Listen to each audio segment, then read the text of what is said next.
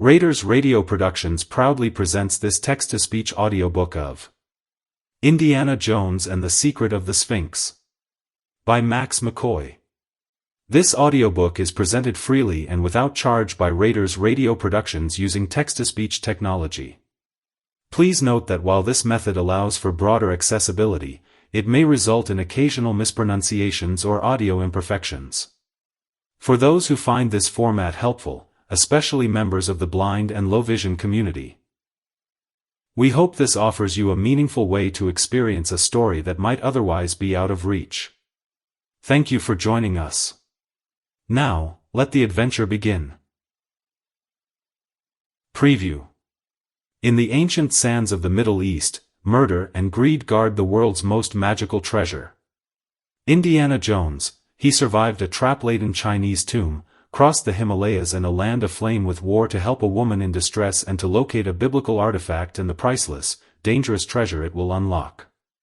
Master Sokai, a Japanese spymaster of Bushido, the way of the warrior, he was once gravely wounded by Indiana Jones. Now he lives for one purpose: to track down the famous explorer and exact his revenge. Faye Maskelyne, the beautiful American granddaughter of a famous English magician, she is a sorceress in her own right, searching for her child's missing father. But her illusions prove useless in her search until she conjures up the aid of a man named Indy. Jadoo, in the East, his name itself means magic. The most famous conjurer in the Orient, he claims to be 123 years old, but his lust for life is only exceeded by his thirst for evil, and his desire to possess the most powerful magical object of all. The staff of Aaron, in the Bible it turned into a snake, made the Nile run with blood, and blossomed into an almond tree in the wilderness. Now the staff of Aaron will lead to the Egyptian desert, and the most dangerous wonder of the world. For mystery, wherever you may find her. Aaron cast down his rod before Pharaoh, and before his servants, and it became a serpent. Now the magicians of Egypt, they also did in like manner with their enchantments. But Aaron's rod swallowed up their rods. Exodus, chapter 7 verses 10 through 12. Chapter 1. The Tomb of Terror. Mount Hua, Shaanxi Province, China. 1934. The door, the villager croaked and rapped the side of the sacred mountain with his walking stick. I leave now. No, Indiana Jones said as he batted dust from his fedora and struggled to catch his breath. The climb had been tougher than it had looked at dusk from the bottom of the mountain.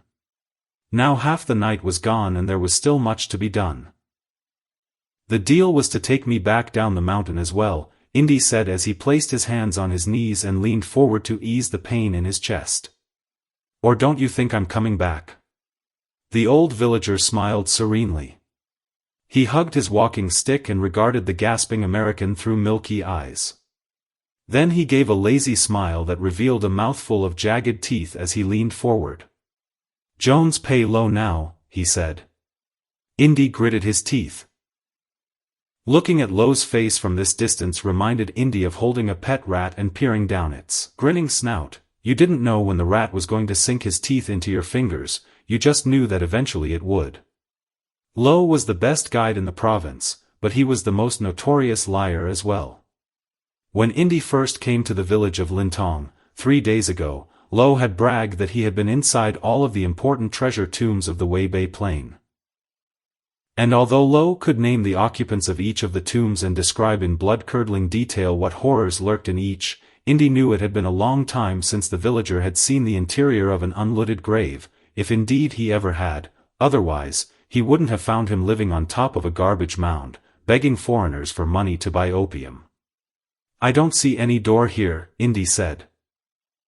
Indy took a rag from his back pocket and wiped the blood from his palms, injured from scrabbling for holds in the face of the mountain. His elbows and shins ached from several near falls, and the muscles in his lower back quivered like rubber. Door there, Lowe said. Feel. As Indy's fingertips touched the outlines of what did appear to be a doorway, his cuts and bruises were forgotten. His hands skittered over the granite like curious spiders, tracing a perfect circle about a yardstick in diameter as they followed the edges of the door, then moved inward. When his right hand came to a stone handle carved in the middle of the door, his fingers closed tightly around it. He gave a tug. It felt as solid as the mountain to which it was attached. Lo giggled. The villager continued to chortle as he covered his mouth with his left hand, and eventually it became an insulting, lilting laugh. Told you, Lo said. It cannot be opened.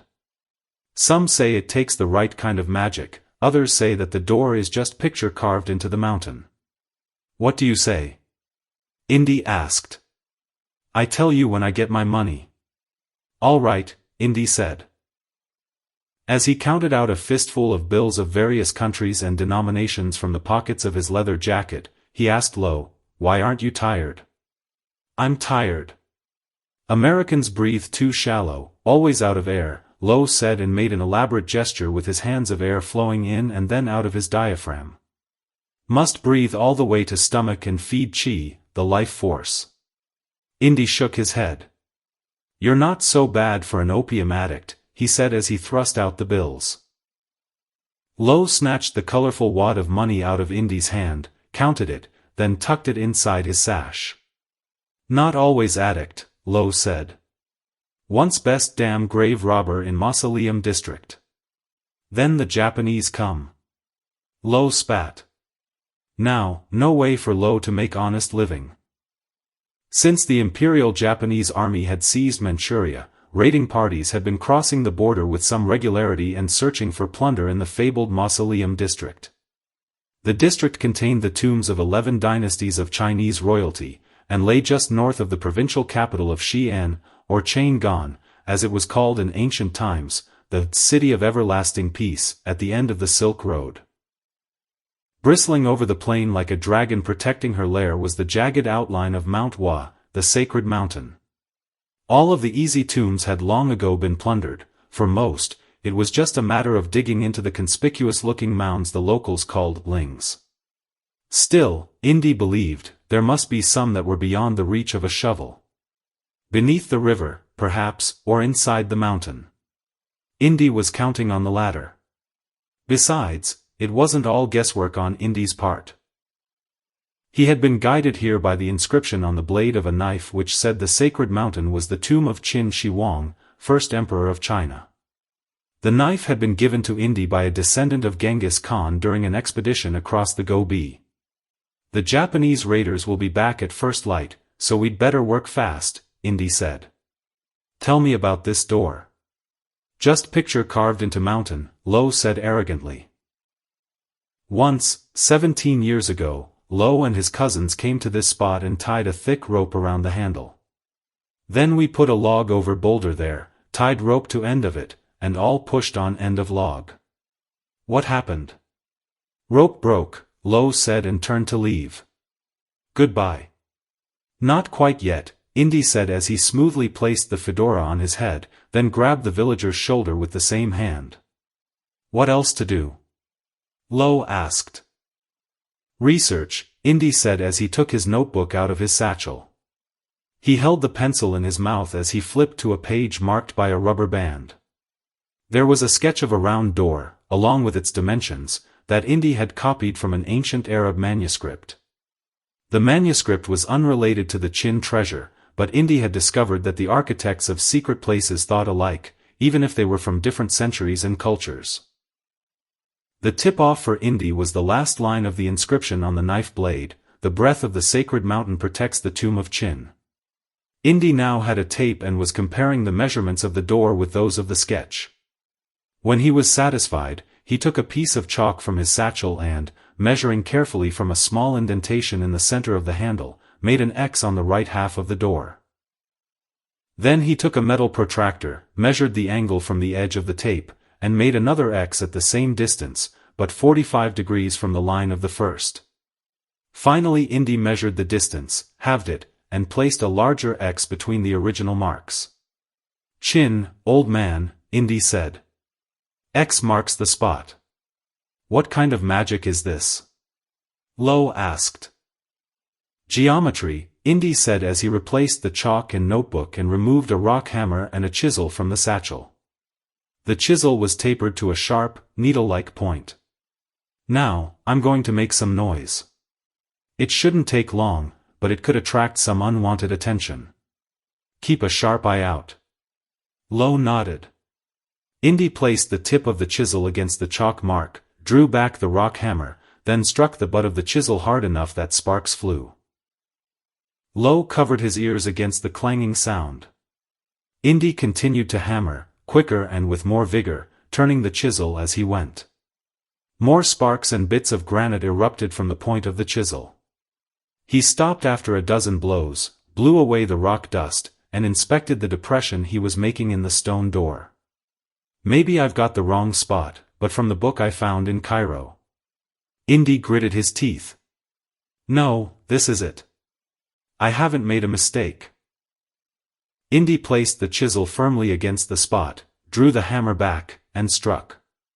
The chisel broke through, accompanied by a sound like a rifle shot, then disappeared from Indy's hand as it was snatched through the door by some unseen power. Lo placed a hand to his mouth and stepped back. There was a whistling sound as a torrent of night air was sucked in through the hole.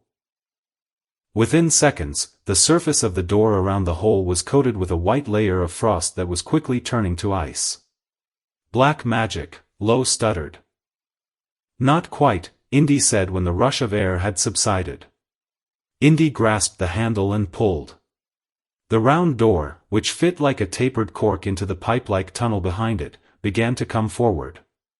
Lo rushed to help Indy with the door, and soon the 300-pound cork was resting between them. But how? Lo asked. Vacuum, Indy said. The tomb had been sealed with a partial vacuum. Just a slight difference in air pressure makes locks and chains unnecessary. You found out that a team of horses couldn't have pulled that door away. But break the seal and equalize the pressure, and it becomes rather simple. Lo nodded. The chisel broke through the mortared-over holes where the tomb builders stuck their hoses to pump the air out, Indy said as he brought out a battery-powered light. He strapped the lamp and reflector over his fedora and clipped the battery pack to his belt. To keep the power cord out of his face, he ran it through a belt loop over his back pocket before plugging it in. What Jones think is inside? Lo asked, his eyes gleaming. The stories I have heard since childhood, mountains of gold, rivers of silver, a sky full of jewels. I intend to find out, Indy said as he climbed into the tunnel. Then he shot Lo a stern look. I will assume anybody else in there with me means trouble, and act accordingly. Indy rested his right hand on the holstered butt of his .38 caliber revolver. If I find anybody else in there with me, well, anybody else who hasn't been dead for a few thousand years, I will shoot them. Do you understand? Lo nodded. Good, Indy said. Stay here and stand guard. If there's any trouble, give a shout. If I'm not back in an hour before first light, leave. Indy looked at his watch. It was past 1 o'clock in the morning. Then he took a gulp of fresh night air and ducked into the tunnel. It soon opened onto a wide corridor with stairs spiraling downward. The vaulted ceiling was high enough for Indy to stand without worrying about crushing the crown of his hat, and the corridor seemed unthreatening until Indy completed the first revolution of the downward spiral. He was greeted by the first of what would become a seemingly endless row of terracotta soldiers lining the sides of the tunnel, standing at the ready, their faces frozen forever in menace. Their eyes were polished stones of blue, red, and green, which had been set into the clay before it dried. Their cheeks bulged out, as if they were preparing to blow up an ancient balloon, and their lips formed delicate O's, and behind many of these lips were the same kinds of marbles as the eyes. Up from the floor ran a stout piece of bamboo that, Indy supposed, helped keep the statues upright. Even their balance was artificial, Indy thought. The only real things about the soldiers, it seemed, were their weapons. Swords gleamed, lances threatened, and crossbows remained cocked and pointed at the center of the passage. Indy particularly disliked the look of the crossbows. He noticed that no two of the soldiers were alike, despite the similarities of marble eyes and bulbous cheeks. It wasn't just that they were in different poses or had different weapons or clothes, each figure had its own face, its own personality, as if the sculptor had taken his inspiration for each face from life, but had transformed the original visage into a grotesque parody. A few yards farther on, Indy found his chisel on the floor of the tunnel amid some brown shards. He knelt, put the chisel back in his satchel, then stood to inspect the clay soldier his unintended missile had struck. The victim had fallen against a comrade to the right. The chisel had struck the soldier beneath his sword arm, shattering the clay armor over his rib cage. Indy directed the light into the hole. Inside, human bones shone like ivory. Indy knew of the folktales about Qin, first emperor of China and architect of the Great Wall, who ruled 200 years before the birth of Christ. According to legend, it had taken 700,000 laborers nearly 4 decades to build his tomb, which, according to legend, was a miniature replica of the universe, and 200,000 of his best troops had been buried with him. It was not uncommon for kings to be interred with guards, servants, or family members to make their afterlife more pleasant, but Indy had doubted the size of Qin's spirit army. Now, walking between the rows of terracotta corpses, he was not so sure. The soldiers looked as if they were ready to spring to life to protect Qin's treasure. Since the tomb had been hermetically sealed, not even a layer of dust coated the terracotta army. The floor and the walls of the corridor were as unstained if they had been constructed yesterday. Indy had the uncomfortable feeling that he had broken into a modern, well-designed museum, rather than a tomb that had lain undisturbed for thousands of years. Anxious to be out of the tomb by daylight, Indy pressed on. He almost did not feel the silken thread against his face or notice the crossbow, held in lifeless hands, that was pointed at him. But reflexes took over as he felt the thread part over the bridge of his nose, and finally noticed the gleaming head of the crossbow bolt aimed at his solar plexus. The bowstring twanged, but Indy was already doing a backward dive to the steps. The arrow flew over him, slicing the crown of his hat, then smashed into the stomach of a terracotta warrior on the other side of the corridor. The warrior, who was holding a battle axe overhead, toppled. Indy rolled away as the heavy axe cut a groove in the step where his neck had been. The warrior disintegrated into a jumble of shattered clay and human bones. Indy sat up, brushed the brown dust from his clothes, and shook his head. "I'm getting too old for this." The step beneath him dropped down a few inches, followed by the hiss of air being forced through bamboo tubes. Stuff. A stone marble popped from the mouth of one of the warriors and bounced down 3 steps before Indy caught it. The marble was green, streaked with white, and Indy rolled it between his thumb and forefinger. It was substantial and smooth, the kind he would have called a shooter when he was a kid. "This is supposed to be scary?" Indy asked as he tossed the marble in the air and caught it palm down. "Better try harder, Qin." Another marble bounced past him, this time a red one. Then he heard the sound of 100 marbles hitting the floor above him, and rushing down the corridor. Indy stood and took a few more steps down the tunnel, and each step sank a little more. Soon a hailstorm of marbles were dribbling from the mouths of each of the soldiers, and the sound of the stone marbles pouring down the stairs grew thunderous. A river of red, blue, and green overtook him.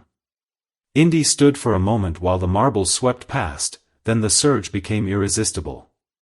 It knocked Indy's feet out from under him and swept him along with the spherical tide, which crashed into walls and knocked over terracotta warriors as if they were bowling pins. Swords and knives fell from long-dead hands, and crossbow bolts whizzed in every direction. More marbles were added to the mix as they spilled from the broken clay figures. The noise was painful. The carpet of marbles made the tunnel as slippery as ice. Indy tried to slow his descent by grabbing hold of the soldiers, but clay arms and legs broke off in his hands. He winced as a fallen sword sliced through his leather jacket and nicked the flesh of his right shoulder. "Okay, this is scary," Indy said. He pulled his hat down over his ears with both hands and tucked his legs into his chest as the tide carried him swiftly down the spiraling passage. The corridor opened onto a funnel-like pit, where thousands of marbles swirled around the rim like water about to disappear down a drain. The weapons and the pieces of clay and bone, which did not roll, slid directly into the depths of the pit. Indy took the bullwhip from his belt and, as he swirled around the rim, lashed out blindly for the edge. Above, the whip found something to bite into, and Indy was soon dangling along the far side of the pit while the deluge of marbles washed over him. Indy peered into the darkness. "Whatever is down there," Indy said, "it can't be good." He twisted for a moment before he managed to get a decent grip, then he began to haul himself, hand over hand, up the length of the 12-foot whip. When he looked overhead, the beam of his electric lamp was reflected by a dozen glittering points of light. At first he thought he was looking up at the night sky, because the points seemed to make up familiar constellations. But the lights faded when he turned his head. The slope of the pit began to lessen, and Indy soon had his legs beneath him as he scaled the last few feet. When he reached the top, he stood. He felt as if he had come up through a drain in the bottom of the world. The end of the whip had caught the wing of a stone dragon that straddled the funnel on its hind legs and tail and that held the moon in its jaws. Indy knelt down, unsnared the whip, and became entranced as his lamp revealed the seas and craters etched on the ivory moon. It was about the size of a cantaloupe. The harsh electric light bounced from its ivory surface and bathed the chamber in soft, artificial moonlight. Suddenly aware that thousands of things sparkled in his peripheral vision, Indy turned his head. Indy found himself in the middle of a jeweled sea, traversed by miniature sailing ships of silver and gold. Above, a canopy of diamonds shone in a midnight sky. The ceiling looked like an inverted bowl studded with jewels, and he could just touch the highest point with his fingertips. The floor of the chamber was flat and appeared to be about 50 feet in diameter. Continents were represented by patches of brown and green, but they were not arranged in the familiar pattern that Indy had become accustomed to since grade school. Instead, they were all a jumble, with Africa, India, and Asia encompassed by a single sea. The Americas and the poles were missing, and the world apparently ended just beyond southern Europe. The continents were studded with landmarks in precious metals. Indy was off the coast of a storybook China, where a great but miniature wall serpentined around foothills of jade. The Yangtze and its tributaries were flowing mercury. The center of the universe, Peking, was marked by a glittering temple. Indy was stunned. During a more rational moment, his senses might have reeled at the sheer volume of treasure in the room, in terms of monetary and historical value. But Indy was enchanted, caught in the spell of Chin's perfect world, half believing that he must be dreaming in his bed at the little house in Princeton, New Jersey. Gulliver-like, Indy stepped over the rim of the funnel and reached down to touch the bejeweled world. His weight activated some ancient leveling device. Behind him, the moon fell from the dragon's jaws and began to swirl down the funnel. He dove after it, managed to get his fingertips on it, but was suddenly jerked back. The strap of his satchel had caught on one of the claws of the dragon's feet, and he hung upside down beneath the stone monster while the moon circled the neck of the funnel, then disappeared. Indy closed his eyes and listened to the pale orb rattle down a system of pipes below him. Then there was a sharp mechanical sound, followed by the gurgle of water. This might be bad, Indy said to himself as he tried to untangle the strap. He was unsure whether he would be safer remaining in the treasure room or risking escape through the series of traps that he knew must lie beneath him. Already a fine mist was wetting his cheek. Indy sucked his lungs full of air and closed his mouth. In another moment the mist had become a trickle, and then a torrent. He grabbed his fedora just as it was swept from his head. Indy dangled from the strap like a leaf trapped in a storm drain. Even above the rush of the water he could hear a set of massive gears churning below him, and he imagined the brittle cracking of bones as they were crushed to splinters between stone teeth. Indy could feel the strap weakening against the weight of the water, and although he tried to pull himself up to grasp the stone appendages of the dragon, he could not. When his lungs could stand it no longer he gasped for air, and was punished by a mixture that left him sputtering. Then the water subsided. He heard the ivory moon land back in the jaws above him. The sound of rushing air slowed and then stopped. Indy allowed himself to relax for a moment, hanging like a wet sponge. He was glad he had been unable to undo the strap from the dragon's claw. Finally. He sighed. A break. Then the strap, which had been tested nearly to failure by the action of the water and the abrasion of the stone, broke. The movement jostled the stone dragon, and the moon fell once again from its jaws into the funnel. Indy slipped into darkness and disappeared down the shaft at the bottom of the funnel. The orb followed after. In a few yards the shaft curved, and from the fleeting illumination provided by the electric light Indy saw a tiny trapdoor that was the right size for the miniature moon to pass through. He turned, seized the ivory ball, and clutched it to him like a quarterback facing an overwhelming offense. He knew the trapdoor would trigger the deluge once again and that this time, caught in the confines of the shaft, he would drown. He had almost stopped tumbling when the shaft curved downward again, and Indy found himself dumped on his hands and knees in a layer of mud and unidentifiable muck in a new chamber. This layer of soft but disgusting material lined the bottom and sides of a deep pit. Indy got to his knees and examined the palms of his hands. Mixed in with the slime were tiny shards of bone. He wiped his hands on his trousers, snatched the ivory moon up, and placed it in his satchel. He tied the broken strap of the satchel together and slipped it over his shoulder. Then he examined the rest of the chamber. On either side of him were massive stone cylinders, obviously meant to press together under the force of the water and crush the offender. Above the pit, on a jade throne positioned to oversee such gruesome justice, was Qin. The emperor wore an armored breastplate and ornate helmet. Bits of leather-like flesh still clung to the skull, as well as some wisps of black hair. At his feet were a half-dozen skeletal concubines. The ceiling was domed, and in the center was an 8-sided aperture. There was a symbol on each side of the aperture, and Indy recognized them as the 8 symbols used in the I Ching, the Book of Changes. Indy climbed up over the killing wheels and into the chamber proper, where he paused before Qin and tipped his hat. "What an ego," Indy said. "You must have left yourself an escape route, just in case your corpse came back to life. After all, you were a god." Indy searched carefully, then found what he was looking for. On the right side of the throne, within reach of Qin's dead fingers, were 5 bronze levers.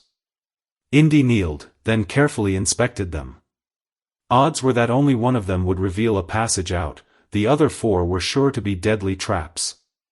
Even if an intruder reached Qin's throne, there was still an 80% chance of not getting out alive. Indy stood and gazed into Qin's vacant eye sockets. "What were you thinking?" Indy asked.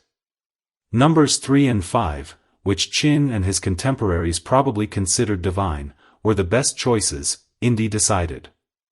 But which to choose? Indy looked at his watch. The crystal was broken and the hands were frozen just shy of 4 o'clock. Time was running out when the watch had stopped, and Indy wasn't sure of how long ago that had been. Indy reached for lever 5, then hesitated. "You wouldn't have made it this easy," Indy said finally. "Maybe it doesn't matter if you choose 3 or 5. Perhaps it's more a matter of where you're standing, or sitting." There were 5 broad flagstones surrounding the throne, 2 in front, 2 on the sides, and 1 in back. "Move over, Qin." Indy climbed up onto the jade throne and sat as gently as he could in the emperor's lap. Still, a cloud of dust rose from the corpse. Indy winced. Then he reached down, grasped lever number 1 firmly in his right hand, and tugged. The flagstones in front of the throne fell open with an explosive sound that reminded Indy of a trap being sprung on a gallows.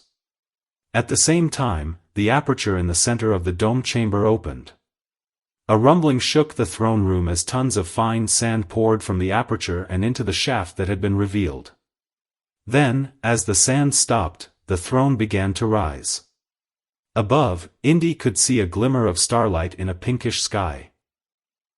Below, he could see the shaft beneath the throne as it rose from the floor. Indy fought an urge to jump down. Whatever happened, the safest place in the entire tomb was probably sitting with Chin.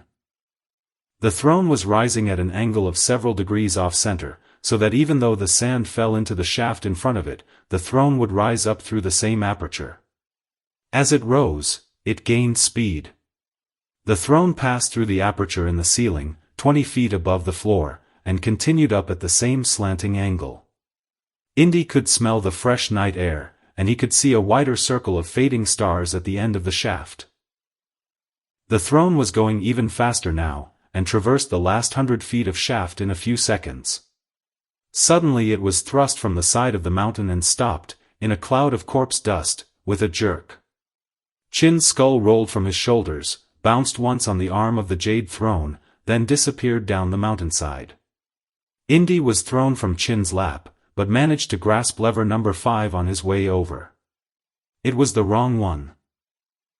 He felt the mechanical click, then the throne began to recede back into the side of the mountain. Below him, Indy heard a gasp. "Aye!" A squad of Japanese soldiers, who had been holding low at bayonet point, were looking up in slack-jawed wonder at the spectacle of the jade throne, what was left of the Emperor, and Indiana Jones hanging in the morning sky. Lo made use of the moment to flee, and none of the soldiers turned to chase him. Given the choice between the certain death of being crushed against the side of the mountain and probable death at the hands of these Japanese raiders, Indy chose the latter. He released his grip on the lever and dropped to the feet of the Japanese soldiers. The mountain rumbled, and the shaft seemed to disappear. Then, the round door where he had entered, which Lo had replaced before the soldiers arrived, gave a shudder and was sucked inward as the tomb regained its original pressure differential. Indy greeted the soldiers with a wry smile and a salutation in Japanese. "Ohayo gozaimasu." One of the soldiers made a move toward Indy with his bayonet, but the squad leader knocked it aside. "Not to tell us good morning," the squad leader screamed at Indy in English. "Not to say anything. What is your name?" Indy was silent.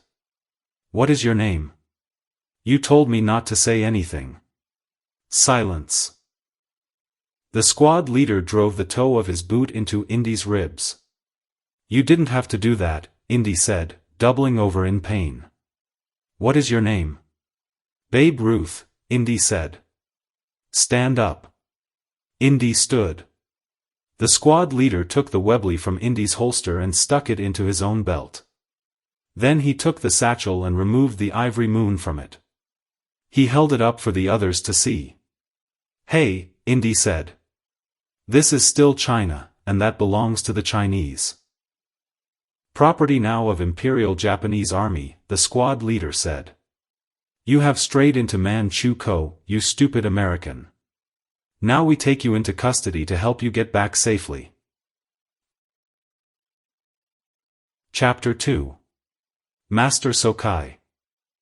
The prison cell was dark, damp, lonely. Since his capture at Mount Hua, Indy had seen nothing but the back of an Imperial Army truck and the interior of the prison, which he had entered in the dead of night. They had taken everything from him, including his clothes and papers, and had given him nothing in return except a uniform that was little more than rags. What light and fresh air that visited the cell came from a small barred window high above Indy's head. The prison had no electricity. When the sun went down and the light from the window died, the cell was plunged into darkness until the next morning. The cell was cold at night, and when it rained the water splattered down from the open window and dampened the pile of straw that served as a bed. The latrine was a bowl that was emptied once a day. Indy had no idea of his location, or what the Japanese intended to do with him. He saw no other prisoners. The guards brought a bowl of cold rice and a metal can of fetid water twice a day, and Indy was thankful they had thought to feed him at all. He suspected they were keeping him alive to learn more about the interior of the treasure tomb, otherwise, they would have killed him on the spot. On the 5th day of his imprisonment, a pair of soldiers dragged him out of the cell. The soldiers differed from the slovenly, dim-witted provincial guards that brought the cold bowl of rice every day, these were well-groomed and sharp-eyed career soldiers. The younger was clean-shaven and had exceptionally fine features and jet-black hair, and even so it took Indy a moment to recognize that this soldier was a woman. She wore a heavy canvas flight suit over a tan service uniform, and at her collar Indy spied the yellow and red ribbon of a second lieutenant. The other soldier was heavier, a few years older, and powerfully built. He was bald, his jaw was heavy, and his eyes seemed to be furrowed in a perpetual scowl. He wore the dark brown coveralls of a warrant officer, and over his left arm was a white armband emblazoned with the rising sun. Both wore peaked caps with a gold star on the crown. As these new soldiers dragged him down the corridor, the regular guards stepped oafishly out of their way and saluted, but refused to make eye contact with them. That's a bad sign, Indy thought. They threw Indy into a room that was bare except for a pair of straight-backed chairs and a wooden bench. There were no windows, and light was provided by a kerosene lamp that hung from the ceiling. The lamp's wick needed trimming badly, and the flame was ragged and belched carbon up the smoky globe and onto the ceiling. The soldiers placed Indy roughly in one of the chairs, then stood at attention behind him. On the bench were Indy's clothes, his satchel, his papers, the whip, holster, and revolver, even the ivory moon. The clothes had been cleaned and pressed. Standing on the other side of the room was a man in a knee-length black trench coat.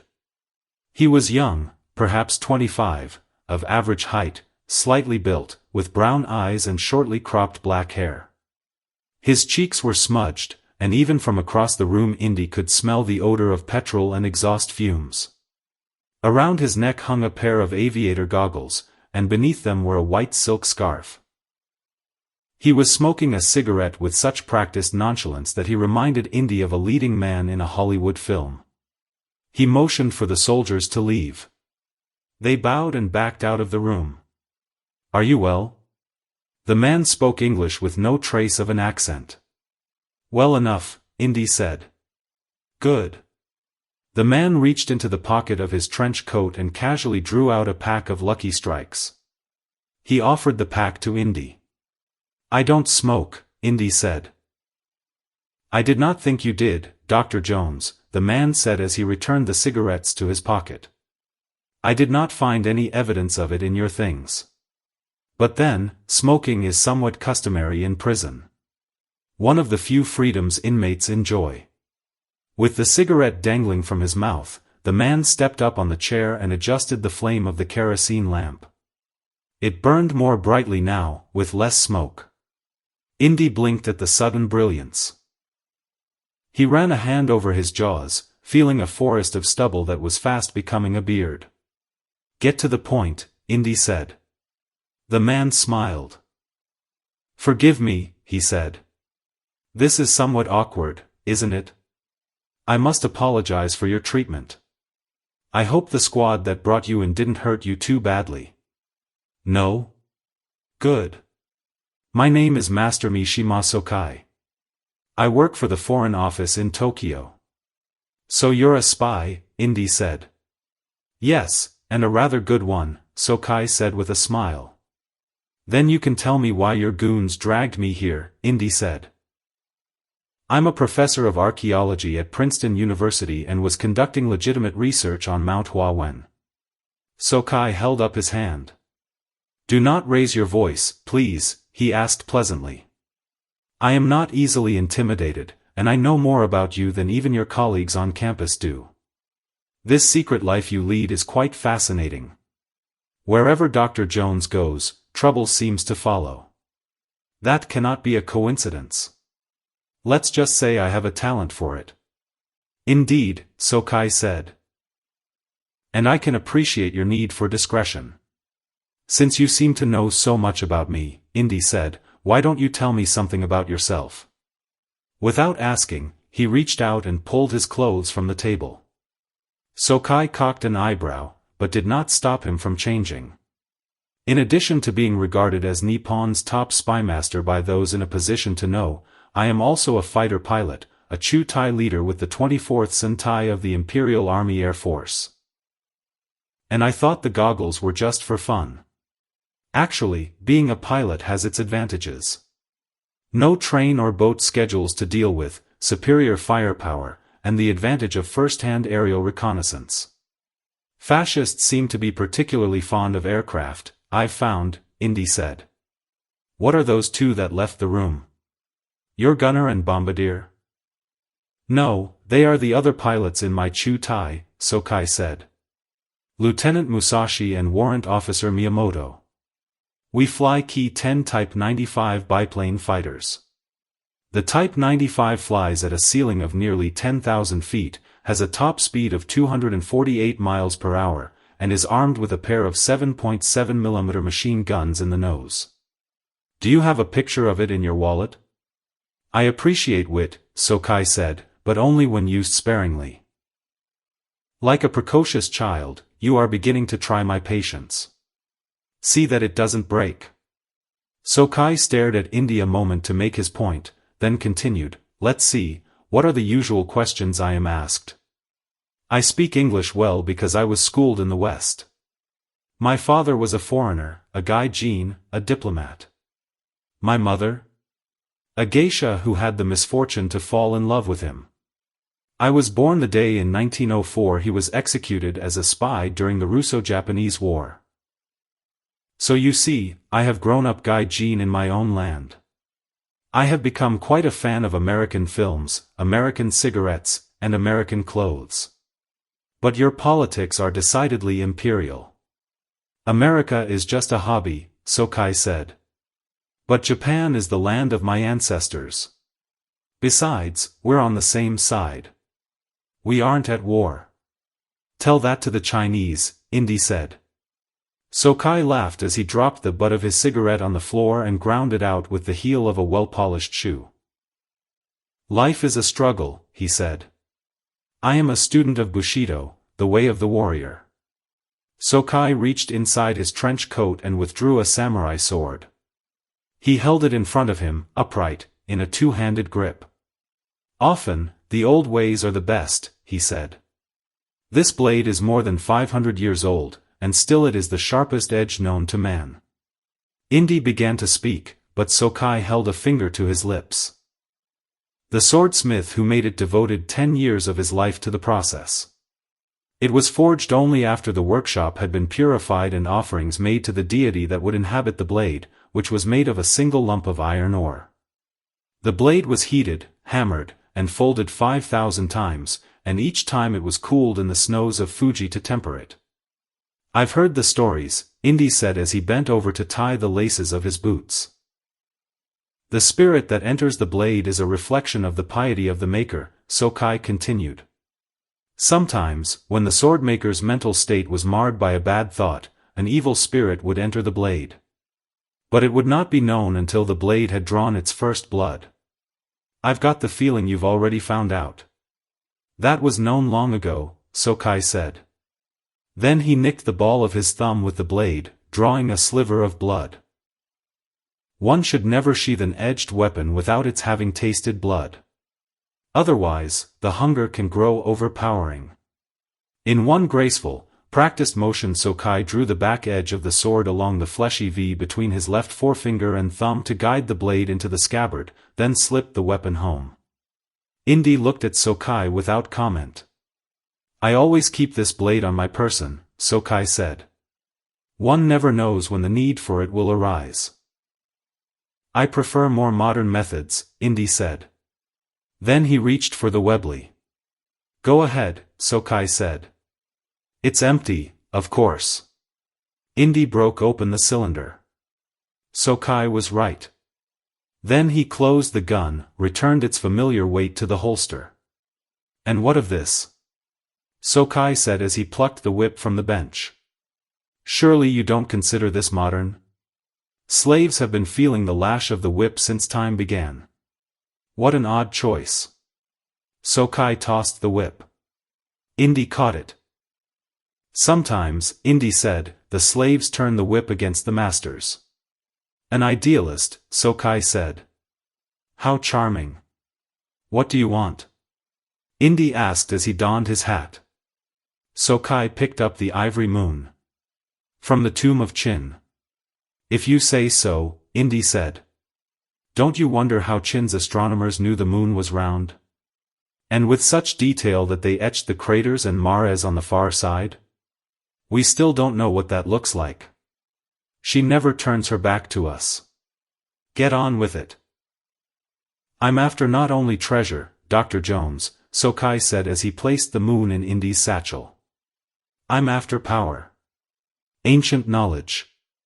Magic. It is a force which all cultures before us understood. The ancient samurai, for instance, studied more than just the art of war. They also cultivated their talent for painting, music, literature, the play of positive and negative forces in the universe, and the use of incantations and spells. The soldiers told me quite a tale about your emergence from the mountain. Something about the ghost of the emperor dropping you at their feet? They must have been drunk, Indy said as he slipped on his jacket. I was so excited after I found this thing that I tripped going back down the mountain to tell my guide about it. That's all. Then he picked up his hat, brushed some dust from the crown, and placed it in the satchel. He slung the satchel over his shoulder. Preparing to leave? Sokai asked. Wouldn't you? Sokai reached down, picked up a wooden crate the size of a hatbox, and placed it on the bench. The crate was painted black, and the top was hinged and padlocked. Sokai produced a key from his pocket, unlocked the top, and swung it open. He pushed the box across to Indy. Ever seen one of these? Inside was a helmet-shaped device, made of very old-looking iron. It's called the Nutcracker, Sokai said. Yes, that's right. It's used for cracking tough nuts. He tapped his own skull. It's lovely, Indy said. As I said, the old ways are often the best, Sokai said as he took the device out of the crate. It had thick screws protruding from the areas that would fit over the eyes, ears, and mouth. The halves were closed by a pin that slipped into the clasp from above. Sokai removed the pin and swung the halves open to reveal corkscrew spikes inside. They were black and crusted with dried blood. And you intend to use that on me? If I must, Sokai said. But I hope it won't come to that. Don't hold your breath. Very funny, Sokai said.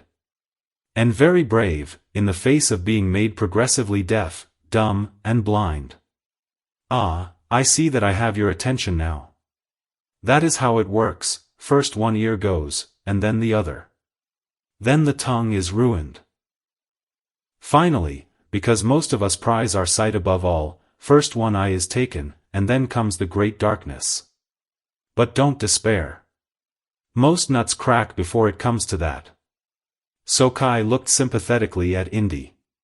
Or, you can avoid all of this unpleasantness and simply tell me the secrets of Chin's tomb, Sokai said. I am particularly interested in getting in and out alive, as you apparently have. Go fish. Sokai called to his aviators. When they came, he spoke softly to them in Japanese. Hi, they each said and bowed curtly before beginning their work. They seized Indy's hands, wrenched them behind his back, and attempted to bring his wrists together so they could bind them with a cord. What's wrong? Sokai demanded when they were unable to bring Indy's hands together. The gaijin is strong, Lieutenant Musashi complained. How strong could he be? Sokai snorted. He's 20 years older than you, and he's been on prison rations for nearly a week. Yes, Sokai-sensei, she said. We will try harder. In the struggle, the lieutenant's hat was knocked from her head, and a cascade of silky black hair fell from beneath it. Why do you look so surprised? Sokai asked. Did you not think the lieutenant's features were overly fine, that the voice was a little too feminine? I knew she was a woman, Indy said. But I didn't know she was this beautiful. Then Sokai snapped his fingers. Warrant Officer Miyamoto struck Indy on the back of the head with his fist, hard enough so that Indy saw stars. Pushing Indy into a chair, Miyamoto seized a wrist in each hand, grunted, and brought them together while the lieutenant bound them with cord. Good, Sokai said and drew close. Hold his head. He opened the nutcracker wide, screwed the spikes out, then clamped it over Indy's head while the others held him still. Indy fought until the helmet was closed. He could feel the tips of the spikes scraping against his eyelids, his ears, and his bottom lip when he moved even slightly. The only direction he could move his head, he soon found, was backward. There, Sokai said. All set. Are you comfortable, Dr. Jones? No, Indy mumbled. Of course you're not. Who would be? The soldiers stepped away while Sokai moved behind the chair and placed a hand on the screw handle that drove the spike over the right ear. Sokai slowly turned the handle. This is how it begins, Sokai said. The anticipation of so much unnecessary pain. The sound of the screw turning, so close to your ear, followed by the feeling of the spike as it touches your outer ear. There, you jumped, you must have felt it, and then the awful agonizing seconds as it travels into the ear canal toward the tender membrane of the eardrum. And when the eardrum breaks, there is acute pain and a roaring sound, ironic, from an ear that has gone permanently deaf. You're enjoying this too much, Indy tried to say without stabbing his lip or driving the spike farther into his ear, but it came out unintelligible. Sorry, Sokai said. You had your chance to. Indy kicked out, catching the edge of the bench with the toe of his right boot. The bench tipped over, and as it did, a corner crashed into the lamp, bursting the globe and extinguishing the flame while dousing the room with kerosene. The room went dark. Indy tipped backward, and as the chair went over with him the back of the helmet caught Sokai in the chest. It knocked the air out of his lungs, and Sokai fell to the floor, gasping. Indy's right ear was ringing painfully and he could feel blood trickling down his neck, but he forced himself to keep moving. He untangled his arms from the chair back, got to his knees, and drove his chin to his chest while shaking his head. The pin slipped out of the clasp and the helmet fell to the floor with a bang. The soldiers called for their master in the darkness. Sokai was still struggling to draw a breath, but his hands were outstretched, searching. Indy got to his feet. He backed against the wall, so that he could search with his still-bound hands, and felt frantically for the door. Sokai clutched Indy's leg in the darkness. Indy tried to kick him away, but couldn't. Then, in the struggle, the cord binding his hands snapped, and he punched blindly toward where he thought Sokai's face would be. He was rewarded with the smack of knuckles meeting flesh. Sokai, however, did not stop.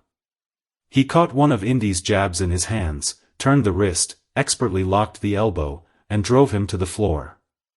With his face jammed against the floor and Sokai on top of him, Indy could not reach far enough with his right hand to defend himself. Then his groping right hand found a piece of broken chair leg. Indy swung the wood, haymaker style, and the extension was just enough to connect with his opponent's chin. Sokai's head snapped backward, he released his grip on Indy, and he swayed for a moment before he fell forward, into the open front half of the nutcracker lying on the floor.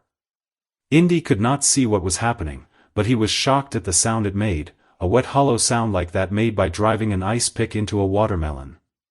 Lieutenant Musashi also knew the sound.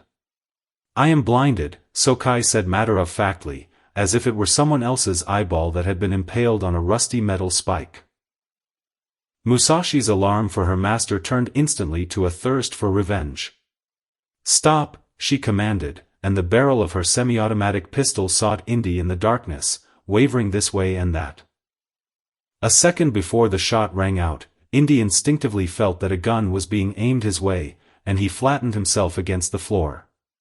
The report was deafening in the small room, and the orange muzzle flash froze their positions as if a photograph were being taken, Sokai on the floor with the mask attached to his face like a living thing, Miyamoto in a fighting crouch but unsure of which way to go, and the lieutenant with a 1914 Mauser pistol held in front of her with both hands.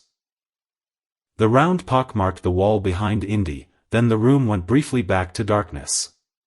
Lieutenant Musashi squeezed off 2 more rounds, the sparks belching from the muzzle of her Mauser. The second shot missed, but her third found its mark. The slug hit Indy in the left shoulder, driving him through the wooden door and out into the corridor outside. A searing pain went from his collarbone down to the tips of his fingers. Indy scrambled to his feet, shaking off pieces of the broken door, and stumbled down the hall. There was a barred window at the end of the corridor, and a trio of guards in front of it. The guards scattered when they saw Musashi step out of the doorway and level the automatic handgun their way. She aimed carefully at the center of Indy's back and pulled the trigger. The trigger, however, was stuck. The gun had misfired, with a casing jamming the chamber. Indy put his right arm over his face and plunged into the window.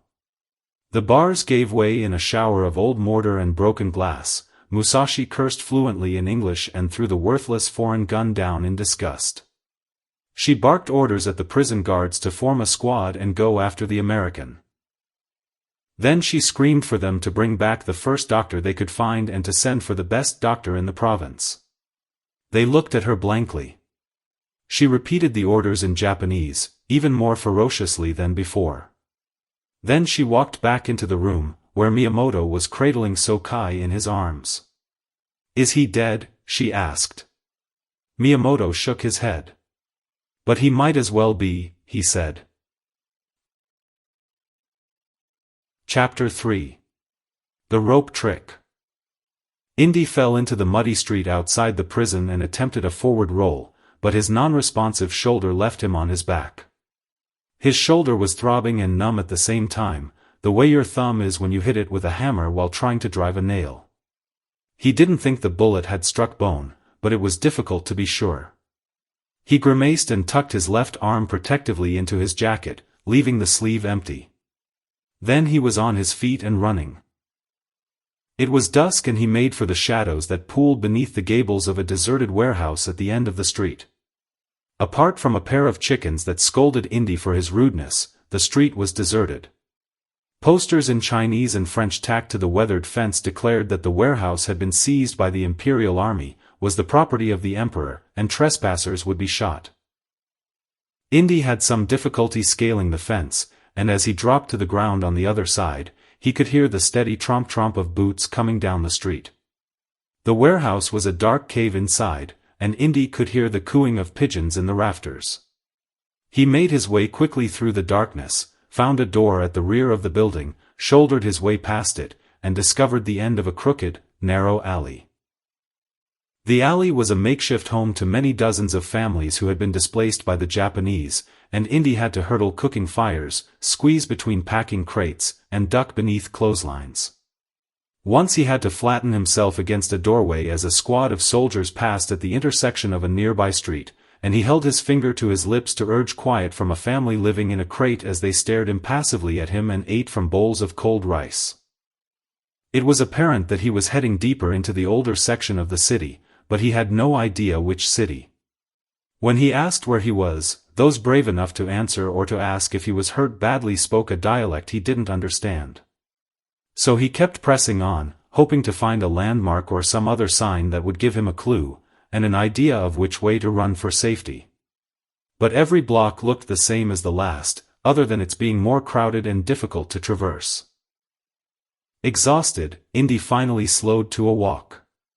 A Japanese soldier on a motorcycle pulled up to the intersection of the last street Indy had crossed. He let the bike idle while he swung the handlebars to the left and right, searching the intersection with the beam of the headlight. The beam revealed the blood that Indy had trailed. The soldier shouted in Japanese and honked furiously to attract the attention of the other soldiers, then gunned the bike's engine and tore down the alley while refugees scrambled to get out of the way. Indy heard the shouts and began to run. The motorcycle soldier continued at breakneck speed down the alley, cutting through clotheslines and scattering cooking fires. He finally hit a clothesline that refused to yield, and that promptly snatched him from the seat of the bike. Indy emerged from the alley into a public square in the city's old quarter. 1,000 or more people were standing shoulder to shoulder to see a performance taking place in the center of the square on a traveling stage made from an old flatbed wagon. The stage was lit by hanging lanterns and candle-powered footlights. A blonde woman in dark robes covered with the usual assortment of hex symbols delivered a magician's patter in English, assisted by a dark-haired girl of perhaps 16. The teenaged assistant wore a yellow, loose-fitting silk outfit, including a tasseled cap with bells.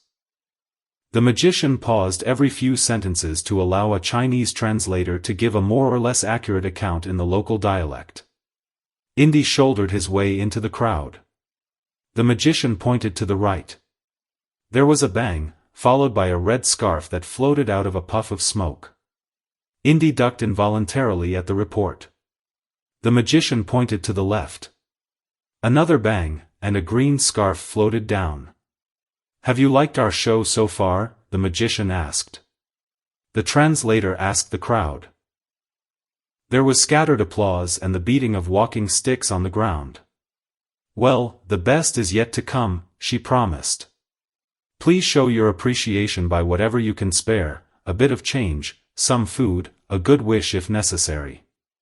While my assistant, Mystery, passes the basket for donations, let me tell you something about our family." She paused to allow the translator to catch up. Indy noticed that more Japanese soldiers were beginning to arrive around the square. He worked his way deeper into the crowd, toward the stage. "My name is Fey Masculine, and we are members of the world's first family of magic. Those of you who have visited fair London certainly know of our reputation, and those of you who have not had the pleasure will tonight see some of our finest illusions." But why, you might ask, are a mistress of magic and her able assistant touring for pennies in far-off venues when they could be earning a fortune and adulation undying from the comfort of their ancestral home? The translator had a bit of trouble with this last. "I'll tell you," Faye continued. "The answer lies in the photograph that Mystery carries with her basket. Take a good look at it, friends, and tell her if you've seen this man. He is the object of our search. His name is Casper Masculine, and he is Mystery's father. He is also, of course, my husband." The Japanese had now surrounded the square. Lieutenant Musashi scrambled onto the hood of a truck for a better view. Her hair was still unbound, and she was directing the search with Sokai's unsheathed sword. Casper Masculine came to the mysterious East 4 years ago, searching for a book of secret knowledge told of by the ancient Arab scholar, Ibn Battuta. Faye snapped her fingers and a book danced high over the heads of the crowd. This book, the legendary Omega Book, contains a complete record of the lives of every soul who will ever live on this earth, and all of the secrets of nature. Every religion refers to it. There are different names for it, but it is the same book. And it can only be found with the aid of the staff of Aaron. Faye snapped her fingers again, and the book disappeared. At the same time, a staff appeared from a cloud of smoke on the stage. Slithering around the staff was a snake. The same staff that Moses turned into a serpent before the Pharaoh's magicians, that brought down the plagues upon Egypt, and that parted the Red Sea. The original magician's wand. Faye clapped her hands. The snake disappeared and a flowering almond tree took its place. The translator was having a difficult time keeping up, and the crowd seemed lost. "You all know about Moses, right?" Faye asked. "The staff turning into an almond tree in the desert? Okay, let's move on. You've all heard of the rope trick, right? Announce the rope trick, for God's sake." The translator did so, and the crowd made appreciative sounds. Mystery placed the offerings basket and photograph at the feet of the translator and returned to the stage. "Our old friend Ibn Battuta called himself the Traveler," Faye said. "And for good reason, because in 1355 he went so far as to visit the court of the Great Khan, and it is there that Battuta first recorded an account of what has become the most famous conjuration in magic, the rope trick." Mystery dragged an oversized trunk onto the stage. She opened it, retrieved a small spear from it, and reached into the trunk for the end of a coiled rope. She tied the rope to the haft of the spear, then stood at the ready with it.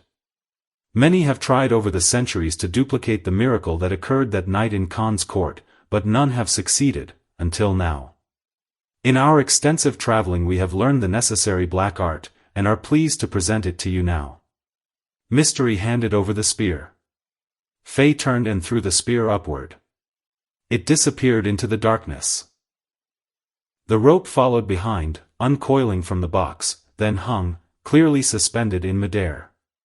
The crowd gasped. The soldiers elbowed their way through the crowd in a slow and deliberate search pattern that would soon pin Indy against the stage. Faye noted the uniforms moving through the audience, but pressed on with her act. "There is an ogre living in the clouds," Faye announced. "He guards an immense treasure. He has vowed to rip anyone to shreds who attempts to steal it. But you, my lithe assistant, are up to the challenge." Mystery's head swiveled from side to side. "Up," she commanded and pointed at the rope. Mystery was having none of it. Faye shook her head and looked at the audience. She again pointed at the rope and commanded Mystery to climb it. The assistant backed away. Faye produced a wand from her robes and aimed it at the assistant. She mumbled some words that sounded like pig Latin, and the assistant pretended to be irresistibly drawn toward the rope. She stepped into the box, then grasped the rope with both hands.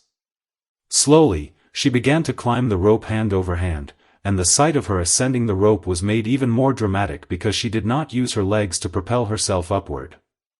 "That's one athletic assistant," Indy mumbled as he turned up his collar and slouched against one of the wagon wheels. Two of the soldiers were now almost close enough to touch him. Faye aimed her wand again.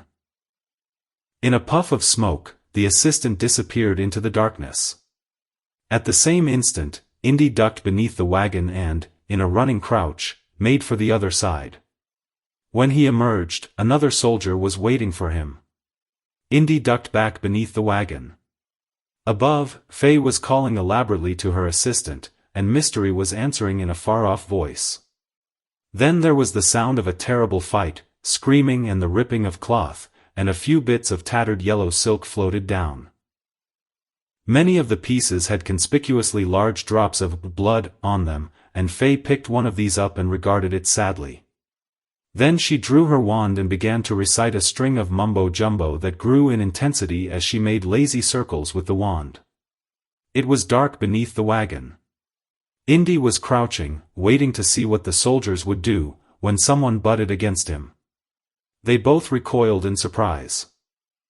"Who are you?" a female voice asked. "Who are you?" Indy asked. "I'm the assistant," Mystery said as she crawled past. "You're not supposed to be under here. Go away." "I'm hiding from those goons out there," Indy said. "Saw them," Mystery said as she moved to a trapdoor that was hanging open. It was beneath the oversized box that the rope had come from. "Sorry, mister, but I've got a show to finish." The mumbo-jumbo above them stopped. "That's my cue," she said as she climbed into place. "Good luck." There was an explosion, the usual smoke, and Mystery jumped from the box, restored. "Good luck," Indy snorted as the soldiers began crawling beneath the wagon. The masculine were a hit in Manchuria. The crowd yelled, clapped, and stamped its collective feet. Faye clasped Mystery's hand and together they took a long, dramatic bow. Then, the crowd began to ooh and ah again as Indy climbed out of the magic box, followed by the heads of a pair of bewildered-looking soldiers. "Sorry," Indy said over his shoulder as he slammed down the lid and sat on the box. "Don't mention it," Faye said over the audience's laughter. "They seem to like broad comedy. And you seem to be bleeding. Are you hurt badly?" "I'll live," Indy said as he fought to keep the lid down. Then, he added, "I hope." Silence. Lieutenant Musashi screamed from the hood of the truck. "Stop the American. He is a criminal." "You there, on the stage." "Us?" Faye asked. "Stop him." "What do you want us to do?" "Grab him, hold him." "We can't do that," Faye said.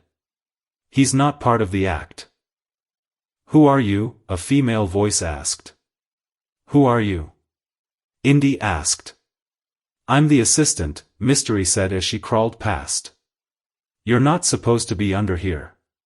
Go away. I'm hiding from those goons out there, Indy said. Saw them, Mystery said as she moved to a trapdoor that was hanging open. It was beneath the oversized box that the rope had come from. Sorry, mister, but I've got a show to finish. The mumbo-jumbo above them stopped. That's my cue, she said as she climbed into place. Good luck. There was an explosion, the usual smoke, and Mystery jumped from the box, restored. Good luck, Indy snorted as the soldiers began crawling beneath the wagon. The masculine were a hit in Manchuria. The crowd yelled, clapped, and stamped its collective feet. Faye clasped Mystery's hand and together they took a long, dramatic bow. Then, the crowd began to ooh and ah again as Indy climbed out of the magic box, followed by the heads of a pair of bewildered-looking soldiers. Sorry, Indy said over his shoulder as he slammed down the lid and sat on the box. Don't mention it, Faye said over the audience's laughter. They seem to like broad comedy. And you seem to be bleeding. Are you hurt badly? I'll live, Indy said as he fought to keep the lid down. Then, he added, I hope. Silence. Lieutenant Musashi screamed from the hood of the truck. Stop the American. He is a criminal. You there, on the stage. Us? Faye asked. Stop him. What do you want us to do? Grab him, hold him. We can't do that, Faye said. He's not part of the act. Then you will be in prison with him, Musashi said as she scrambled down from the truck. The crowd parted for her and the upraised sword. Indy was fighting a losing battle with the box lid, as 5 soldiers were now pushing upward against it. The rope, Mystery said beneath her breath. It's attached to a wire which is hung from the roofs of the buildings on either side. I don't think I can climb, Indy said. You'd better try, Faye said with a smile as she took another bow. Mystery, why don't you help him? Mystery smiled at the crowd as she walked slowly over to Indy, stepped up on the box lid with him, then reached down and set the lock. There's a trick to it, she explained. There's a counterweight on the other end. When I trip the cable, you're going to fly up like a bird. She took the end of the dangling rope and hitched it beneath Indy's shoulders. What about the 2 of you? Don't worry about us, Mystery said. I'll stay here and fight, Indy said. Let me. How much do you weigh? 170, he said. Too bad, she said. Why? Indy asked. Is that bad? The rope is rated for 150, Mystery said and stood on the lever, behind the box, to trip the cable. Indy rose gracefully into the air, beyond the reach of the lantern light. Shoot him. Lieutenant Musashi screamed. The confused soldiers pointed their guns into the darkness, but did not fire. No target was visible, and they could not overcome their reluctance to fire indiscriminately in a populated area. What are you waiting for? Musashi asked as she jumped up on the stage. Fill the air with bullets. But Lieutenant, a sergeant stammered. We have no lights. The square is filled with people. All of the surrounding buildings are occupied as well. You have hesitated too long, Musashi said through clenched teeth. The American has had time to escape. Gather your men and search the rooftops. And, Sergeant, report to me later for disciplinary action. Yes, Lieutenant. You there, and you, Musashi called to a pair of the nearest soldiers. Arrest this woman and her trained monkey. Cut some of that rope and bind their wrists. They will be taken to the provincial prison and charged with helping an imperial enemy escape. Mystery held her hands out in front of her, but the soldiers wrenched them behind her and tied them together with a 3-foot section of rope. Mystery giggled. That's too loose, she said. It's going to fall off by itself. You had better make the knots tighter. The translator, who was still at attention at one side of the stage, translated. The soldiers showed their disbelief, but remade the knots. Both made ugly faces as they tightened them, and while they congratulated themselves on their strength, Faye slipped her hands inside her voluminous pockets and palmed a pair of smoke bombs in each hand. The soldiers started toward Faye, but Mystery whistled before they reached her. "Hey, guys," she said, holding the limp rope in her right hand. "Want to do this again? You just can't do it right. I told you it was about to come undone." The soldiers grunted and turned angrily back toward Mystery. They didn't need the translator to interpret the mocking tone of her remarks. Faye threw the smoke bombs. The stage was enveloped in smoke. When it cleared, Faye and Mystery were gone. So were the basket of money, the photograph, and most of their props. The only thing they left behind was the oversized magic trunk, and the pair of Japanese soldiers, whose hands were tied together. Musashi batted smoke from her face. Then she stared at the trunk, held a finger to her lips, and tiptoed over to it. With a two-handed grip on Sokai's sword, she drove the blade down through the lid. When she withdrew it, the blade was smeared with red. "Ah," she said. She ran a thumb along the blade, then tasted the red stuff. It was sweet and tangy. She threw open the trunk. It was empty. The sword had pierced a rubber bladder filled with ketchup, kept in a pocket in the lid of the trunk, that the masculines used in their human pincushion act. Musashi cursed in 3 languages. While Musashi and the soldiers continued to search the square and the surrounding rooftops, the masculines were boarding a freighter a half-mile away. Indy sagged between them as they struggled up the gangplank. "What city is this?" Indy asked. "Lu Chao," Faye said. "Port City," Indy said. "Formerly a French colony." "At least he knows his geography," Mystery said. "Say goodbye to Lu Chao, mister," Faye said as they reached the deck of the freighter. "Where are we going?" Indy asked. "You should care?" Faye asked. "Right," Indy mumbled. "Anywhere is better than here." "He's lost a lot of blood," Faye said to Mystery. "We've got to find him some help." The captain of the Divine Wind was resting his elbows on the rail, smoking a Russian cigarette. He had watched the trio struggle up the gangplank. "Trouble?" he asked calmly. "What does it look like to you, Snark?" Faye asked. "I hope it doesn't follow you here," Snark said. "You said if we ever needed a favor, we could count on you," Faye said. "Well, we need one tonight. Where is that old drunk you call a ship's doctor?" "Below," Snark said. "Pour some coffee down him," Faye said. "We need him." "If you wish," Snark said. He flicked the cigarette into the water. Then he smiled. "Oh, by the way. No smoking on board this trip." "I wasn't planning on it," Faye said. "You know this guy?" Indy asked sluggishly. "Unfortunately," Faye said. "It's a long story, but Snark won me in a card game at Taipei. Mystery was dealing, and she was supposed to give the winning hand to me. But she had a little counting problem that night." "Mother," Mystery pleaded. "Snark's a gangster, but it worked out all right," Faye said. "We spent 2 weeks teaching Snark every card trick in the book, and he spent 2 weeks telling us which officials to bribe in what towns to search for Casper." "Army trouble?" Snark asked. "This man escaped from the prison.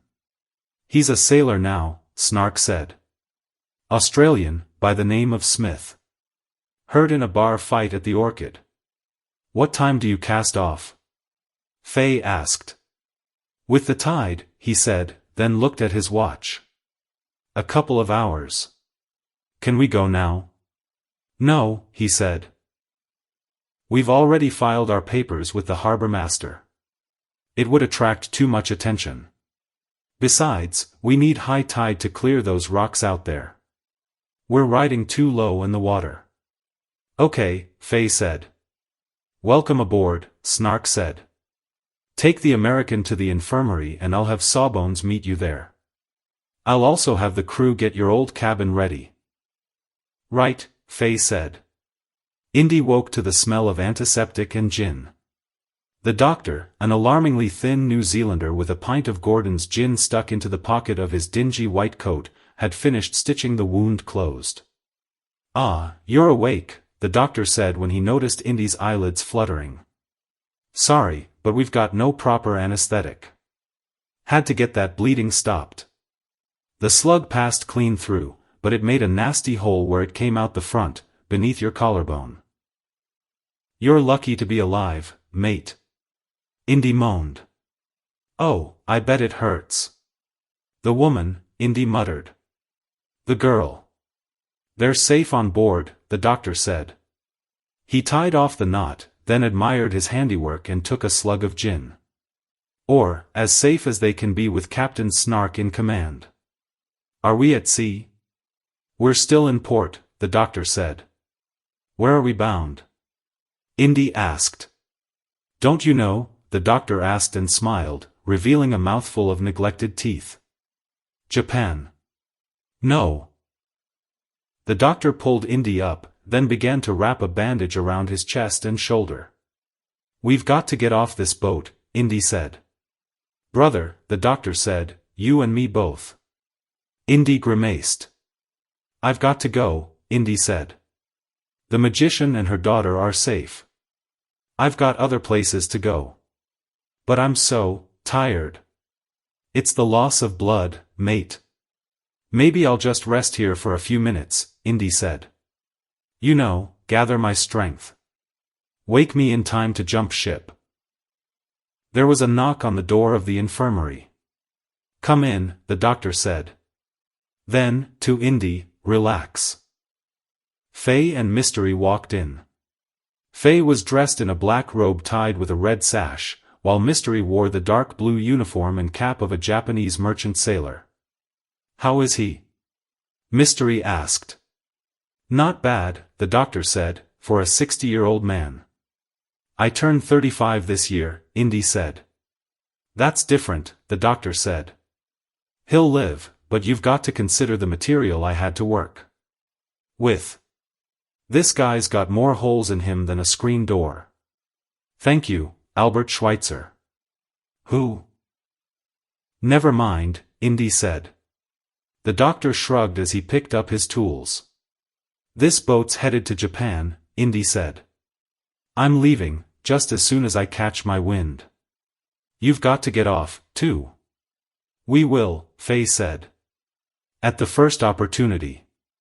But we must stay put for now. It will be high tide in an hour, and that's when we're scheduled to sail." "That's my cue to go," Indy said and struggled up. Then he paused.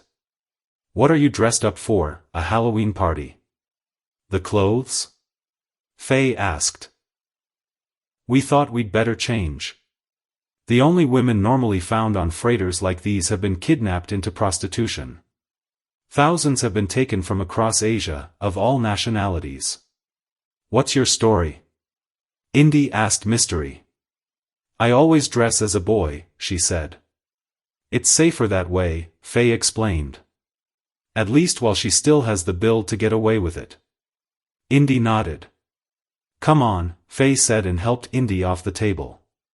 "You don't want to go back ashore at Lu Chao. Let's get you to a bunk, so you can rest. I'll wake you if anything happens." Indy had just closed his eyes when the door to the cabin burst open, followed by a bayonet with a rifle and a Japanese soldier on the other end. The soldier spoke loudly and rapidly in Japanese and made rapid, jerking motions with the bayonet. Indy didn't know what he was saying, but it was obvious that he wanted Indy off the bunk. Indy swung his feet over the edge of the bunk, but his head was spinning so badly that he followed them right to the deck. The doctor appeared in the doorway, slipped past the soldier, and helped Indy back onto the bunk. "Glug, glug," the doctor said and mimed tipping a bottle. The soldier laughed. A sergeant appeared behind the soldier, and he was not amused. He asked the doctor what was wrong with the American. The doctor told him in Japanese, tortured by a New Zealand accent, that the sailor was Australian, had gotten blind drunk that night, and had foolishly wound up on the wrong side of a knife fight with a 300-pound Malay. The sergeant spat. "All gaijin look alike to me," he said as he hitched up his trousers. "Their feet are too big, their voices too loud, and they all smell like rotten hamburger. We have orders to search all of the ships leaving harbor tonight for a big, ugly American with a gunshot wound and a female magician and her ape-like assistant." "Knife, not gunshot," the doctor said. "Besides, his name is Smith and I was at the Orchid when the fight started. If I had not been, he wouldn't have been around to cuss me in the morning." The sergeant reached beneath Indy's unbuttoned shirt and was about to lift the dressing when another soldier carried Faye down the corridor and into the room. Captain Snark was on their heels. "Bring her back," Snark ordered. "No," Faye shrieked. "Get me off this boat. This pirate has kidnapped me and intends to sell me into prostitution." The sergeant backhanded Faye, hard enough that it split her lower lip. For a moment, she swayed, the silk gown began to slip from her shoulders, and Indy thought she would pass out. Then she gathered herself, wiped the blood from her mouth, and gave the sergeant a cold smile. "I was hoping you were here to rescue me," she said. "Shut up, please," he said in thick English. "You make good comfort, woman. No, take you away." "Domo arigato," Snark said, and allowed the sergeant a slight, nearly imperceptible bow. The sergeant grabbed Indy's jaw in his beefy hand and turned his chin to the left, and then to the right, while he inspected the cuts and bruises. Indy refused to focus on his pig-like eyes, but he was not spared the sergeant's stinking breath. "This is not the gaijin we are looking for," the sergeant said in Japanese. "This one stinks of gin and is obviously too stupid to have escaped the provincial jail." Then he shoved Indy back down on the bunk, turned toward the door, and with a wave of his hand ordered the soldiers after him. Suddenly he stopped, grasped Faye by the waist, and pulled her roughly toward him. He gave her an exaggerated kiss on the lips, then released her and slapped her bottom. Indy was off the bunk and halfway across the cabin when the doctor grabbed him. "This fight is not worth dying for, mate," the doctor whispered as their footsteps echoed down the hall. "Let them leave. When that bloke is dying in some trench at the hands of a bloodthirsty Chinese warlord, or blind from syphilis at having taken comfort once too often at a well poisoned by his comrades, we'll be having a drink to his stinking memory at the International Hotel in Tokyo. Do you know the place?" "I know it," Indy said. "Across the street is the white-walled castle of the Emperor," the doctor said. "Ducks and geese swimming peacefully in the moat. Every once in a blue moon you can get a glimpse of the hero Hito himself, a small man in a great hat and tails who, I think, would rather be a gardener. Not too ambitious for a living god, eh?" Indy looked at the doctor in admiration of his ability to soothe with his voice and his appreciation for the beautiful amid the chaotic. "Surprised?" "I wasn't always a wreck with ruined teeth and cyanotic hide," he continued as he turned to Faye and inspected her bleeding lip. "I've had a succession of careers: journalist, lawyer, doctor. Well, not really a doctor, but I will pass for one in these latitudes. I used to sit at the bar at the International Hotel, drinking sake from those little ceramic cups, congratulating myself on my civility and watching the world slip away. A little like the Emperor." "How so?" "Japan is such a damned fine island, and look at the wretched hands it is in now. But we did it to ourselves, didn't we? You know, the Japanese even gave up the gun once, after the Portuguese brought it 400 years ago. But Nippon has managed to become just as modern and bloodthirsty as the rest of us. The world is at war again, but most folks don't know it yet. It began here, 2 years ago, and nobody cares." "Well, mate, they will." He produced some swabs and antiseptic from his medical bag. "This is going to hurt, but I wouldn't want a chance where that brute's knuckles have been today," he said as he dabbed at Faye's lip. "What happened to you?" Indy asked. "I woke up," he said. "And I couldn't stand it. I know what is coming, because I learned this business of patching people up as a corpseman during the Great War. So I became a drunk, and now I pass my time pretending to practice medicine on a rusting hulk captained by a Japanese smuggler. Tending war orphans in Manchuria while Snark is out gathering whatever illicit cargo he can find. Pretending? Indy asked and felt his wound. Now you tell me. Well, most of it came back to me, he admitted as he finished ministering to Faye's bottom lip, now stained with iodine. What's your name? Indy asked. Bryce. When he spoke the name, he seemed to grow a little taller. Montgomery Bryce, Oxford, class of 1923. Jones, Indy said and held out his hand. They shook. Yes, I know, Bryce said. I've seen your mug in the newspapers. But a gentleman doesn't comment until the introductions have been made. Then there was a jolt, and Bryce smiled as he steadied himself against a bulkhead. Ah, we've cast our moorings. The tugs are taking us out into the harbor. Soon we'll be rid of this stinking piece of real estate. What is Snark carrying this trip? He doesn't confide in me, Bryce said. He knelt on the floor, closed up his bag, then looked at Indy and gave him a glance that was filled with an unspeakable mixture of horror and guilt. You know, Jones, it's quite true what I said, he said. But it's not the whole cloth. While pretending not to see the rape of Manchuria, I fell in love with the concubine of a petty warlord collaborating with the Imperial Army. The girl's name was Si Huang, she was 17, and she was the most gentle creature I have ever known. But honor bound her to her station in life, she would not flee to safety with me. The warlord, of course, found out. Do you know what he did? Indy closed his eyes. He killed her. Then he cut out her heart, cooked it up, and had it mixed into the curried pork I ate for my dinner that night. The doctor gave a smile that projected no mirth. I have never eaten a bit of meat since, he said as he snapped his bag closed. And just before I nod off to sleep at night, that is, if I'm sober, I will get a little whiff of curry, and the night terrors close behind. The kamikaze Maru, the Divine Wind, had been at sea for nearly 10 hours when the pair of Kawasaki Ki-10 biplanes appeared on the horizon over her wake. Indy had heard the drone of the big radial engines, and he knew they could mean nothing but trouble. He had slept in his clothes, so to finish dressing meant grabbing his hat and jacket on the way out of the cabin. It was dawn now, and the eastern sky was bronzed by the rising sun. As Indy reached the bridge, the biplanes buzzed the ship. Snark was on the deck, watching through a pair of binoculars as the planes flared and prepared for another pass. Faye, Mystery, and Bryce were already there. Even without the binoculars, on the wings of both planes Indy could clearly see the Hina Maru, the rising red sun of the Japanese Empire. Dr. Jones, Snark said. You seem to be more trouble than you're worth. Somebody must have figured out which ship was unlucky enough to have you.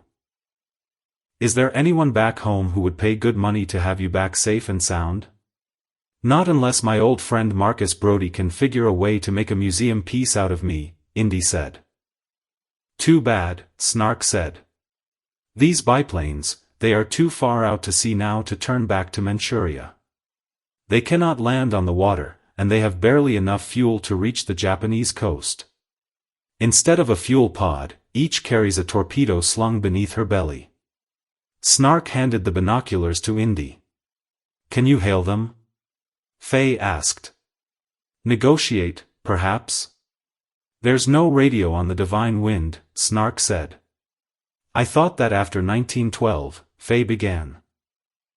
That's your world, Snark said impatiently. The Titanic did not make a great deal of difference to us. In our world, shipwrecks are fate. For communication, we use signal guns, or flags, or rescue flares, instead of wireless. Unfortunately, that does not allow for two-way communication in this circumstance. I think they're about ready to send us a message, Indy said as through the binoculars he watched the biplanes line up on the stern of the Divine Wind for their attack. At 75 yards, the torpedo fell from the belly of the forward plane. The mechanical shark left a stream of bubbles as it raced through the green water toward them. Snark turned the ship hard to port, then bellowed orders down the voice tube to evacuate the engine room and close the aft compartments. "They're trying to sink us," Faye blurted. "No," Snark said. "But they might manage to. They want to cripple us, to damage the old girl's rudder and screws and prevent us from escaping. If they had wanted to sink us, they would have hit us amidships with both torpedoes. But they don't know what we're carrying in the aft hold." "Brace for impact," Snark commanded. Then he closed his eyes. The torpedo struck slightly off-center, with a dampened whomp. That washed the stern with foam and sent a sickening shudder down the ship's keel. Snark opened his left eye. "Well, that wasn't so bad," Faye said after a moment. "It's not over," Snark said as he tried the wheel. It was locked hard to port. "We have revolutions on one screw, but all we can do now is sail in a circle." "What exactly are we carrying?" Indy asked. "Chinese fireworks," Snark said. "Fireworks?" Indy shot back. "And you call yourself a smuggler?" "They're illegal," Snark said defensively. "And you know you could lose a finger with some of those things." Black smoke belched from the stern. The first mate spun the crank on an ancient mechanical siren to sound fire stations, and the half-dozen crewmen who were still below emerged on deck. One of them was struggling with a Browning automatic rifle. "Give me that," Snark said, taking the BAR away. "Do you want to start a war with the entire Imperial Army?" A grease-stained mechanic burst onto the bridge. "Anybody hurt?" Snark asked. "No, Captain," he answered in Japanese.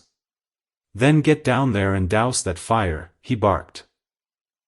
"We can't, sir," the mechanic said. "The engine room is flooding, and the fuel oil is burning on top of the water." "Is the aft hold secure?" "Yes, sir," the mechanic said. "I think." The shriek of a skyrocket and the machine gun rattle of firecrackers ended his indecision. "No, sir, apparently not." "Damn," Snark said. The Key 10 that had released the torpedo had swung around to inspect the damage and was now flying low and slow over the divine wind. Which was, at that moment, exactly the wrong place in the sky to be. A crate of fireworks exploded, engulfing the stern in a fiery blossom of red and green and peppering the wings of the Key 10 with hundreds of flaming, buckshot-sized pellets. The bottom wing smoldered angrily for a few moments, then burst into flame. "He's going to have to ditch," Indy said. Snark cursed elaborately in Japanese. "We've shot down one of the Emperor's planes," he muttered to Indy in English. "With smuggled Chinese fireworks, while harboring a trio of Western fugitives."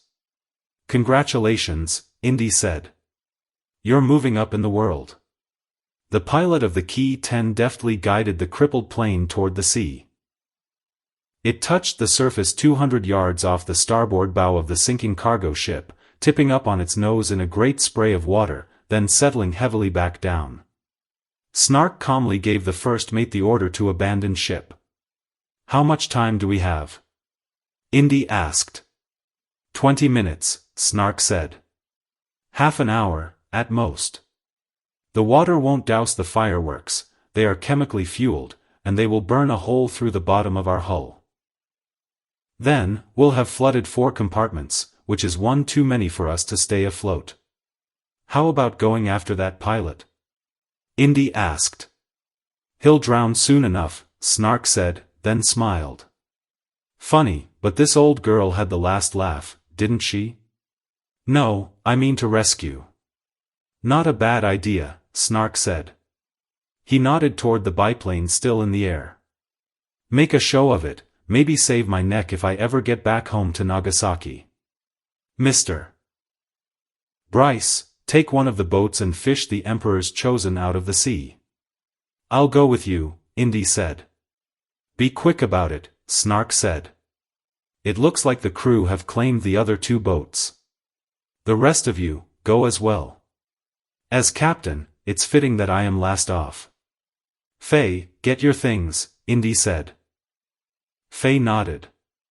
Mystery started to follow her to the cabin, but Faye pushed her back. Help them launch the boat, she said. Just get the picture, Mystery said. And my bag of tricks. Don't let Snark fool you, Bryce told Indy as they released the lifeboat from its blocks. There isn't a bit of honor about him, he just wants to make sure he cleans out the safe in his cabin before the first mate beats him to it. Does he have that much to lose? Mystery asked. It's not much, Bryce said. At least not by our standards. A few $100, the price of a new car in the States. But with the ship gone, it's all he's got. They threw a net over the side and, when Faye returned to the rail, they clambered down it into the 16-foot boat. Indy was gasping from the pain in his shoulder by the time they had the oars in the water. Let me, Mystery said and took Indy's place at the oar. Go to the bow, search for the pilot. We're lucky, Bryce said. The sea is calm this morning. Then they all flinched as another round of pyrotechnics erupted from the hold and shrieked up into the early morning sky. Luck, Indy said, is a relative term. They rowed toward the oil slick that marked the spot where the plane had gone down. The pilot was resolutely treading water, keeping her mouth just above water. Indy laughed when he saw the silky mass of dark hair floating around her head. Lieutenant Musashi, Indy said. Why am I not surprised? Musashi barked a scathing response in Japanese, then took in water. She coughed and spat, and her head bobbed under once before she could continue. She was obviously tired, near exhaustion, but she managed to add in English, "You are under arrest, Jones." Mystery recognized the demeanor. This is the madwoman who was chasing you at the square? Afraid so, Indy said. Bryce left his seat to help Indy haul her in. Come on, he said as he extended the oar toward her. Be a good little imperialist and climb on board. Above, the lone biplane was circling. Go to hell, Musashi said, then swallowed more water. Don't be difficult, Indy chided. You're going to drown yourself if you're not careful. You know, we have every right to leave you out here. Musashi shook her head. All right, Bryce said. We're all under bloody arrest. Now, get in the boat and make sure your bloodthirsty buddy up there sees it. Musashi went under again, but grasped the blade of the oar with a trailing hand. Bryce hauled her to the boat, and Indy reached down with his good arm, grasped the fur-lined collar of her flight jacket, and lifted her over the gunwale. She weighs a ton in this thing, Indy groaned. Bryce waved the oar in the air. The biplane waggled its wings in response and departed toward the southeast. Then Bryce threw down the oar and jammed his finger into Musashi's mouth to make sure she hadn't swallowed her tongue. Is she breathing? Indy asked. I think so, Bryce said as he tipped her head over the rail and slapped her back. Seawater sputtered from her nose and mouth. When Bryce turned her back, she tried to fight him off, but had no strength. Help me check her for weapons, Indy said. Are you kidding? Bryce asked. She's just a kid. This kid is the one who put the hole in my shoulder and sank our boat, Indy said. He unzipped her flight jacket, then stopped. Mystery. Would you mind? He asked. Love to, Mystery said as she came forward and began to probe unknown pockets. We've got a can opener, a compass, and some pocket change. She handed the things to Indy and dove into another pocket. Pay dirt, she said as she withdrew a .25 caliber automatic. Bryce took the gun and slipped it into his pocket. Keep searching, Indy said. Papers, she said. Looks like a passport and some other official-looking documents. Oh, look at the red ribbon. Isn't that cute? Keep going. Okay, Mystery replied and felt down Musashi's pants legs to the tops of her boots. Oh, you were right. What a wicked-looking little knife. Indy inspected the switchblade, then threw it overboard. When they returned to fetch Snark, the rest of the crew had gone and the hulk was dipping alarmingly toward the stern. He was standing casually, smoking a cigarette, a canvas bag slung over his shoulder. He threw the bag into the boat. "What took you so long?" he asked as he stepped down from his patch of deck into the lifeboat. "It was complicated," Indy said. "When the wind goes under, the pull is likely to take us down with her," Snark said as he took the tiller. "We'd better put some water between us." Although the kamikaze Maru sank into the Sea of Japan, the water failed to extinguish the fire that had eaten through her belly. It continued to smolder even after the ship was on the bottom, marking her grave with a witch's cauldron of smoke and bubbles. Chapter 4. Tai Fung. The craft, small and large, that came to the aid of the refugees appeared seemingly from nowhere, summoned by the unwritten law of the sea and the fireworks over the grave of the divine wind. The crew accepted passage on a whaling vessel back to Japan, while Snark boarded a steam packet bound for the mainland. "Goodbye, Faye," Snark called theatrically as the packet chugged away, waving his hat and leaning dangerously far over the rail. "Until destiny brings us together again." "He certainly seems devoted," Indy said as he grasped hold of a rope net the crew of a junk had lowered over the side. "Oh, he's just full of it," Faye said dismissively, although she blushed a bit. Mystery was first up the net and onto the deck of the junk, then she extended a hand and helped pull Bryce over the rail. Indy was halfway up when Faye called to him. "What do we do about her?" Musashi was still in the lifeboat, looking sullen, her hands tied in front of her. "Leave her," Indy said. "We can't," Faye protested. "Yes we can," called Mystery. "She tried to kill us, Mother. Listen to Dr. Jones. He's right." "Being practical isn't the same as being right, Misty," Faye said tiredly. "She's a human being. We can't leave her in the bottom of a lifeboat." "Who's going to babysit her?" Indy asked. "Not me," Mystery said. Although Musashi was trying to control herself, her wide eyes betrayed her fear. "I'm not leaving without her," Faye said. "Then we'll give her a choice," Indy shot back. "She can come with us and behave herself, or we will drop her into the sea at the first sign of trouble. Do you understand?" Faye asked. "Yes," Musashi said. "Dr. Jones is quite serious," Faye said. "I understand," Musashi said quietly. "But all of you are still under arrest." "See what I mean, Mother?" Mystery asked. "She's impossible." "Then we'll just have to treat her like cargo," Bryce said as he tossed a rope down to the lifeboat. "Make her fast and we'll winch her up." Faye hitched the rope beneath Musashi's arms, and Bryce hauled her aboard the junk. She was still struggling as her feet touched the deck. "This is going to be nothing but trouble," Indy predicted as Faye climbed up onto the deck. The captain of the junk, a leathery old man who smoked a long-stemmed clay pipe, had been watching the display from the quarterdeck. He laughed aloud at Musashi's antics. "I'm glad somebody's amused," Indy said. "He seems to think that she's your girlfriend, old boy," Bryce said as he cast the lifeboat adrift. "He also thinks you have your hands full. And I must say, I quite agree." "The Imperial Army won't be satisfied with an empty lifeboat," Indy said, attempting to ignore Bryce's enjoyment of the situation. "When they find it, I'd like them to think we drowned." Indy pulled the Webley from its holster, leaned over the rail, and put 5 rounds into the lifeboat as it drifted past. The boat sank slowly to its gunwales as it swirled in the wake behind them. "That will not fool Sokai-sensei," Musashi said. "No," Indy said as he reloaded the Webley, "but it might just buy us some time. Mr. Bryce, let's have a chat with the captain, shall we?" After a long and somewhat heated discussion, a deal was finally struck. The old Malay pirate who is running this junk wanted $100 American to run us to port.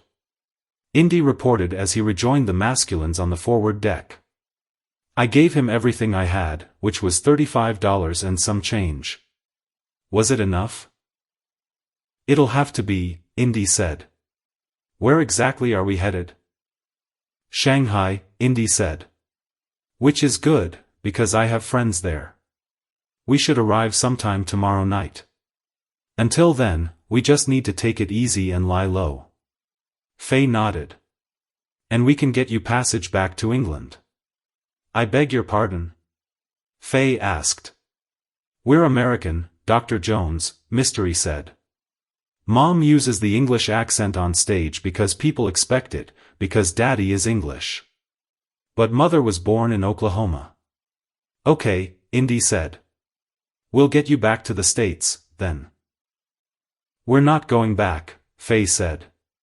We're going to stay here until we find Mystery's father. But you have no business in this part of the world, Indy said. It's dangerous, if you haven't noticed. You and your escape artist of an assistant are going to get yourselves killed. We were doing quite well, Faye said, until you happened to crash the show. It wasn't the Imperial Army searching for us. And, if I recall, we were the ones who saved your hide, not the other way around. I was doing all right, Indy said. Faye laughed. You were not, she said. You were 3 steps away from being back in prison. And now that we're on the subject, what were you locked up for, anyway? You never told us. It's a long story, Indy said. I'll bet, Faye said. And that alias of yours. Couldn't you think of something better than Jones? It shows a distinct lack of imagination. It's my name, Indy protested. But only on the days it isn't Smith, eh? Mother, Mystery pleaded. Please don't fight. He started it, Faye said. I just want him to know that we're going to continue our search for Casper, and that we expect him to repay us for the losses we've suffered because of him. You mean all of that was true? Indy asked. Of course it's true, Faye said. Do you think we would make all of that up? It was such a good story, Indy said, I figured it was just part of the act. Forgive me, but in my experience stage magicians haven't exactly been the most reliable of sources. But if what you say is true, that could lead to some interesting possibilities. I might even be inclined to stick around. How's your shoulder, Dr. Jones? Mystery asked. She was doing her best to change the subject. It hurts, Indy said as he stretched out on a mound of burlap and pulled the brim of his hat down over his eyes. He was silent for a moment, then asked, Do you mean to say that your Casper really was searching for the staff of Aaron? But before Faye could answer him, Indy was snoring. As the junk continued her leisurely, dreamlike journey to the southwest, Indy allowed himself to sleep in order to cope with the pain from his aching shoulder. Driven by the wind and attended only by the sound of the water and the sails, the junk made for a timeless scene that could have taken place during any of 1,000 previous Septembers. Shrouded in mystery and tradition, the castle-like junk made her way down the channel that separated Japan from occupied Korea. By that afternoon the junk was crossing the East China Sea, bound for Shanghai. Although high storm clouds were building in the east, the day was balmy, the sea was calm, and the wind was moderate. The air had taken on that particular luminous quality that Indy had only seen in the east, the day seemed to shimmer in green and gold. Then, early in the evening, a shadow crossed the sea. The eastern storm clouds had been pushing a cold front before them, and it had finally overtaken the junk. The sunlight turned dull and the temperature dropped 15 degrees in as many minutes, chilling the passengers and causing Indy to rouse from his sleep when he heard the words whispered on the lips of the crew, Tai Fung. Where are we? Indy asked, coming to the rail. About 100 miles off the Chinese coast, near Shanghai, Faye said. The wind was beginning to pick up, although it was not yet raining, and it blew her robes out behind her like a pennant. She was holding on to the rigging, looking over the choppy water to the battlement of dark clouds approaching from the east. Lightning bursts of pink and blue played at the base of the wall cloud, while beneath it poured the telltale streaks of wind and rain. What's that word they keep repeating? Faye asked. Fung, Indy said. What's it mean? It's not good, Indy said. I'm afraid not, Bryce agreed as he struck a match, cupped his hands around it, and lit a cigarette. It means typhoon. And considering how much the barometer has dropped in the last hour, and the time of year, I'd say they are bloody well right. A hurricane? Mystery asked. They're called typhoons in these parts, Bryce said. Willy Willies in Australia, El-Bag-E-O in the Philippines, hurricanes in the Atlantic. But they're all basically tropical cyclones. Terrific, Mystery said. Too bad we don't have a radio, Bryce said. I wonder what my old friend Clement Rag will name this one. Clever, that Rag. He's an Aussie weatherman who has taken to naming storms after women he admires or politicians he dislikes. Whoever heard of naming a storm after a woman? Faye asked. Seems perfectly logical to me, Indy muttered. Can we outrun it? Mystery asked. The storm is probably 400 miles wide, Bryce said. And they generally blow to the southwest, until they hit the coast. We're running dead ahead of it, and we don't have a prayer of making the mainland before it hits. Musashi, who was sitting cross-legged on the deck with her hands tied in front of her, began to laugh. What's so funny? Indy demanded. Even the weather is against you, she said. She really has a sick sense of humor, Mystery said. What can we do? Faye asked. Nothing, I'm afraid, Bryce said. Wait and watch, and hope we can make it to an island cove or some other shelter before the storm overtakes us. Then Bryce took the pint of gin from his jacket pocket, drained it, and threw the empty bottle into the sea. Sokai wore a black robe. His feet were tucked beneath him, with the big toes crossed, and his hands rested palm down on his thighs. He lowered his bandaged forehead until it touched the hardwood floor, then held the position for a respectful 3 seconds. When he returned to Sezin, the sitting form, the candles on either side of the dark altar flickered. The flicker was reflected from the black lacquered sheath of the samurai sword, which lay within hand's reach on the floor in front of him, and from the glass-framed likenesses of his dead masters that lined the walls of the dojo. The flicker was reflected also in the almond-colored iris of Sokai's right eye. The other eye, still beneath seeping bandages, was useless now. The spikes of the nutcracker had also gouged out hunks of his left ear and cheek. Together with the clumsy stitches the village doctor at Lu Chao had used to close the wounds, the damage had turned Sokai's matinee idol good looks into something more Karloffian. Sokai had been sitting motionless before the altar in the darkened training hall for hours, searching for the boon key. The reason, the essence, the true meaning of the thing that had happened. He had scanned the visages of the masters of Bushido that lined the walls, from his own Okinawan master all the way back to the fierce and gap-toothed countenance of Daruma, the 6th-century founder of Zen Buddhism who also brought martial arts to the monks of the Songshan Shaolin Monastery. After reaching the monastery, Daruma was said to have spent 9 years in silent contemplation of a cave wall, listening to the sound of ants screaming. One of the monks watching this feat of self-control was so moved that he cut off one of his own hands and offered it to Daruma in sympathy. The story, some felt, was meant to defy interpretation, another Zen koan that one is to reflect upon but never really to grasp. Intellectual understanding was an impossibility. The best to be hoped for was a sort of contemplative emotional acceptance. But as Sokai allowed his fingertips to touch the bandages over his blinded eye, he believed he understood the message. The dark night of his life had been illuminated in the way that lightning reveals the secrets of a summer's night. The sound of ants screaming had a name. Jones, Sokai growled. And the name had become a curse. The typhoon overtook the junk in a dark wall of wind and water that blotted out the sky. The hull of the junk was driven relentlessly forward on the storm surge, like a surfboard riding the crest of a wave. The captain and the crew had vanished at the first sign of the approaching storm, escaping in the small boats that trailed the junk like pilot fish on the belly of a shark. They would weather the storm in whatever island shelter they could find, then, if the junk survived, they would return. If not, another ship always came along in time. Indy and the others had fewer choices. They had made themselves fast to a cargo hatch in the waist of the ship, with their backs against one another. Before the storm hit, Bryce had cut the rope binding Musashi's wrists. Indy had placed his fedora inside his jacket and zipped it up.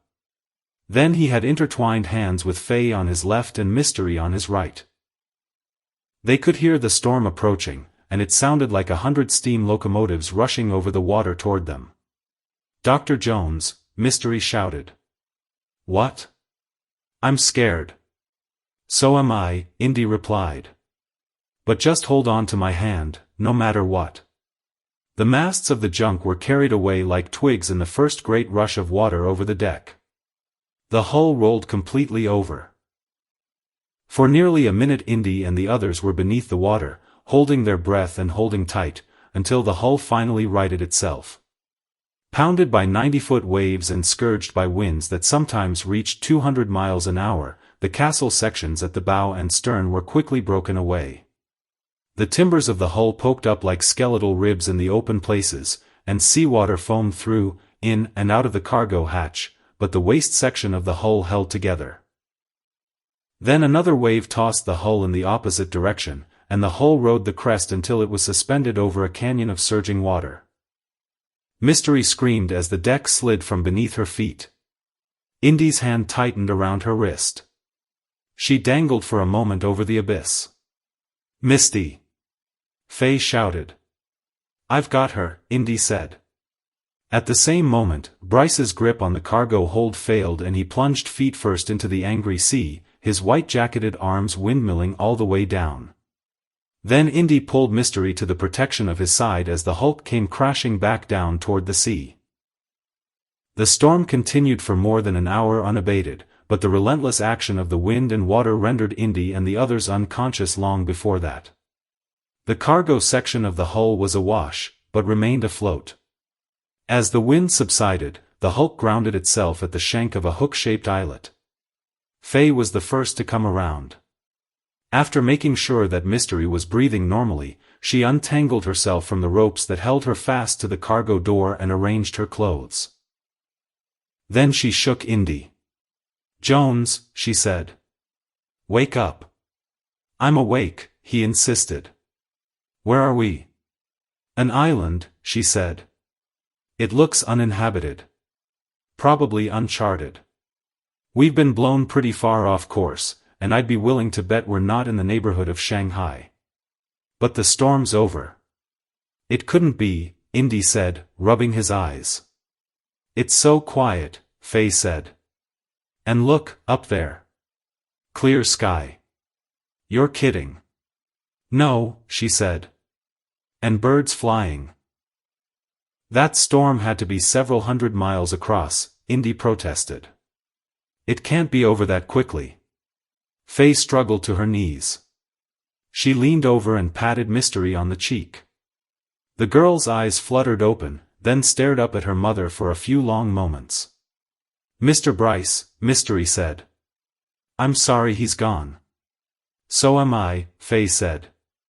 "But it's almost like he gave himself to the storm so that the rest of us could pass." "I thought that, too," Mystery said. "It was a tough break, that's all," Indy said in a hoarse voice as he unlashed himself from the cargo door. "But it's a miracle the three of us survived." "4," Musashi said through her exhaustion. "We are 4 in number. 1 Imperial officer and 3 prisoners." "Sure," Indy said as he pulled his waterlogged hat from his jacket and put it on. "It's still a miracle, any way you want to slice it." "That may just be the right word," Faye said. "Look." A double rainbow stretched across the dome of sky behind them.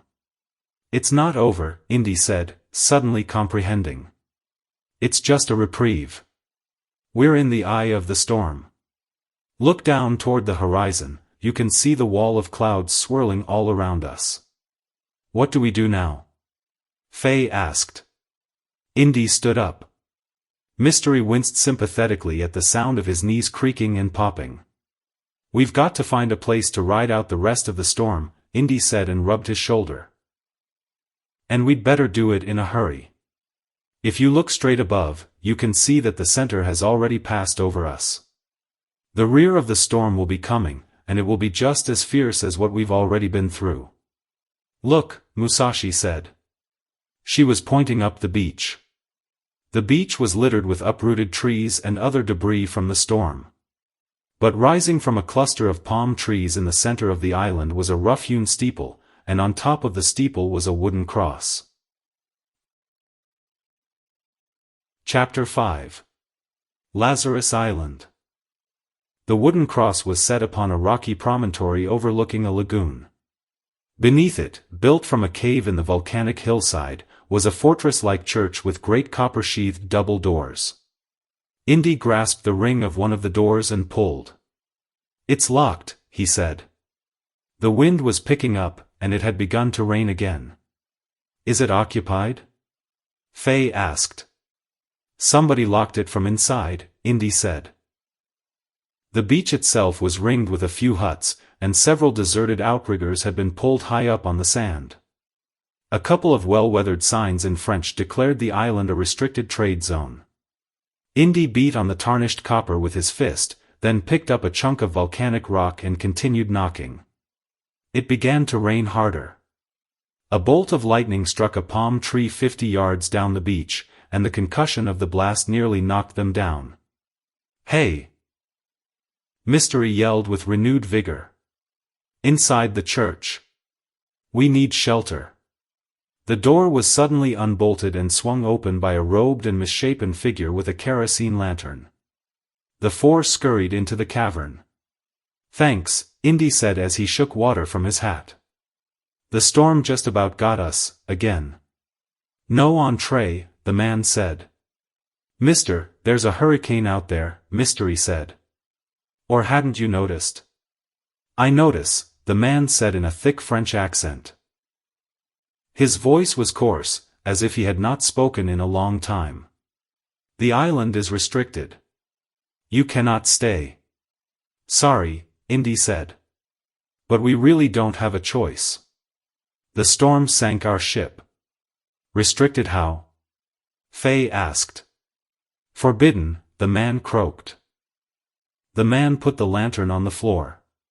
His face was hidden by a bulky hood, and he stepped sharply away when Indy tried to put a friendly hand on his shoulder. "Sorry," Indy said. "Look, we'll be no trouble. For half-drowned castaways seeking refuge from the storm. We'll be on our way as soon as possible. Do you have a radio so that we can send for help?" "Stay here," the man said. He left the lantern and walked back into the darkness. "What was that all about?" Faye asked. "I don't know," Indy said, "but he must have great night vision." The storm raged outside and water seeped beneath the double doors and pooled on the flagstones. Indy picked up the lantern from the floor, held it high, and swung it in an arc around them. The flickering light revealed dusty pews jumbled haphazardly together. "Looks like it's been some time since they've had services here," Indy said. "It's been years," Faye said. "I don't like it," Musashi said. She was clutching her arms in an attempt to keep from shivering. "This reminds me of the ghost stories my grandmother tells, where travelers are caught in a storm and seek the shelter of a strange castle. They never turn out well." Finally, another lantern appeared at the far end of the church and made its way toward them. It was held by a much taller robed man than the first. "I apologize for Henri," the man said in a French accent. "We don't get many visitors." "As a matter of fact, we get no visitors at all. I understand that your ship went down. Are there any other survivors?" "No," Faye said. "We are all." "I'm sorry," the man said. "Was it a commercial ship?" "What line?" "No line," Indy said. "It was a junk.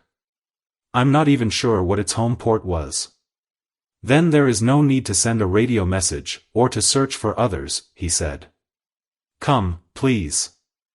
We must get you warm and dried off. The man led them down a flight of stairs into a bunker-like area outfitted with a long wooden table, a few cots, and a bookcase. He held a candle to the chimney of the kerosene lantern until it ignited, then used the candle to light 3 others on the long wooden table. You will be more than safe here, he said. I can hardly hear the storm, Indy said. Yes, the Order certainly built a fortress for themselves, the man said cheerfully as he fed kindling to the pot-bellied stove in the center of the room. This room hasn't been used since the last of the brothers left. It is strange, but the old prohibitions about segregation still hold some sway. Pardon me, Indy said. I don't mean to be rude, but could you tell us where we are? The man stopped his work with the stove, unaware that a blotchy forefinger remained in the burgeoning flames. Watch out, Indy said as he pulled the man's arm back. Damn, the man said as he dashed the fire out against his robes. You really don't know? You didn't see the signs? They said something about a trade zone, Faye said. Yes, the man said slowly as he closed the stove door and sat down on the nearest chair. This is Lazarus Island. It was founded by the Order of St. Lazarus. It's a leper colony. Lepers, Musashi hissed. I'm told that I am not that hideous, the man said as he pulled back his hood to reveal a pale, middle-aged face that was normal, except for some pinkish-gray splotches alongside his nose. My hands, however, are taking a beating. I have no feeling in my fingers, you know. Sorry for the stench of burning flesh. That's the restriction, Indy said. Trade money. Yes, we are forced to use trade money, the man continued. Fear of contagion, you know. At first it was the French, and then when the order fell apart some decades ago, the Americans issued the trade money and enforced the restriction. The church has not been in use since before the Great War. So this is a U.S. possession? Indy asked. Nobody will claim Lazarus Island, the man said and laughed. But they make us use the segregated money anyway, to buy those things we cannot make for ourselves. Is it contagious? Mystery asked. I'm sorry, Faye said and clutched her daughter by the shoulders. Please forgive our manners. Pardon me, but I don't know your name. Pascal. Monsieur Pascal. It is quite all right, he said. It is contagious, mademoiselle, but it is not spread from such casual contact as exchanging money. Those who live among lepers know that most healthy people have a natural immunity. In fact, many people who are married to lepers never contract the disease. Ignorance, I'm afraid, has done far more damage than the disease itself. Is there a cure? Mystery asked. No, Pascal said. There is no cure. Not yet, Indy said. But there will be. I wish I could believe it. Pascal said. But, we make do as we can. That is why Henri was so standoffish with you. The penalties for breaking the trade restrictions can be quite severe. Society has not only made us outcasts, I'm afraid, but turned us into criminals as well. You're in good company, Indy said. How many of you are there? Faye asked. Nearly 100, Pascal said. Mostly men, but some women. And you are their representative? Indy asked. Their spokesman, their doctor, their lawyer, and their priest, Pascal said. Please accept our hospitality. When the storm abates, I will send food. Until then, I suggest you dry your clothes and get some rest. With the exception of one, you are Americans? Yes, Indy said. Tomorrow morning, I will attempt to contact the USS Augusta. She is the flagship of the Asiatic Fleet and has been cruising between here and Shanghai for weeks, in an attempt to show American strength. Perhaps, if she is not too far out, she can pick you up. You have a radio, Indy said. Of course, Pascal said. Nuts, Musashi said. Should I also attempt to contact the Imperial? No, Indy said. And please, don't let this woman near that radio transmitter. Mystery, would you mind doing the honors? Love to, Mystery said. Got some rope? Pascal looked shocked. Is that necessary? Pascal asked. Very, Indy said. May I at least get out of these clothes? Musashi asked through chattering teeth. I'm cold. There is another room, Pascal suggested. A smaller one. It has a door which can be barred from the outside. Like this one, it is underground, and has no other exits. It has a stove as well. That will work, Indy said. I'll help her, Faye said as she took one of the blankets. Come on, Misty. Let's give Dr. Jones some privacy. I'd rather stay in here, Mystery said. Afraid not, Faye said. What about your shoulder? Pascal asked Indy. I noticed that you seem to be injured. Is it broken? Do you require medical care? No, Indy said. Thanks. It will heal, in time. As you wish, Pascal said. Until morning. Now alone, Indy removed his soaking clothes and hung them over the chairs to dry. Then he wrapped himself in a blanket and lay down on the cot. He was tired, but he was not yet ready to sleep. His eyes scanned the dusty volumes in the old bookcase. Most of the titles were in French, catechisms and lives of the saints. There was a German dictionary with a badly torn cover. The two books in English were the memoirs of U.S. Grant and a copy of the King James Bible. Indy reached for the Bible. He blew the dust from its cover, then turned to Exodus. In his dreams, Indy searched. Perhaps it was the influence of revisiting the Old Testament before sleep, or the 100 anxious moments of the past few days, or the knowledge of being deep within the earth. For whatever reason, Indy found himself in a biblical landscape of pyramids and idols, sand and sun, searching endless corridors and impossibly serpentine passages for a glimpse of a shadow that remained always just around the next corner. Often he was near enough to recognize the sound of her voice, sometimes he could catch a fleeting glimpse of her face, but never was he close enough to actually touch her. His frustration was compounded because a part of him knew it was just a dream, and that he could never catch up to her. Who's Alicia? Faye asked when Indy woke. Pardon? You were talking in your sleep, Faye said. She was sitting at the table, eating breakfast from a plate of fruit that Pascal had brought. I don't mean to pry, but she seemed awfully important. Is she your wife? I've never been married.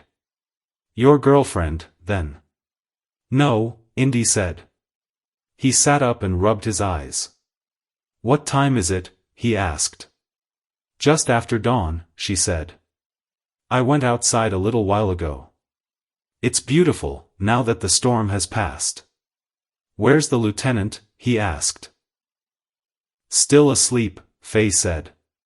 So is Mystery. Why aren't you? Indy asked. Never could sleep in, she said. Are you going to tell me? Tell you what? About Alicia. Why should I? Indy asked. Because we're friends, Faye said. Because we have been through a life-and-death ordeal together. Because we're glad to be alive. Because I want to know, and because you want to tell me. I don't.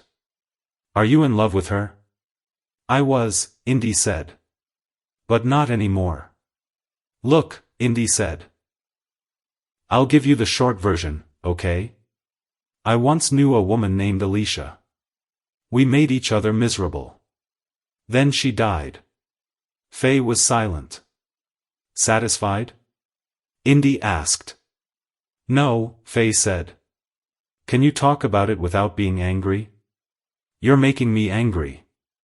I don't think so, Faye said. You're angry about this woman, and you have been angry for a long time. I just didn't know until now what you were angry about. Look, this has nothing to do with me anymore. It has everything to do with you, Faye said. Think about it. People just don't drop everything and take off for a foreign land unless they are unhappy or unfulfilled. I know, I speak from experience. Casper was unhappy? Indy asked. He didn't ask me to follow, she said. Then why do you search? Because I love him, she said. Because Mystery needs her father, or, at the very least, needs to know what happened to her father. And because I'm sharp enough and strong enough to find him, and I could never forgive myself if I didn't try. Indy coughed. This is making you uncomfortable, Faye said. It's not the sort of thing that fellows talk about with their friends, Indy admitted. We'll stop, Faye said. Good, Indy said. Faye reached down and picked up the Bible.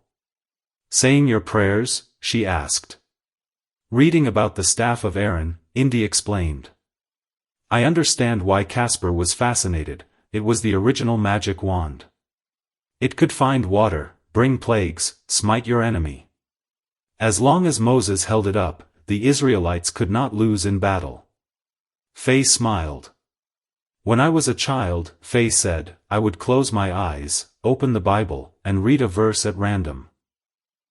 It seems pretty silly now. But the verses always seemed to make sense. But no longer? No, she said. What do you think has changed? I have, Faye said. I grew up. Children are given to magical thinking.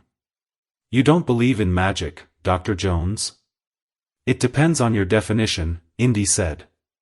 If you mean the kind of entertainment that requires a willing suspension of disbelief from an audience that should know better, then the answer is yes, I enjoy it. No, she said. I mean real magic. If science has taught us anything, Indy said, it's that there's no such thing. Magic, superstition, these are things of the past.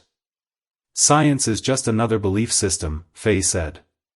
It is a good system, but it is not the only system. Nor does it explain everything. Do you believe in God, Dr. Jones? Yes, Indy said. Good, Faye said. At least that's something. You suspend your belief in science to allow room for faith in something you cannot prove exists, but which you posit because of a conviction that goes beyond the rational.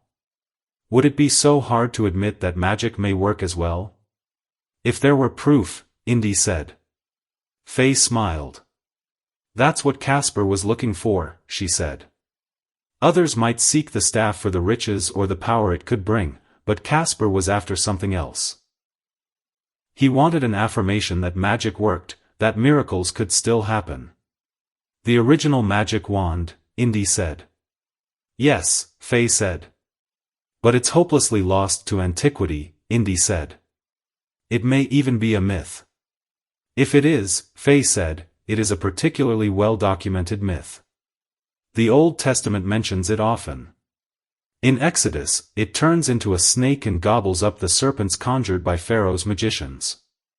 It turns the Nile to blood and helps to call down the 10 plagues upon Egypt. Frogs, gnats, and swarms of flies, Indy said. Boils, fiery hail, and locusts. Cattle die. Darkness upon the land. Death for the firstborn of Egypt. But even if you found it, Indy asked, how would you know it was the staff? If it survived, it would be nothing but a dried-up old stick by now. You mean how could you tell it from a fake? Faye asked. The Bible describes it as a rod, made of almond, with Aaron's name on it. And then, of course, how many dried-up old sticks can perform miracles? You can't be serious, Indy said. Faye returned his unblinking stare. Well, Indy said, if it works, then I guess it would settle the question of magic once and for all. Faye smiled, and was about to add something when Mystery burst into the room. Dr. Jones, she said. Mother. Come quickly. There's an airplane in the lagoon. Indy and Faye followed Mystery outside. The brilliance of the sunshine on the beach made Indy blink. Sitting in the middle of the lagoon, like a lone duck on a farm pond, was a massive flying boat. It had 4 engines mounted on its single, overhead wing.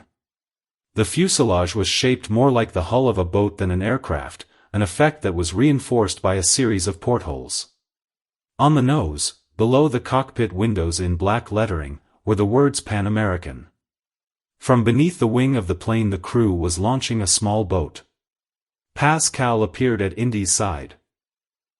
"I did not expect you to be up so early, considering your ordeal yesterday," he said. "When did the flying boat arrive?" Indy asked. "A few minutes ago," Pascal said. "I made contact with the Augusta this morning," he explained. They, in turn, contacted the flying boat. "I didn't know Pan Am had passenger service in this part of the world yet," Indy said. "They don't," Pascal said. "Their clippers are limited to South America, I believe." But the radio man on the Augusta said they were testing a new aircraft. As the boat neared the beach, Pascal became uncomfortable. "If you don't mind," he said, "I have the morning's duties yet to perform." "Thank you," Indy said. "Thanks is not necessary." "Oh, I think it is," Indy said and held out his hand. Pascal paused, then grasped Indy's hand in his. "We won't forget your kindness," Indy said. Pascal nodded, then disappeared into the cavern of the church. The boat pulled up to the beach and the crewman rowing shipped the oars. A tall man in a blue jacket stepped from the bow into the surf. "I understand you've had rather a tough go," he said. "Just a small typhoon," Indy said. "We were lucky enough to avoid it," the man said. "My name is Ed Music. I fly for Pan American, as you can see, and we've been performing tests on the Sikorsky S-42. Beautiful, isn't she? I'll say. I haven't seen one in years." "Pardon?" Music asked. "The S-42 just went into production." "I mean, a flying boat," Indy said. Music smiled. "We've also been exploring some airways and harbors for a possible China route next year," he said. "We received a radio message asking us to rescue some storm refugees."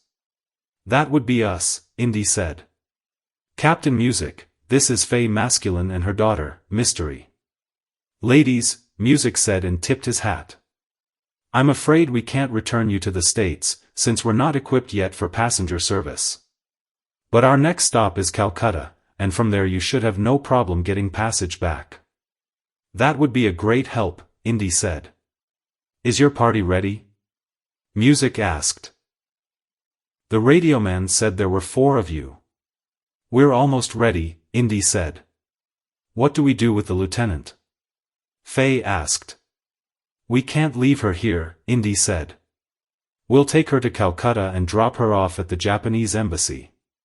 "A Japanese national?" Music asked. "The only other survivor of our boat," Indy said. "I'll go untie her," Faye said. "She's tied up?" Music asked. "Wait," Indy said. "After you meet her, you'll understand." As the flying boat ascended into the blue sky above Lazarus Island, Indy sank into the well-cushioned seat and pulled the brim of the fedora over his eyes. Faye and Mystery were gathered at the window, looking down at the azure lagoon, but Indy had been in so many airplanes that such sights had become routine. Instead, he was thinking about how he would phrase the telegram to Marcus Brody when they arrived in Calcutta, and where they would stay until the money arrived. On the other side of the aisle, with her hands bound but her eyes bright and sharp, was Musashi. She was planning as well. Chapter 6. Jadoo. Indy pulled Musashi by the hand through the crowds that choked downtown Calcutta, with Faye and Mystery at their heels. Above the confusing mix of Bengali, Hindi, and Urdu, which everyone seemed to be speaking as loudly and as quickly as possible, there were the shrieking horns and growling engines of the incessant buses, the tread of tens of thousands of feet, and the universal cry of the curbside beggars. "This is the noisiest city I've ever heard," Faye said. "It's also the poorest," Indy said. "Thousands of these people sleep on the streets because they have nowhere else to go." Most of those fortunate enough to have a home live in the busties, the slums, where there is no running water and no sewers. Starvation and disease are rampant. After the Depression hit, I thought Oklahoma was rough, Faye said. But the more I see of the world, the more fortunate I feel to be an American. Don't forget that feeling, Indy shouted back. After asking at every corner they came to, they eventually found the Japanese embassy, hidden from the teeming masses by an iron gate guarded by a pair of imperial soldiers. Okay, Indy said as he untied the rope that bound Musashi's hand to his, this is it. Sayonara. She stood in front of the gate, rubbing her wrist. Hey! Indy shouted as he waved his arms at the guards. Hi! Come and get her. She's one of yours. You should have killed me when you had the chance, Musashi said. Indy leaned close to her. There's still time, he said. The guards unlocked the gate and Musashi stepped inside. She immediately began barking orders in Japanese and pointing at Indy. They wouldn't dare, Indy said. They would, Faye said as the soldiers came toward them. Run. Indy said. In a moment they were lost in the crowd. The soldiers stopped at the end of the block, unwilling to get out of sight of the embassy. Cowards, Musashi hissed when they returned. After haggling with a pawnbroker for 20 minutes, Indy succeeded in pawning his wristwatch for $10. Then, at the Western Union office next door to the pawnbroker, he sent a telegram to New York. Its briefness was dictated not only by the precarious state of their finances, but by Indy's reluctance to explain. To Marcus Brody, American Museum of Natural History. From Indiana Jones. In Calcutta.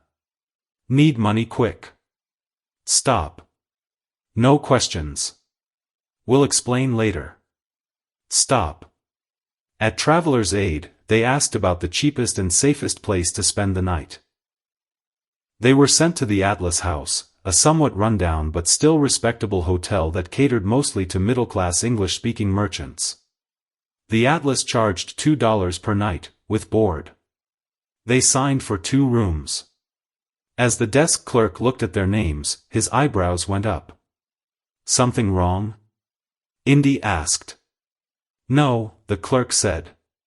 It's just that masculine is a name you don't see much. Had a masculine stay here 3 or 4 years ago, as I recall. Casper Masculine? Faye asked. I believe so, the clerk said. Are you sure? Faye asked. It's very important. The clerk pulled an old register from beneath the counter and began to turn the pages. Yes, here it is, he said and turned the register around so that Faye could read the entry. February 14, 1930. Valentine's Day. Staying in one of the same rooms you are. Faye ran her finger over the signature. Which room? She asked. Yours, the clerk said. 207. Are you related to him? I'm his wife, she said, choking back a tear. This is his daughter. Who's that? The clerk asked about Indy. A friend, Faye said. Helping us look. My husband's disappeared. Why do you remember Casper? Indy asked. You must get several hundred guests each year. Well, we don't get too many that are magicians, the clerk said. He would give little performances out here in the lobby area in the evenings, and talk to folks about magic and such. An awfully friendly fellow. He stayed here about a week. Do you recall anything else? Faye asked. He asked me if I had ever heard of a bloke named Jadoo, he said. Sure, I says, everyone has heard of the old Jadoo, the most famous magician in India. He asked if I could help him find an address on Bengali. It's at the edge of one of the busties, and hard to find if you don't know what you're looking for. Do you have a pencil and a scrap of paper? Faye asked. Certainly. Would you mind telling us how to get there? Not at all, the clerk said. He wrote the directions down, then said, "That's an area you don't want to be caught in after dark. I'd wait until morning." "We can't go now?" Mystery asked. "He's right," Indy said. "Let's wait until morning." "Mother," Mystery said. "This is the first good clue we've had."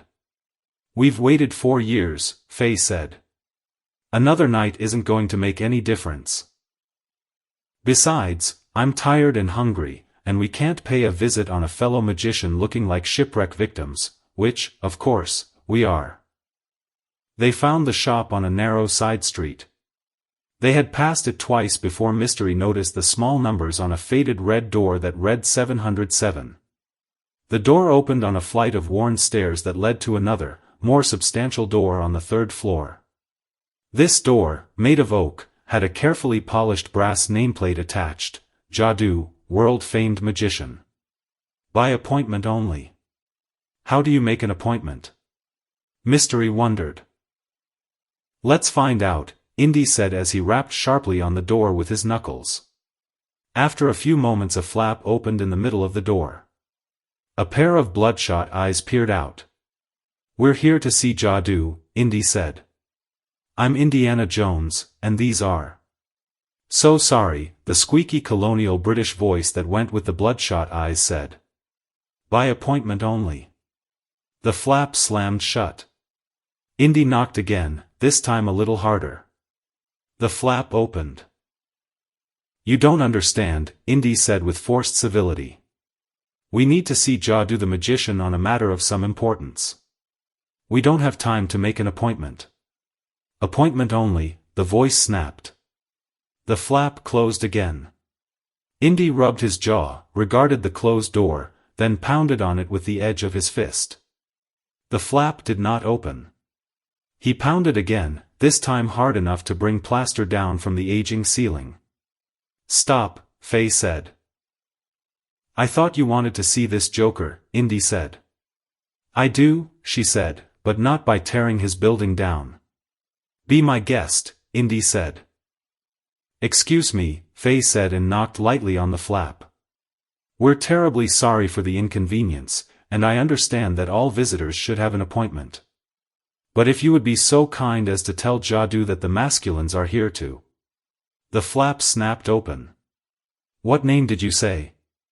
"The masculines," Faye repeated. "I am Faye Masculine, the wife of the great magician Casper Masculine, and this is our daughter, Mystery." "Hello," Mystery said.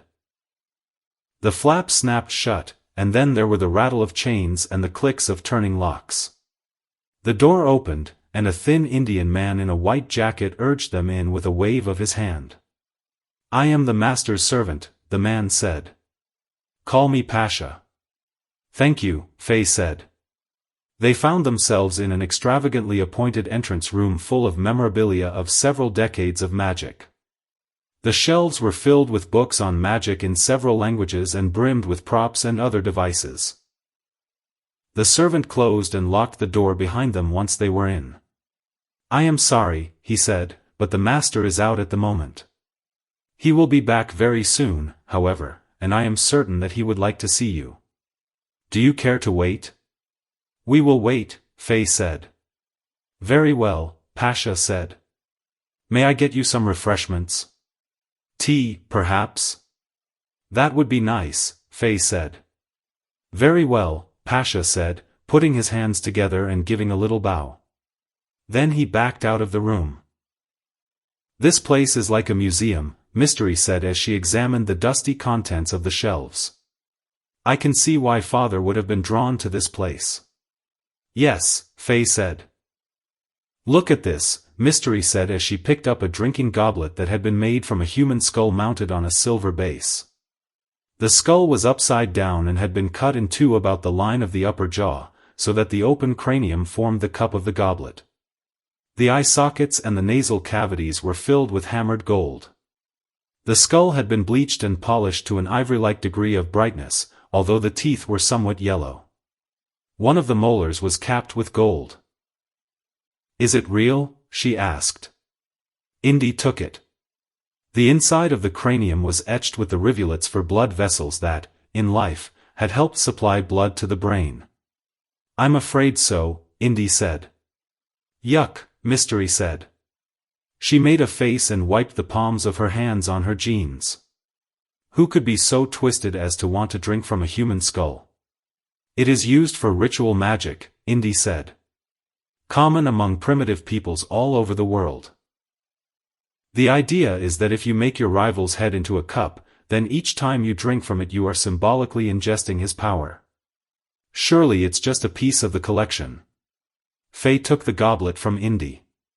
Among some tribes, it is a symbol of respect, even veneration, she said.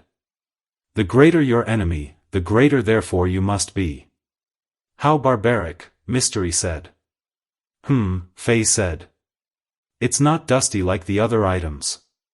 You can't be suggesting, Indy said. Faye wiped the interior of the cranium with her middle finger, then tasted it. Wine, she said. White. Not too old, I'd say. Terrific, Indy said. Faye placed the goblet back on the shelf. Let's hope, she said, that the owner of this skull was already dead before Jadoo fancied his head as a drinking cup. I wonder if he had an appointment, Indy said. We'll ask, Faye said. Pasha returned with a tray. He poured strong British tea from a silver kettle into 3 cups. Faye took the steaming cup that was offered, but Indy declined. Me neither, said Mystery. Oh? Pasha asked. Could I get the young lady some milk, and the gentleman some wine, perhaps? Mystery shook her head. No thanks, Indy said with a smile. I'm not thirsty. As you wish, Pasha said. I expect the master back shortly. In the meantime, is there anything else that I could get for your comfort? Actually, there is, Indy said. We're expecting a wire from the States this afternoon. Could you telephone the Western Union office and ask them to deliver it here? We have no telephone, Pasha said. But I will send a messenger to the telegraph office. In whose name will this message be directed? Mine, Indy said. Very well, Dr. Jones. Indy searched Pasha's eyes, but he did not flinch. You must have a phenomenal memory, Indy said. Beg your pardon, sir. I don't remember telling you that I was a professor. We do receive newswire reports, even in Calcutta, Pasha said. It would be a very uninformed citizen of the empire who did not know the name of the famous archaeologist. Pasha backed out of the room. You don't trust him, Faye said. There's not many people I do trust, Indy said. Then, when he felt Mystery's eyes on the back of his neck, he added, present company accepted. There was the sound of a closing door somewhere nearby, and hushed voices followed by approaching footsteps. A tall, white-haired man wearing a black turban and jacket entered the room. His skin was the color of walnut, but his eyes were a piercing blue. Guests, he said. Forgive me for making you wait. Had I known you were here, I would have hurried. Please, come into my inner office. Thank you, Faye said. They followed him into a dark, well-carpeted room where a ceiling fan turned slowly. The magician sat in a richly upholstered chair and withdrew a cigar from a wooden box on a side table, then offered the box to Indy. No thanks, Indy said. I don't smoke. I do, Faye said. As you wish, Jadoo said and allowed her to select a cigar. Jadoo lit his cigar with a wooden match, then passed the matches to Faye. She bit off one end of the cigar, then sucked flame into the other end of it. I didn't know you smoked, Mother. I've had to give it up, Faye said as the smoke serpentined around her head, drawn upward by the ceiling fan. It's difficult to get American cigarettes, and the local stuff they smoke stinks too much. My, this is strong. Jadoo smiled. Dr. Jones, I know you by reputation. And Madam, Pasha tells me that you are the wife of my peer, Casper Masculine. How may I help you? It is because of my husband that we are here, Faye said. We've been told that he may have visited you before his disappearance, some 4 years ago. Jadoo puffed on his cigar. Yes, he said. Of course I remember him. He spent the day with me, in 1930, I believe. He has disappeared? I am sorry to hear that. We were hoping, Indy said, that you could share with us the substance of your conversation with him, to better inform our search. Ah, it was so long ago, Jadoo said. And, I am sorry to admit, my memory is not what it once was. What strikes me most about the conversation now is how pleasant it was. We discussed the history of magic, of course, and he took notes for a book he said he was writing. A book? Faye asked. He never told me about a book. Now, let me think, Jadoo said and closed his eyes. It does seem to me that a book was involved in the discussion. We talked of so many things. Casper was not the type to attempt a book, Faye said. He was more the adventurer than the scholar. In fact, I only received 3 letters from him before his disappearance, and those were maddeningly brief. I have wished many times that he had been more inclined to document his activities, because it would have made the search for him that much easier. Now I remember, Jadoo said. He was not writing a book about ancient magic, but looking for one. I was not familiar with it, because it seemed to deal more with religion than magic. Did you have any advice for him? Indy asked. Yes. He asked me about ancient Hindu texts, and I was able to tell him something about Sanskrit. We also talked of the nearly universal belief among the world's religions of a book or tablet which contains the histories of every person who will ever live. The Omega Book, Faye said. That is what some cultures call it, Jadoo said. The ancient Egyptians, for example, believed that in the city of Heliopolis, near Cairo, there was a great sacred pillar named Anu that stood before civilization existed, and contained secret knowledge on the 36,535 scrolls hidden inside. The knowledge could only be revealed to the worthy, and for the benefit of the world. Indy laughed. That's a metaphor, he said. The 36,535 scrolls represent the 365 days of the year, plus a fraction of the day, and there are some interpretations that the knowledge is not contained within the pillar, but in the sky, in other words, the stars. As above, so below, Jadoo said, quoting a common occult saying. Plato supposedly visited the Temple of Neith, where there were secret halls containing historical records which have been kept for more than 9,000 years. The historian Manetho, who provided the chronology of pharaohs and dynasties that is still used today, is said to have extracted his history from certain pillars which he discovered in underground places, upon which Hermes had inscribed the sacred letters. I've heard the myths, Indy said. Including that of Edgar Cayce, the so-called sleeping prophet, who predicted that a hall of records that contains the history of a lost civilization would be discovered beneath the paws of the Sphinx. Of course, Jadoo said. We also talked of some of the great archaeological finds, and how many of them seemed more to do with magic than science. It is amazing, isn't it, how many discoveries involve 3 persons. A rogue archaeologist, his sponsor, and a teenage daughter of one of the principals? The tomb of Tut in common, Indy said, or the crystal skull of Lu Ban Tun. Precisely, Jadoo said. Surely there is some mysterious power at work there that science can never fully comprehend. After all, luck plays such a tremendous part in the act of digging in the earth, does it not?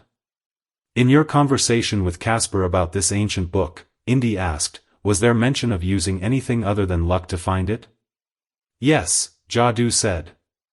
The staff of Aaron. Why did Casper believe the staff would help him find these records? Indy asked. We're dealing with unrelated theologies. Because the staff can find anything, Jadoo said. It helped the Israelites find water in the desert, for example, strike a rock with it, and a spring flowed. Casper believed that such divine intervention was necessary to find the right spot to dig in the sand. After all, it is something like attempting to find a needle in a haystack, as you Americans say. Belief in the staff is traditional in Islam, Judaism, and Christianity, Indy said. Aaron was supposedly 123 years old when he died and was buried at Mount Hor. As to the final location of his staff, the texts are silent. Not all texts, Jadoo said. You have some information you'd like to share? Jadoo shrugged. Chasing rumors and folklore is like trying to catch the wind, he said.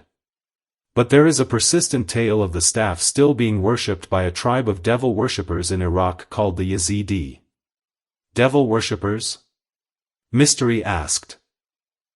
Why would they worship something that is so connected with the biblical story of Exodus? Because Aaron and his sister, a sorceress named Miriam, lost their faith while their brother Moses was on the mountain receiving the 10 Commandments from God, Indy said. They urged the Israelites to construct the golden calf and to worship it. The Yazidi are an unusual people, Jadoo said. They are located in a remote mountain area to the north of Baghdad, and foreigners are strictly forbidden to go there. I told Casper that he had better be careful if he reached them, because they anger easily and are not responsive to reason. What is the American expression? They would as soon slit your throat as look at you. So Casper was planning to go to Iraq? Yes, I believe that was his plan, Jadoo said. But I don't know, because I never heard from him after. Neither did he discuss his route with me. Thank you, Faye said as she knocked the ashes of her cigar into a tray. You have given us our first real clue to my husband's whereabouts. I only wish I could be more specific, Jadoo said apologetically. I have one more question, Faye asked. Certainly, Jadoo said. There is a goblet made from a human skull in your collection in the next room, she said. We observed that it was not dusty, like the other pieces, and it smelled of wine. Ah, Jadoo said and smiled. You were wondering if, true to my name, I take refreshment from it. No, I'm sorry to disappoint you. I acquired that relic some years ago in Tibet, and through neglect a family of mice came to nest inside it. When I discovered it last week, I asked Pasha to clean it. He used vinegar, which accounts for the odor. That explains it, Faye said. What do you mean, true to your name? Mystery asked. The magician looked uncomfortable. Jadoo, Indy explained, means black magic. A stage affectation, the magician said. There was a rap at the door, and Pasha entered. He was carrying a tray, and there was a heavy yellow piece of paper on it, folded so as to make it its own envelope. Excuse me, he said. A message for Dr. Jones. Thank you, Indy said. Indy opened the telegram and read it. It's from Marcus Brody, he said, and his voice nearly cracked. He says that he is distressed to learn that I'm in India instead of China, but that he has directed a transfer of funds to the British Mercantile Bank here. All I have to do is go to the bank and give our usual code word. You seem surprised to hear from your old friend, Faye said. Not surprised, Indy said. Simply nostalgic. You have a code word? Mystery asked. Yes, Indy said proudly. A mnemonic device we agreed upon, something from childhood. It certainly comes in handy.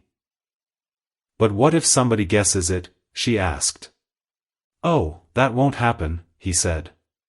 The word is part of a sequence, which progresses each time we use it. Oh, no. Dr. Jones, Faye said. What's wrong? You look suddenly ill. I can't remember where we are in the sequence, he stammered. All right, Dr. Jones, the banker said cheerfully. My name is Mr. Hyde, and I will be overseeing the funds transfer from America. 1,000 American dollars. They were sitting in a well-appointed office of the British Mercantile Bank, while Faye and Mystery waited in the lobby outside. The banker had seemed somewhat alarmed at Indy's disheveled condition, and had insisted that he leave the whip and the gun with Faye. Terrific, Indy said. You don't know what a help this is. Sign this, please. He pushed a form across to Indy. Indy signed it and dated it, then handed it back. "The date," the banker said. "What? Oh, sorry. I'm always behind when the year changes." "You are a quarter of a century ahead," the banker observed. "There's a funny story behind that," Indy said. "I'm sure there is," the banker said without emotion. "Now, do you have some identification? Your passport will do." "I'm sorry, I don't," Indy said. "You're traveling without a passport?" "I lost it in the storm that sank our ship," Indy said. "Something else, then. A birth certificate? That's not something I normally carry with me." "A library card, perhaps?" "I told you," Indy said. His eyes glistened and his cheeks were beginning to redden. "I lost everything in the typhoon. We are in a desperate situation here, or I wouldn't be wiring my friend Marcus Brody for money." "All right, Dr. Jones, no need to get angry," Hyde said. "There is one last recourse here. I just need to verify your identity with the code word which Mr. Brody has given us." Indy grinned. "Another funny story," he said. "I'll take your word for it," the banker said. "Can I give you the entire phrase, of which?" "The code word, Dr. Jones," the banker insisted. Indy mumbled. "I beg your pardon?" "Boy," Indy said. "No, I'm sorry." "Does." "Quite wrong." "Fine," Indy said. "Well," the banker said. "That's it," Indy said. "I couldn't remember which note we used last. Every good boy does fine. The phrase stands for the lines of the great musical staff, and we used D last time." The banker looked at him suspiciously. "Look, I've just given you the code," he said. "Wire Brody if you must and ask him to confirm it. We'll have to change it now, anyway." "Wait here, please," the banker said. "I'll get the money for you." The banker left the office and Indy waited nervously. When the man returned, he was accompanied by a bank security guard. "What's wrong?" Indy asked. "You're under arrest for fraud," Hyde said. The correct response was, "Every." "You're making a big mistake," Indy said. "I'm afraid not, Dr. Jones, or whoever you are," Hyde said. "Our description for Professor Jones is of a man considerably younger than yourself. He would certainly have no gray in his hair. In addition, Mr. Brody told us that he believed you were in South America. We must conclude, therefore, that you are an impostor attempting to assume the identity of Dr. Jones in order to make some quick cash from Mr. Brody's museum." "Get Marcus on the phone," Indy said. "Let me talk to him." "That is quite impossible," Hyde said. "Please," Indy said. "You don't understand." "I'm afraid we do," Hyde said. "You will be held by the Calcutta police until we can sort this thing out." "Behave yourself," the guard told him while he handcuffed Indy's hands behind his back. "There's a good fellow. No use struggling." As Indy was led away through the lobby, Faye called out to him. "Where are they taking you?" she asked. "The Calcutta jail," Indy said.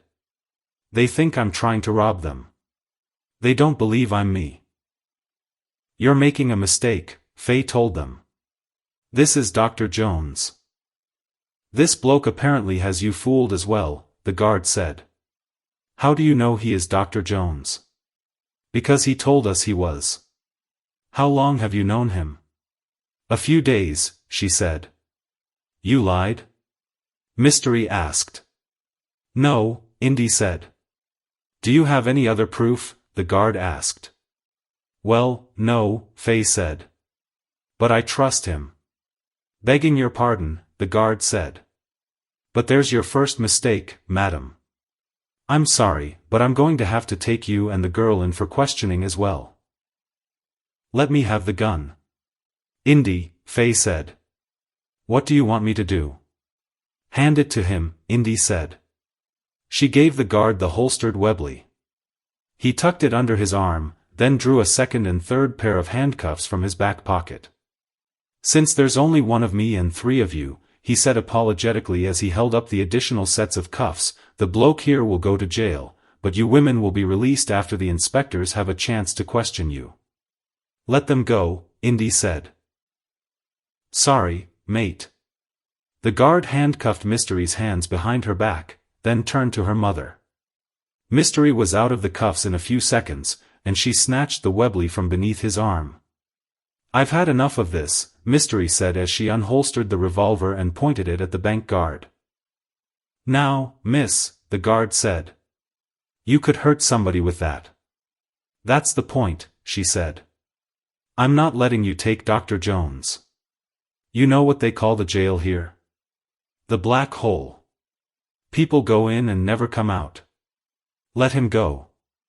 All right, the guard said and released Indy. Let's get out of here, Mystery said. Indy took the gun from the guard's holster. Not yet, Indy said.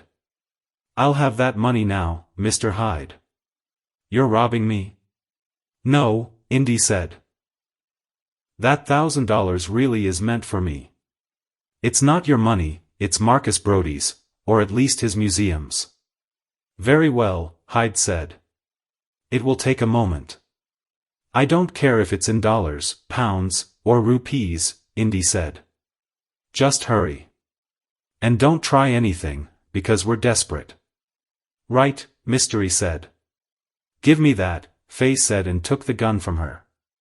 You're not going to shoot anybody. Faye, Indy said. This is kind of a delicate situation. Would you please not undermine our position? I won't be having my daughter waving guns around, she said. Fine, Indy said. Then you wave it. Hyde came back with the money, which was in pounds. Indy stuffed it in his jacket and tipped his hat. Remember, he said. We only took what was mine. Then all three ran for the door. Sokai was still unaccustomed to the black silk patch over his eye, and he tilted his head back at an awkward angle as he looked at the old magician. Sokai, who was wearing a white suit beneath his black trench coat, lit an American cigarette and crossed his legs while Jadoo fidgeted with a cigar. Musashi stood behind Sokai's chair. This man Jones, Sokai said simply. Tell me what you know of him. He was here, Jadoo said. And his two companions. A woman by the name of Masculine and her daughter. They should be well on their way to Baghdad by now. What did they want? Sokai asked. They were searching for clues to the woman's missing husband, Jadoo said. I told them that he was here, 4 years ago. Go on, Sokai said. I led them to believe that I was sympathetic to their search.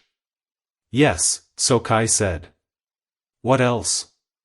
Jones received a telegram from New York. Money was waiting for him at the British Mercantile Bank. That will make him harder to catch, Sokai said. Why do you want him? Personal reasons, Sokai said and touched the eye patch. Also, they search for something which interests me. Why are they on their way to Baghdad? Because I told them the husband believed he would find the rod of Aaron among the Yazidi of northern Iraq, Jadoo said. That much is true. But they won't find the husband there, Sokai said. No, Jadoo said. Why have you never sought this fabled rod, if the husband shared its location with you? Because the Yazidi are not a tribe I am anxious to visit, Jadoo said. I have never been inclined to risk my life for an uncertain reward. Ah, Sokai said, but what if someone else does the real work by locating the prize first? Then it would be a prize for the taking, Jadoo said. Sokai laughed. We seem to share compatible philosophies, Sokai said. Let us join forces to bring about the destruction of Jones and his companions. We will have what is his. We've got a problem, Indy said as he sat down between Faye and Mystery in the crowded railcar bound for the heart of the Indian subcontinent. The conductor had punched their tickets without so much as a second glance. Other than being fugitives? Mystery asked. Keep your voice down, Indy said. No, I think we're safe now. The problem is that once we get to the Pakistani border, a week from now, or 2 weeks, depending on our luck and the whims of the Indian railway system, the rails end. All right, Faye said. Then we hire a driver. There are no roads, Indy said.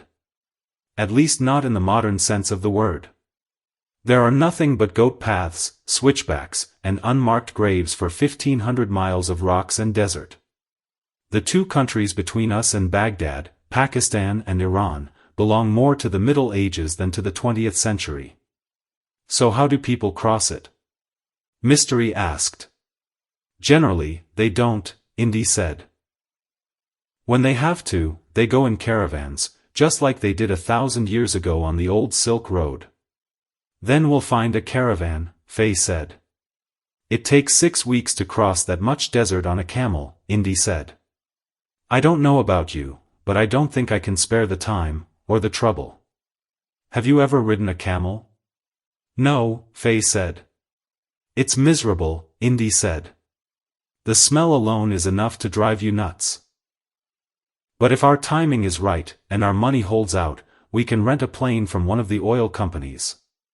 If we're lucky, we might even find a plane that can still fly for more than 50 miles at a hop. The desert is notoriously hard on aircraft. So, Mystery asked. Is that the plan? Yes, Dr. Jones, Faye said. What is our next move? The smart move would be to go home, Indy suggested.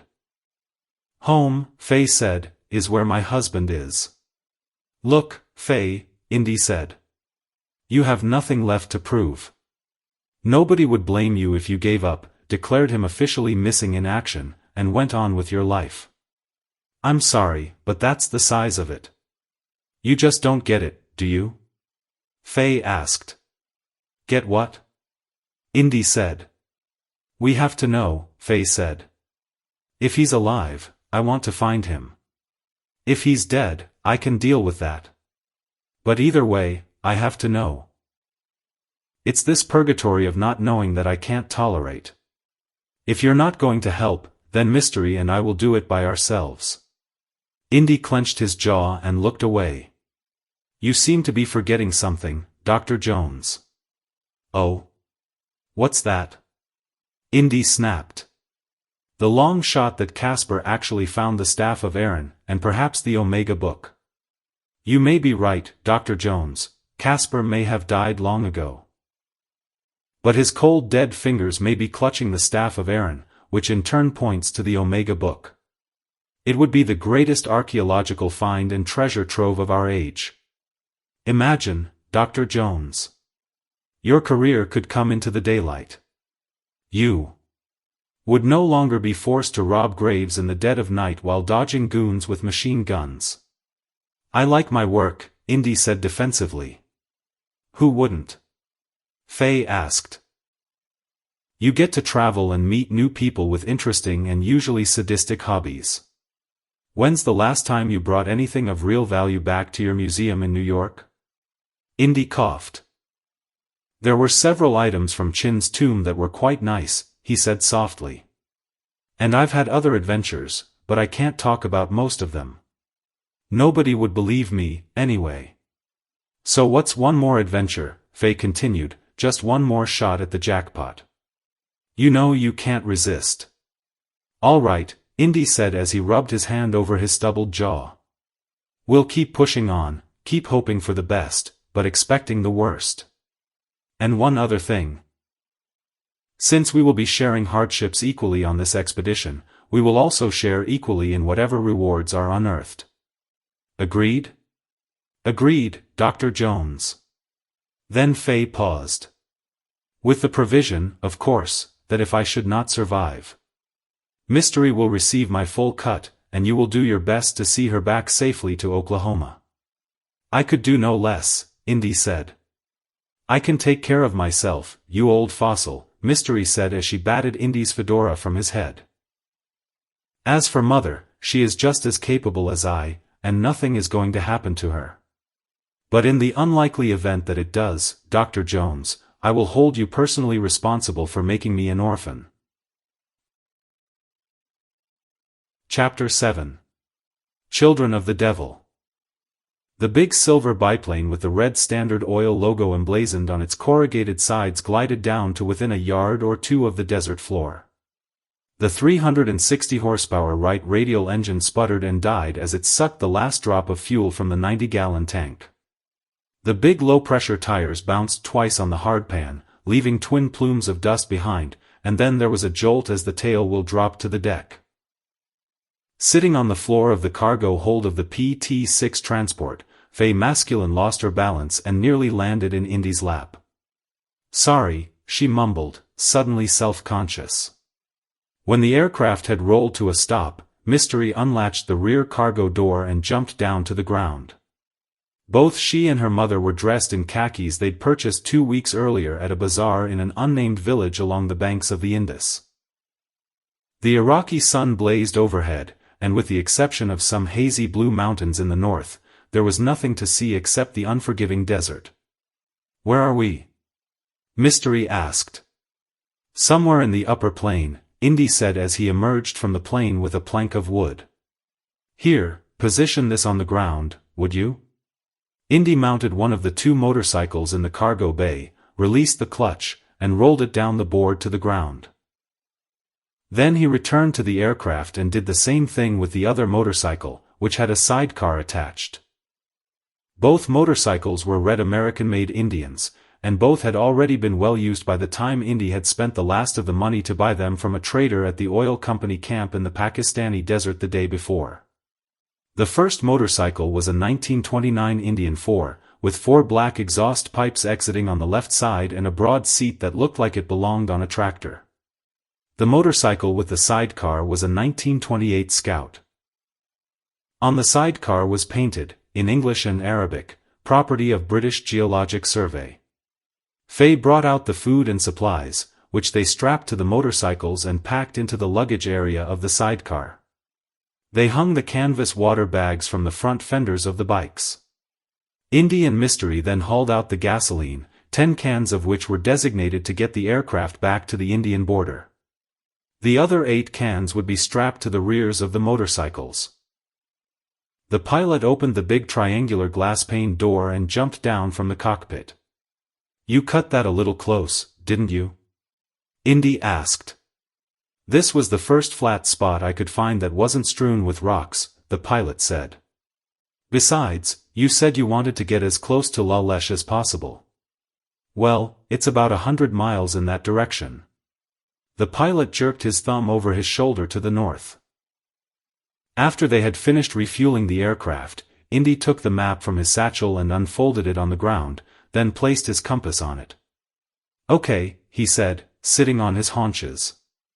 "The Tigris River is due west, the mountains are to the northeast, and you say La Leche is 100 miles north. That would place us about here." Indy jabbed the map with his index finger. "A little more over here, I think," the pilot said. "All right," Indy said. "If we average 30 miles an hour across the desert, we should reach La Leche by nightfall. Is there anything in particular we should know?" "Iraq is a British protectorate," the pilot said, "but up here on the upper plain you're on your own. Iraq does have its own army, but I wouldn't trust them if you meet them. The officers tend to lean toward fascism and they are busy brewing up a war with the British. They won't be fond of Americans. Stay away from the Yazidi tribes, because they have a nasty reputation." "I've heard," Indy said. "Baghdad is around 300 miles to the south," the pilot said. "If you get lost, just find the Tigris River and follow it down. Also, there should be a couple of British Oil Company outposts where you can buy fuel on the way back."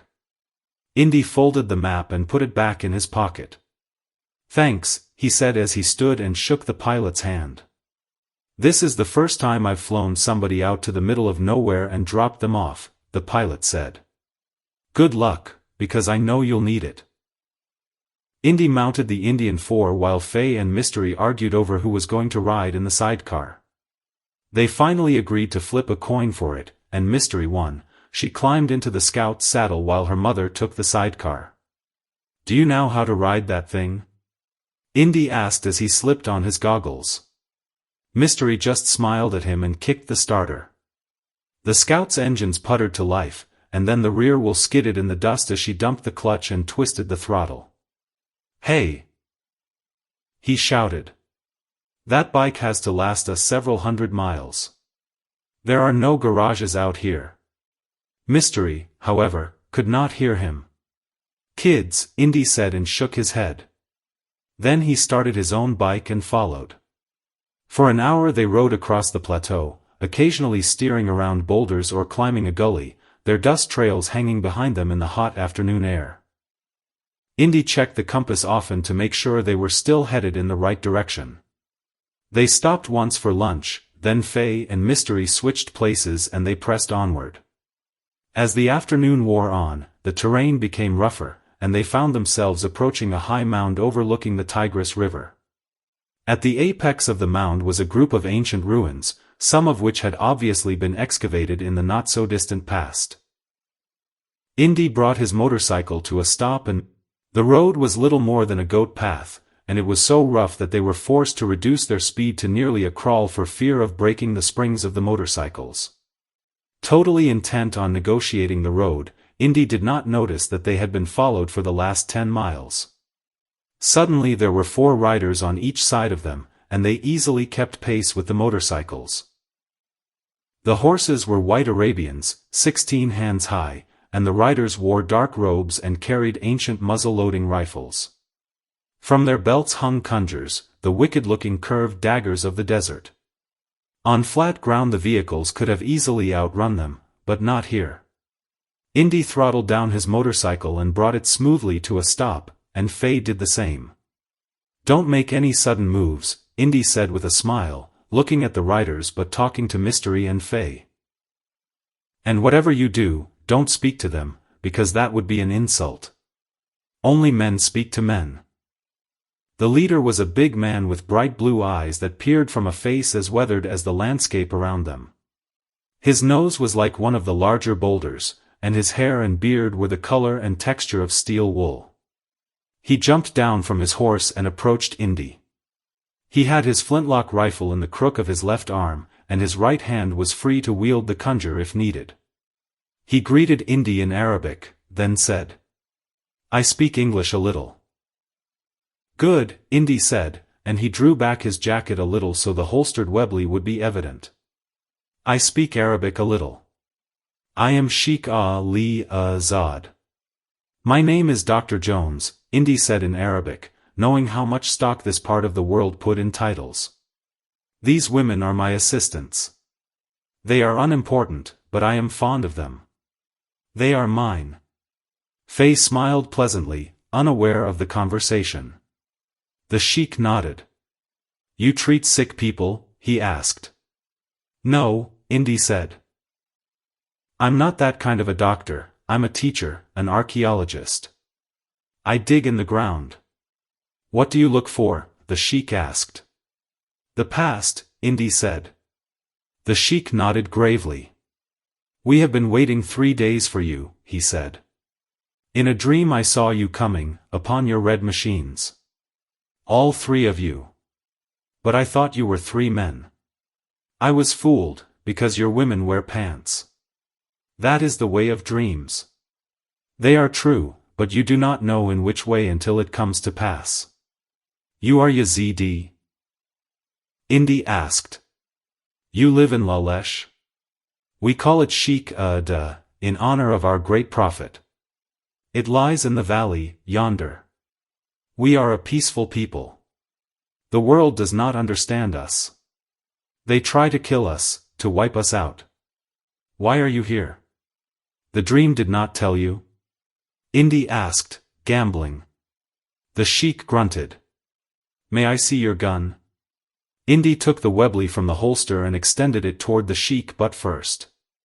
"If I can see yours," he said.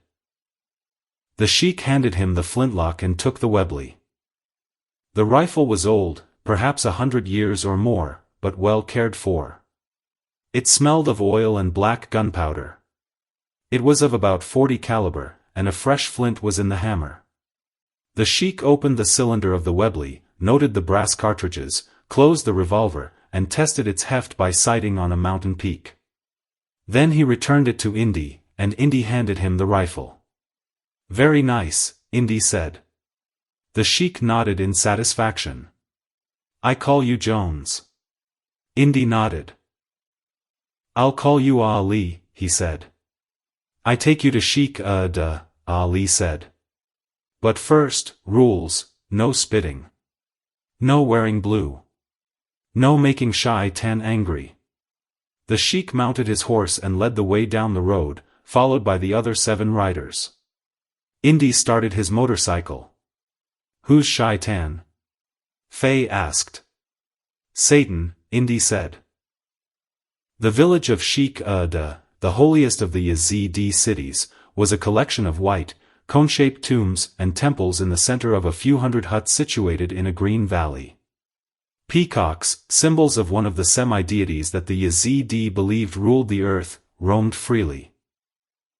There appeared to be little commerce other than the raising of goats and horses, and by Yazidi standards Ali was a wealthy man because he owned a gun, a horse, a conjure and his own little shop that dealt in tea and the cheapest of Western trinkets.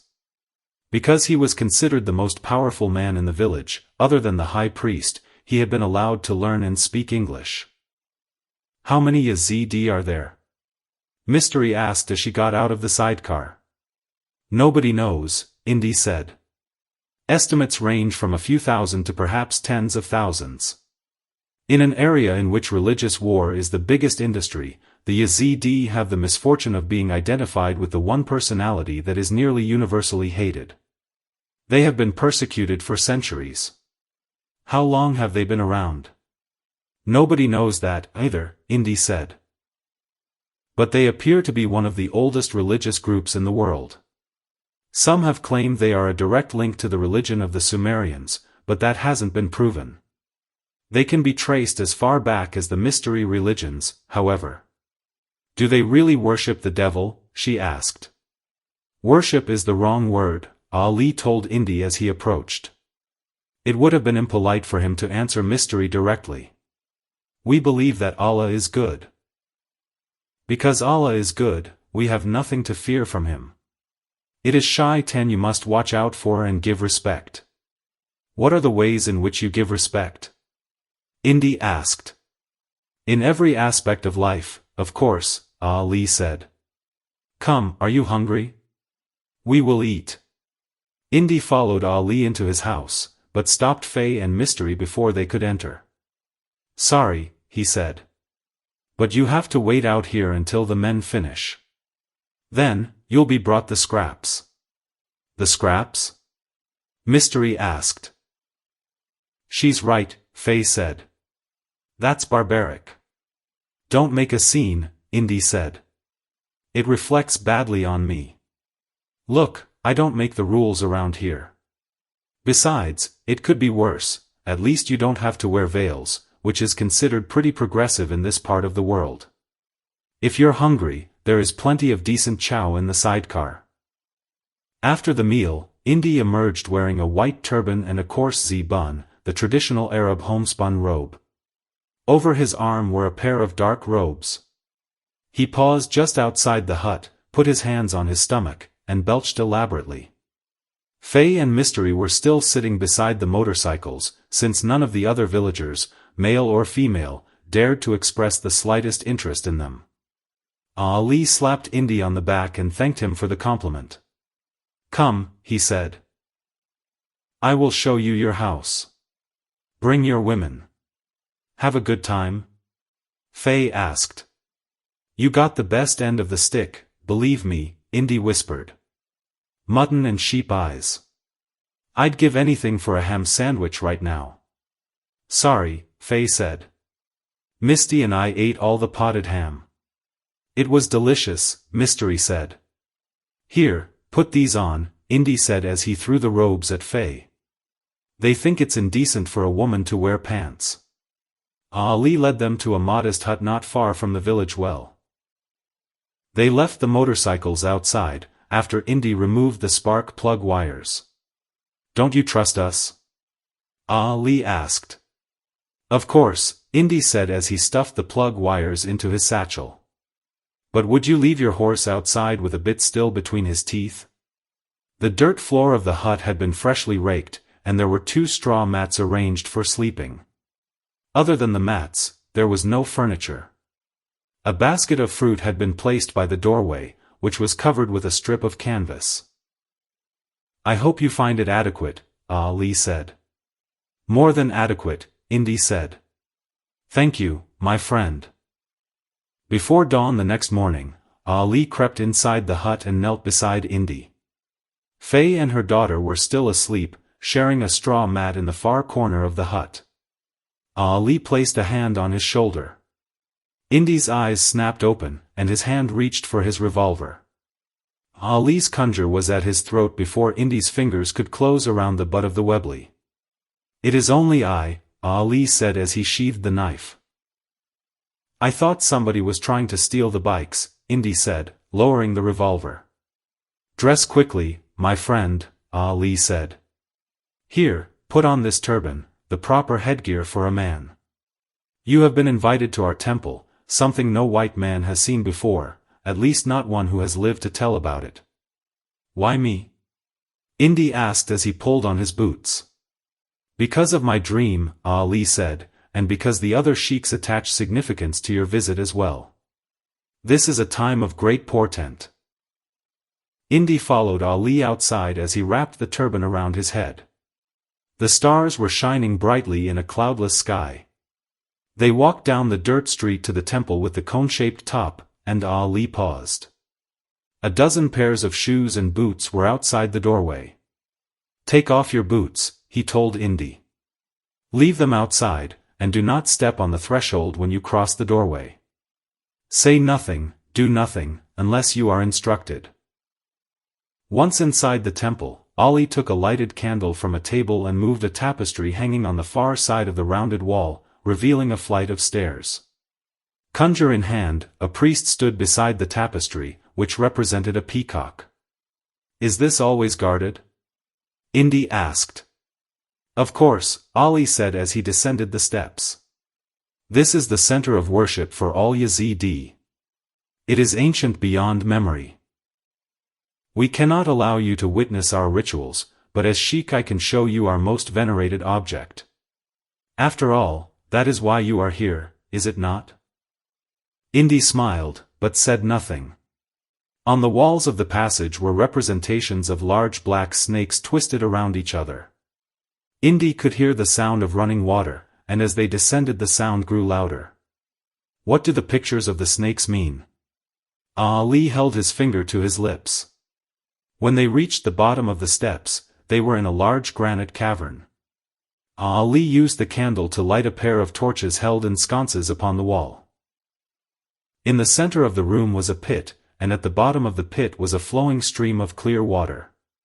"You may ask questions about anything except the pictures upon the wall," Ali said. "Those are the property of Shaitan, and we are forbidden to speak of them." "The water," Indy said. "It is from the village well." "Yes," Ali said. "Our temples are always built over underground streams." Then Ali walked over to an alcove cut into the rock, and from the light of his candle Indy could see the wooden doors of a coffin-shaped reliquary. Ali opened the doors, revealing a bone-white piece of wood. It was nearly 2 meters long, Indy judged.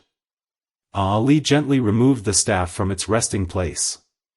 "You may hold it," Ali said, "but under no circumstances it is allowed to touch the floor." Indy nodded, then took the staff. "It is so light," Indy said. "It is very old, and has lost much of its weight. If you were to drop it, it would shatter like a piece of glass." "Bring the candle closer," Indy said. "There are some markings here, but I cannot make them out. They look like Hebrew, but I can't be sure." "It has not produced miracles in my lifetime," Ali said. "It has healed the sick in the past. I remember my grandfather telling me about the lepers and the demon-possessed it cured." "Is that why you thought I was a physician?" "More of a hope, really," Ali said. "We have had a few foreigners come seeking the staff every generation or so, but they are always after power. Within the last few years, Indy asked, was there ever an Englishman named Casper? No, Ali said. You are the first in a generation. The staff and Indy said and nodded toward the stairway. We have a Western symbol, the caduceus, which represents healing, that is a combination of those pictures and the staff. I know of it, Ali said. How did the staff come into the possession of your people? We do not really know, Ali said. There is an old story about the staff and the Ark of the Covenant being stolen from Solomon's temple at the same time, long ago, but we cannot be sure. It is just a story. Indy carefully handed the staff back to Ali, and as the sheik put it back into the reliquary, Indy asked, has anyone asked merely to borrow the staff? That would be quite impossible, Ali said. We have very strict laws about that. It must remain here, under our protection. And if someone were to steal it, woe to them. After we cut off their hands, they would be staked in the desert and disemboweled. What a feast for the vultures, eh? But we are a peaceful people. Tell me, Dr. Jones, what is your interest in the staff? Purely academic, Indy said. Of course, Ali said. You know, there is one circumstance only in which the staff may leave the village, and that is in the hands of the expected one, who again can bring forth miracles with the aid of the staff. Frankly, my friend, I was hoping that would be you. I'm not your man, Indy said. Sorry. So am I, Ali said. We are sorely in need of the age of miracles to return. In my dream, even the heavens responded to the will of the chosen one. So you saw it, Faye said. They were sitting on the straw mats in the hut, and Indy had just finished telling her about the tour of the temple and its underground chamber. Yes, or something like it, Indy said. Very old, kept in a wooden cabinet in an alcove cut into the rock. This pit that had the well water in it, Mystery said. How big was it? About 3 feet across. Could you tell how deep the water was, or the chamber in which it ran? No, Indy said, it was too dark. This is going to be difficult, Faye said. This is impossible, Indy said. The temple is guarded around the clock. Yes, but just by one priest, Faye said. There's no way to get past him. Even if you could somehow overpower him, you'd have to fight the entire village to escape. Maybe, Faye said. Unless you could put a duplicate in its place. From your description, it doesn't sound all that special looking. Look, I don't want to have my hands chopped off and then be staked in the desert to serve as food for vultures, Indy said. It's just too risky. And besides that, it wouldn't be right. These people have shared their food and their shelter with us. Let's not repay them by stealing the most valuable thing they own. We could bring it back, Faye said. It would still be stealing, Indy said. It's the key to the Omega book, Faye said. It also may be our only chance of finding Casper. Too risky, Indy said. The famed scholar, adventurer, and grave robber concedes a challenge he can't meet? Mystery asked mockingly. I prefer to rob my victims after they've been dead a few thousand years, not while they're still walking about, Indy said sourly. We'll leave for Baghdad tomorrow, at first light. There is nothing more for us here. Indy sat upright on the straw mat, awakened by the shouts of men and the ululation of the women in the center of the village. He glanced across the room and saw Faye sleeping, but not Mystery. Oh, no, he said. Where's Mystery? Faye asked, rousing. I don't know, Indy said as he pulled on his shoes and grabbed his Z-bun. But I'm afraid she may be the cause of all the excitement. There was a crowd gathered around the temple, and everyone seemed to be talking at once in Arabic. What's wrong? Indy asked Ali. The staff is gone, Ali said. We came here for morning worship, and it was missing. Where is it? You can't think I stole it. I can think of no one else, Ali said. I shouldn't have showed it to you. It was a mistake. Ali made a motion with his hand, and Indy and Faye were grasped by their arms. Where is the girl? Ali said. I don't know, Indy said. Again, where is the staff? Again, I don't know, Indy said. Ali shook his head.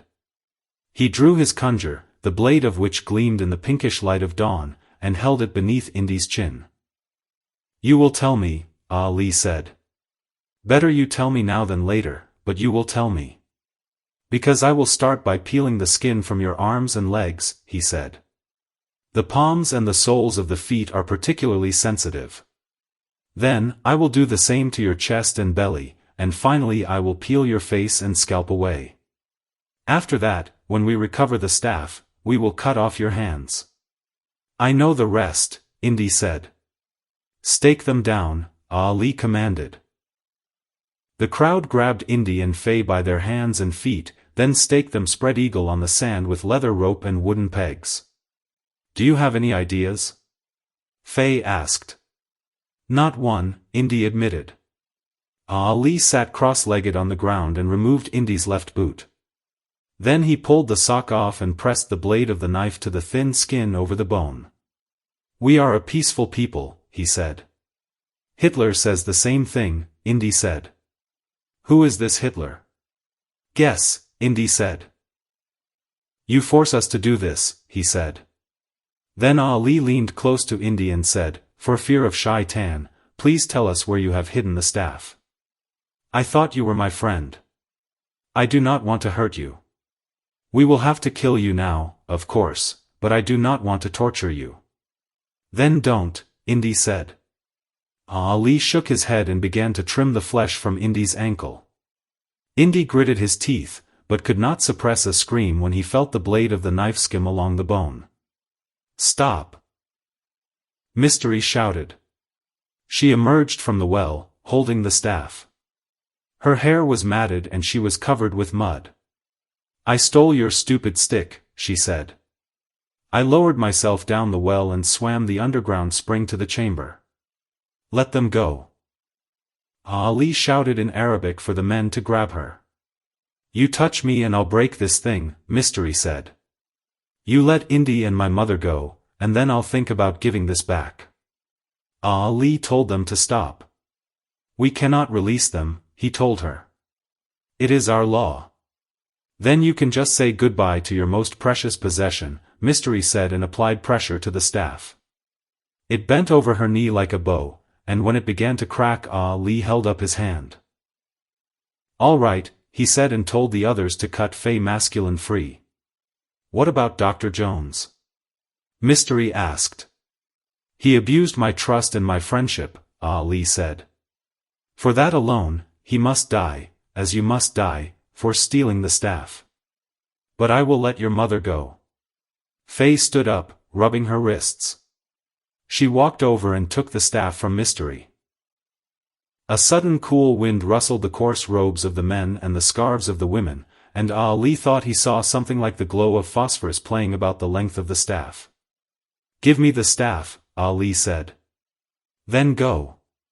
I'm not leaving without my daughter, Faye said, her blue eyes flashing. Or my friend. They are to die, Ali insisted. Go.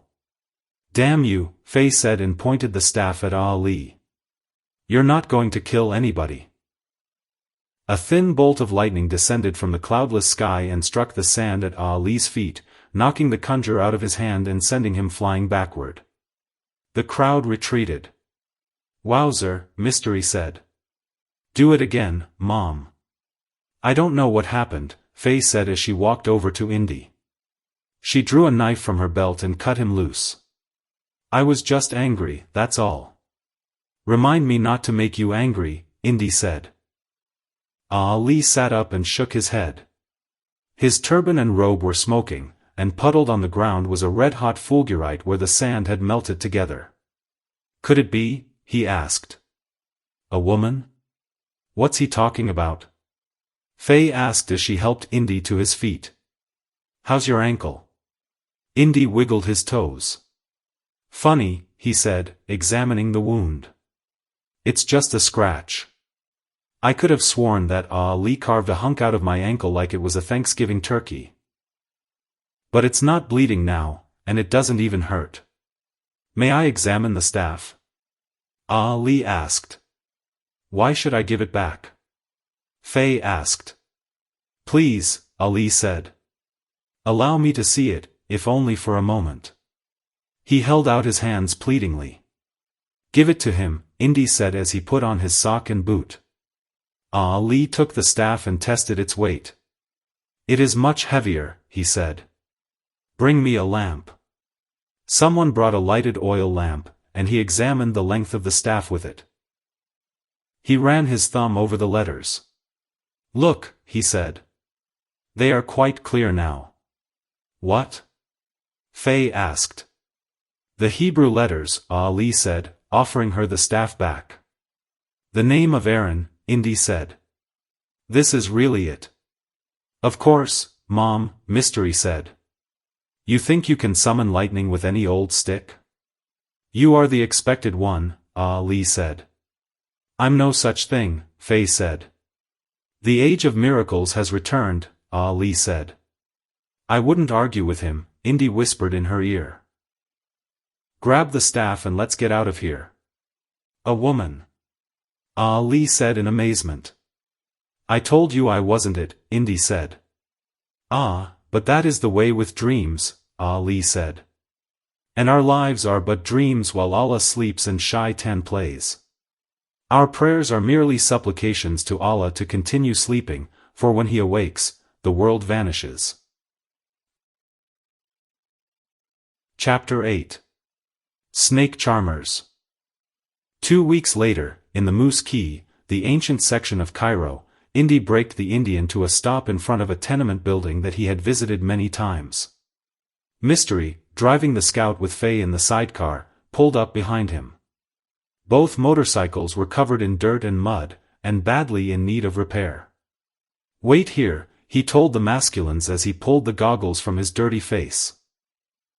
He walked up the flight of stairs to an apartment on the top floor of the building, wiped most of the dirt from his face with his kerchief, and knocked. A dark-haired girl of about 3 came to the door. Is your daddy home? Indy asked in Arabic. She looked at him blankly.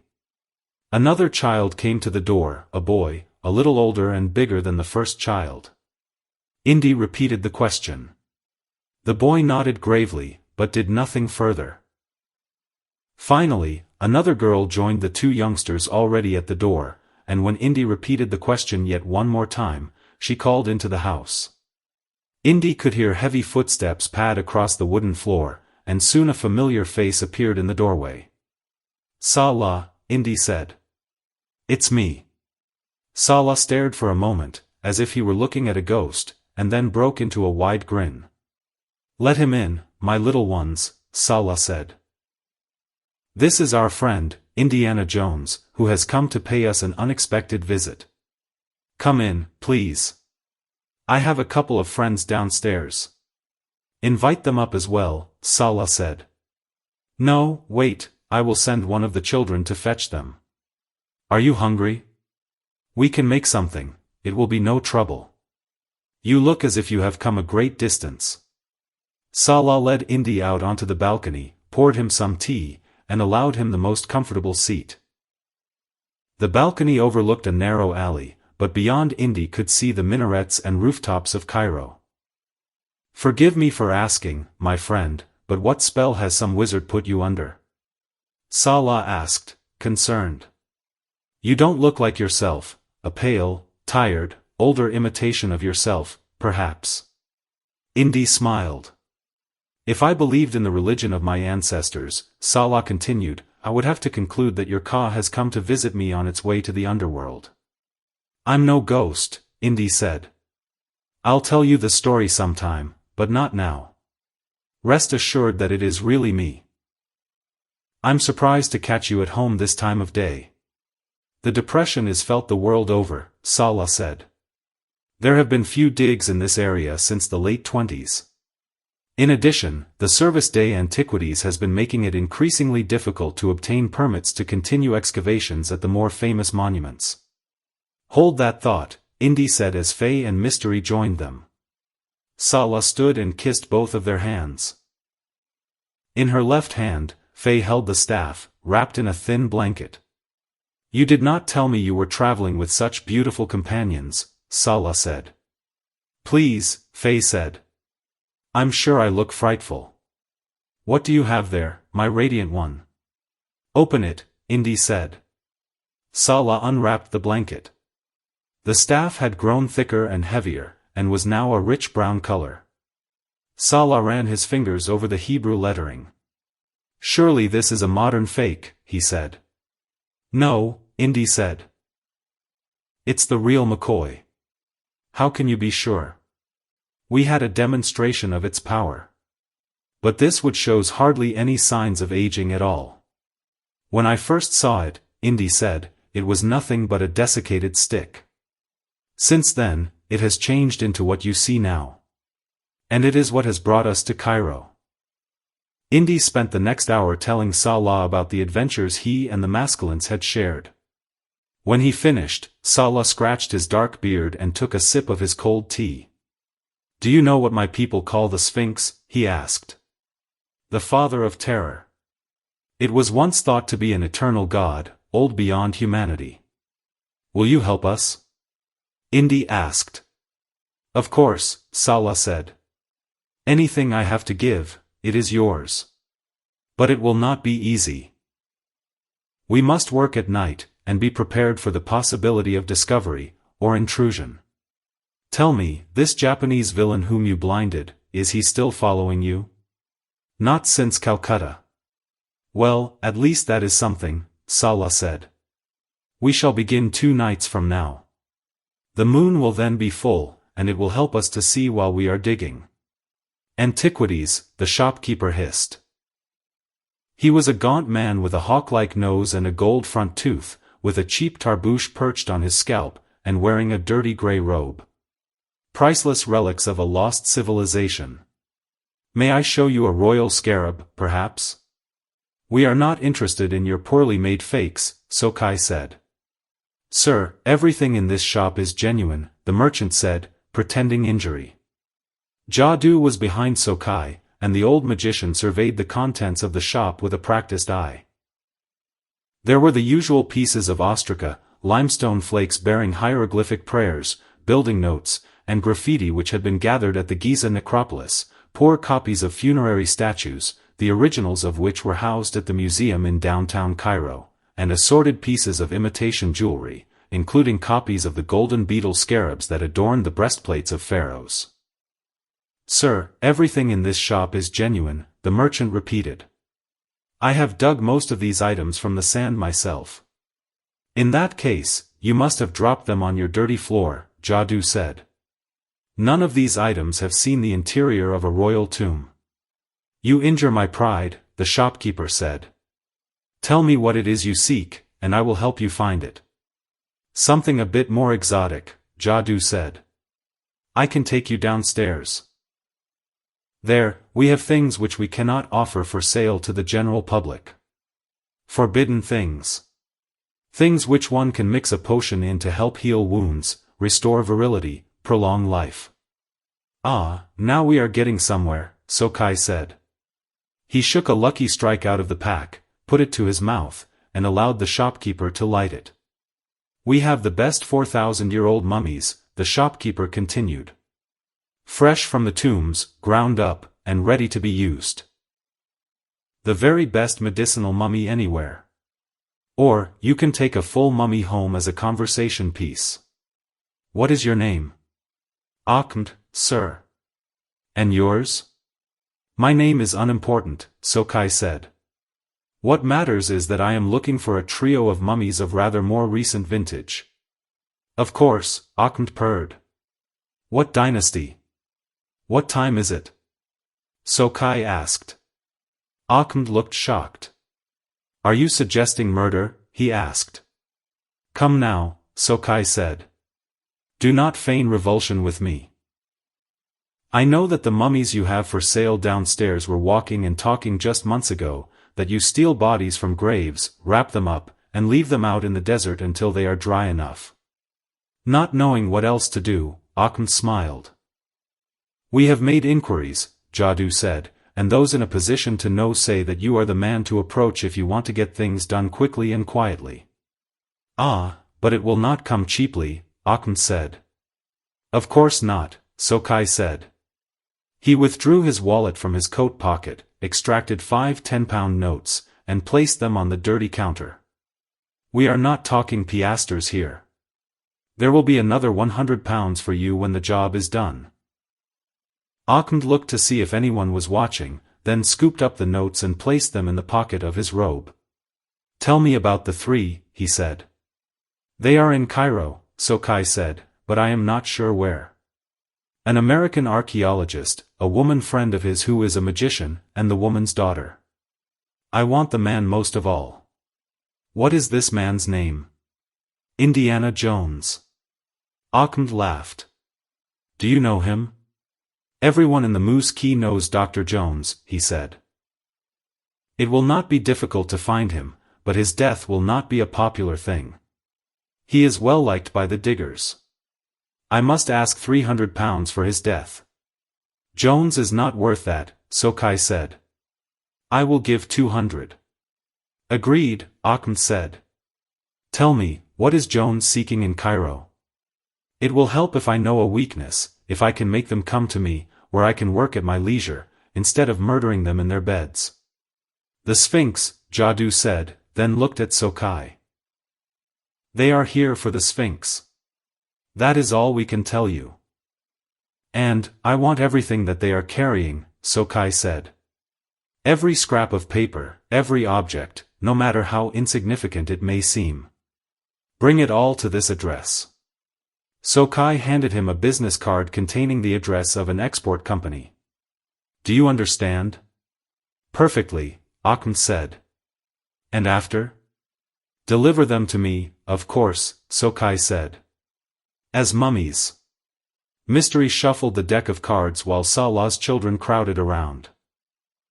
She fanned the cards, face out, and asked the youngest of the girls to pick one.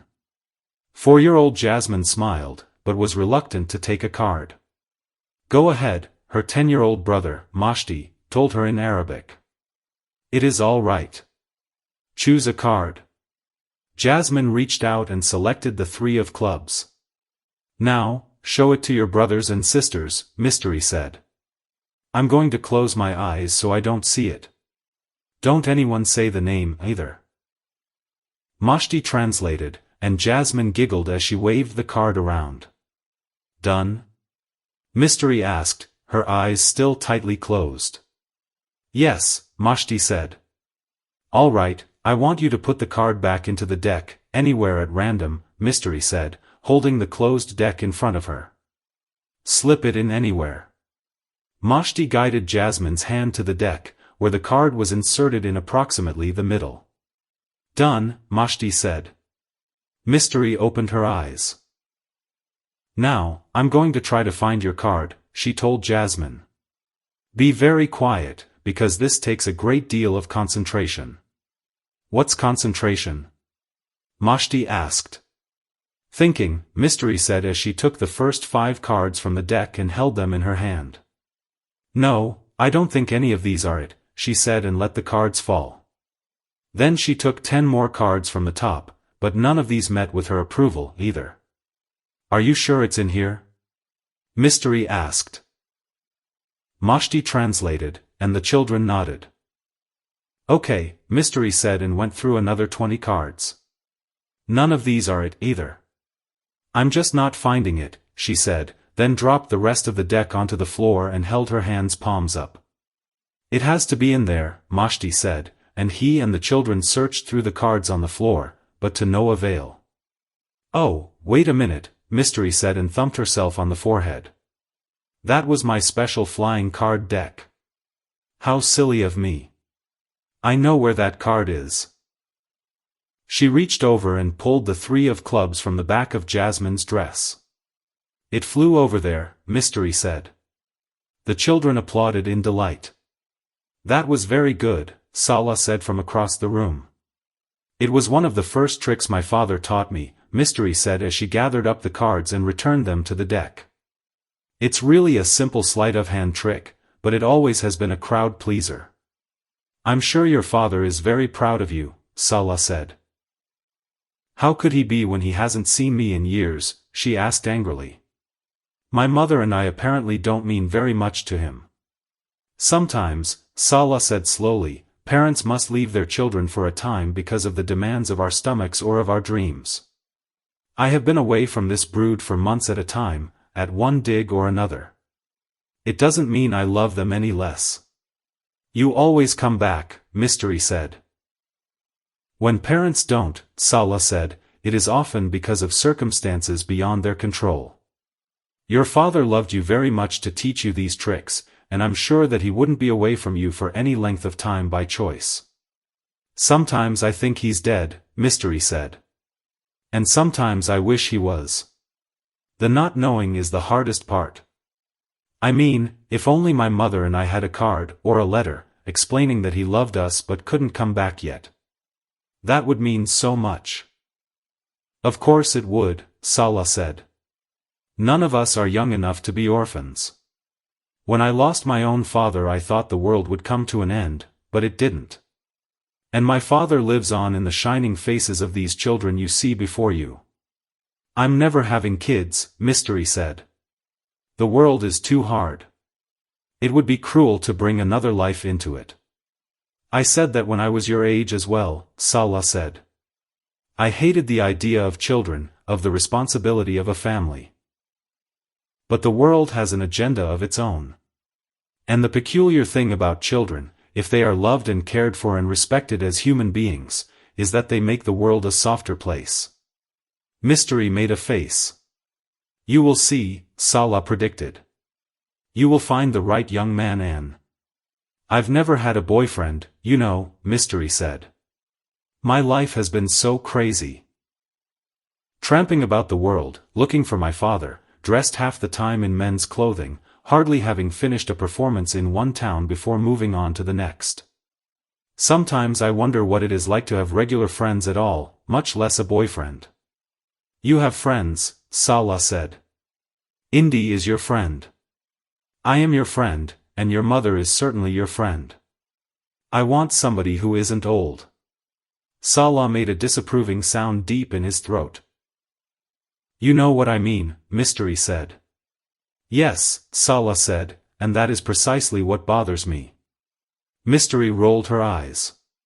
Perhaps a change of pace is needed, Sala said. Let me summon your mother and Indy. They will take you to the marketplace, where a new dress awaits. You mean a real dress?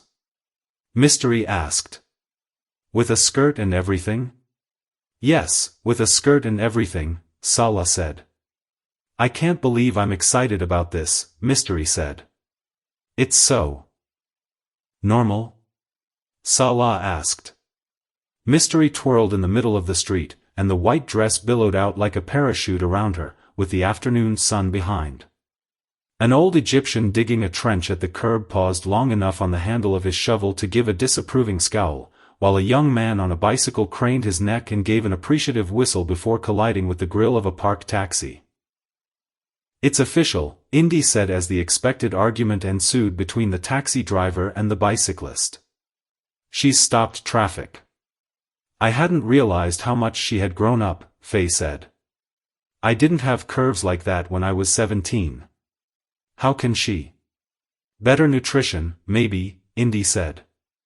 Besides, you're so used to seeing her in men's clothing that anything else is bound to be a shock. Street merchants called to them from the curbs, anxious to attract the attention of the wealthy Americans.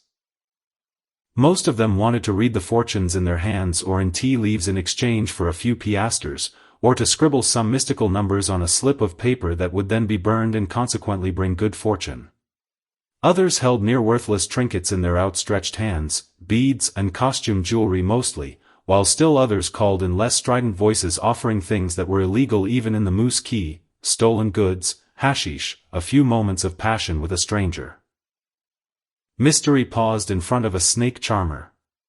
The man was sitting cross-legged, playing a flute, in front of a wicker basket. A king cobra stuck its head out of the basket, inflated its hood, and seemed to sway in time to the strangely dissonant music. "That's a big one," Faye said. "It must measure 8 feet, tip to tail. How would you like for that monster to sink its fangs into you?" Mystery asked. "Let's go," Indy said. "The snakes are deaf, you know," Faye said.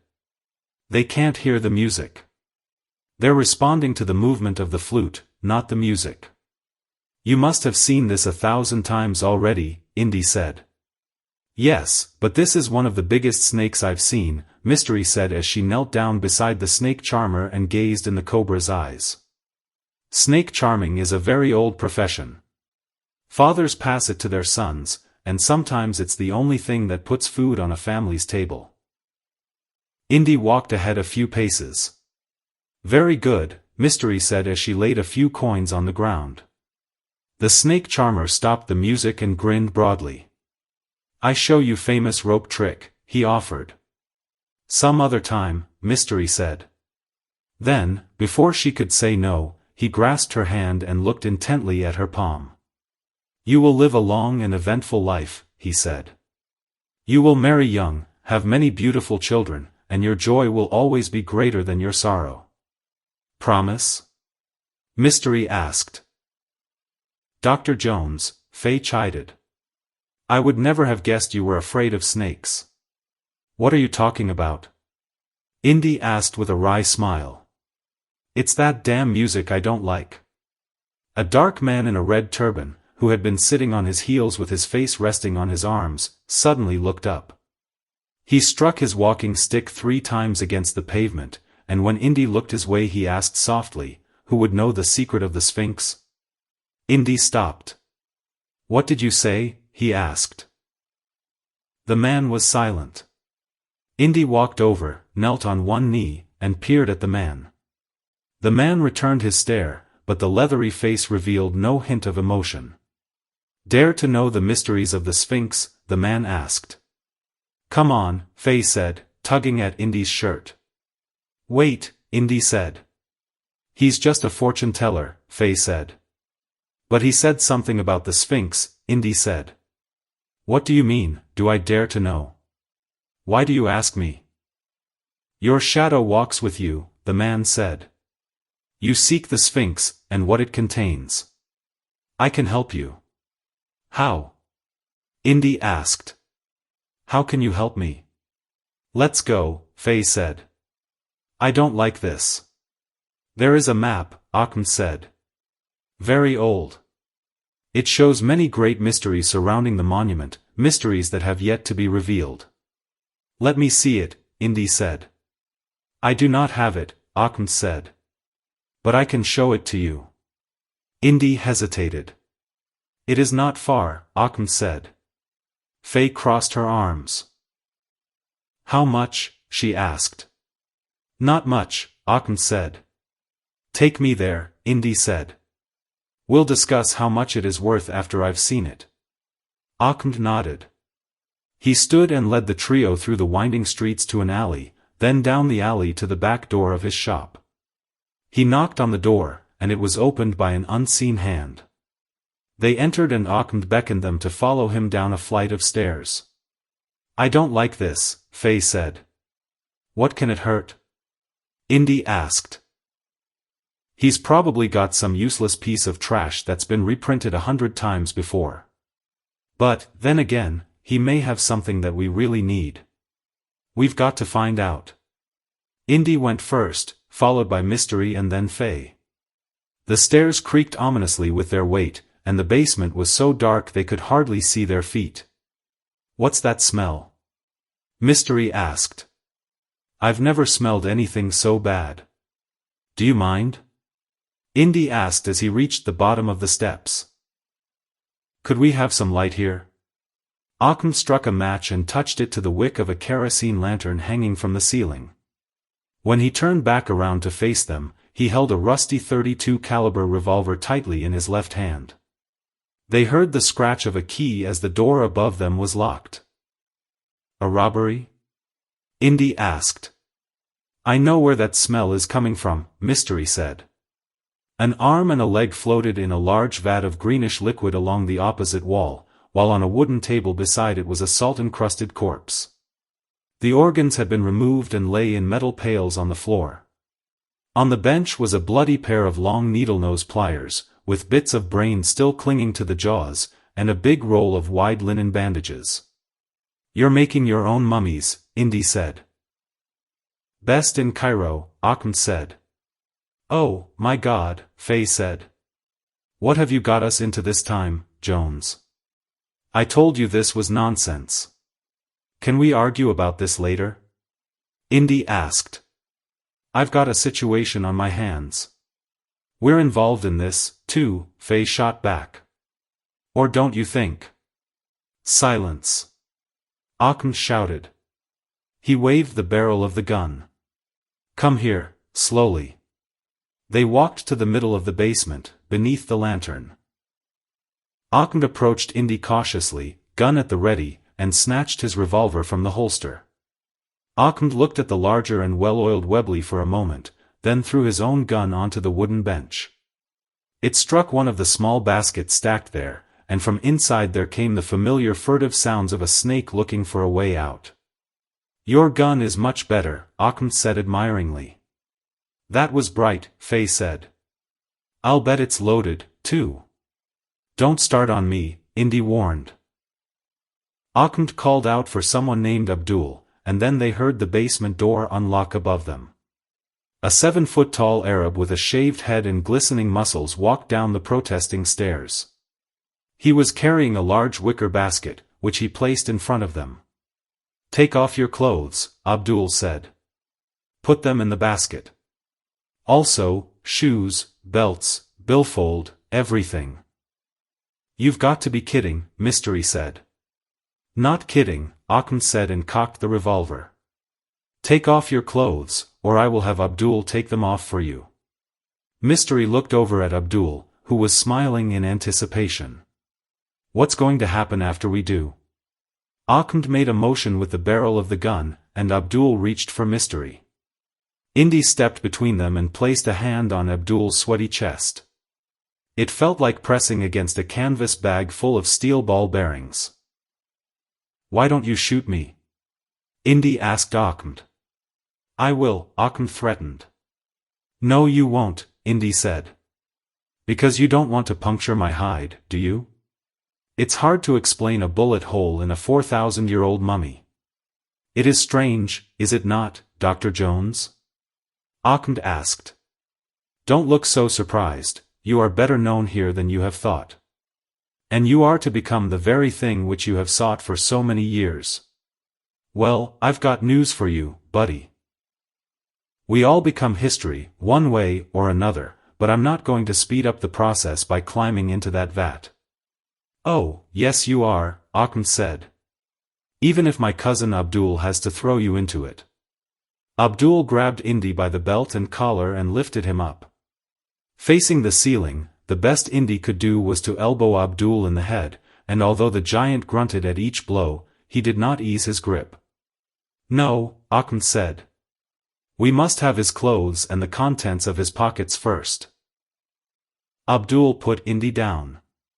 "Take off your clothes," Ahmed said. "All of you. Do it." Indy slowly began to unbutton his shirt, beginning at the top.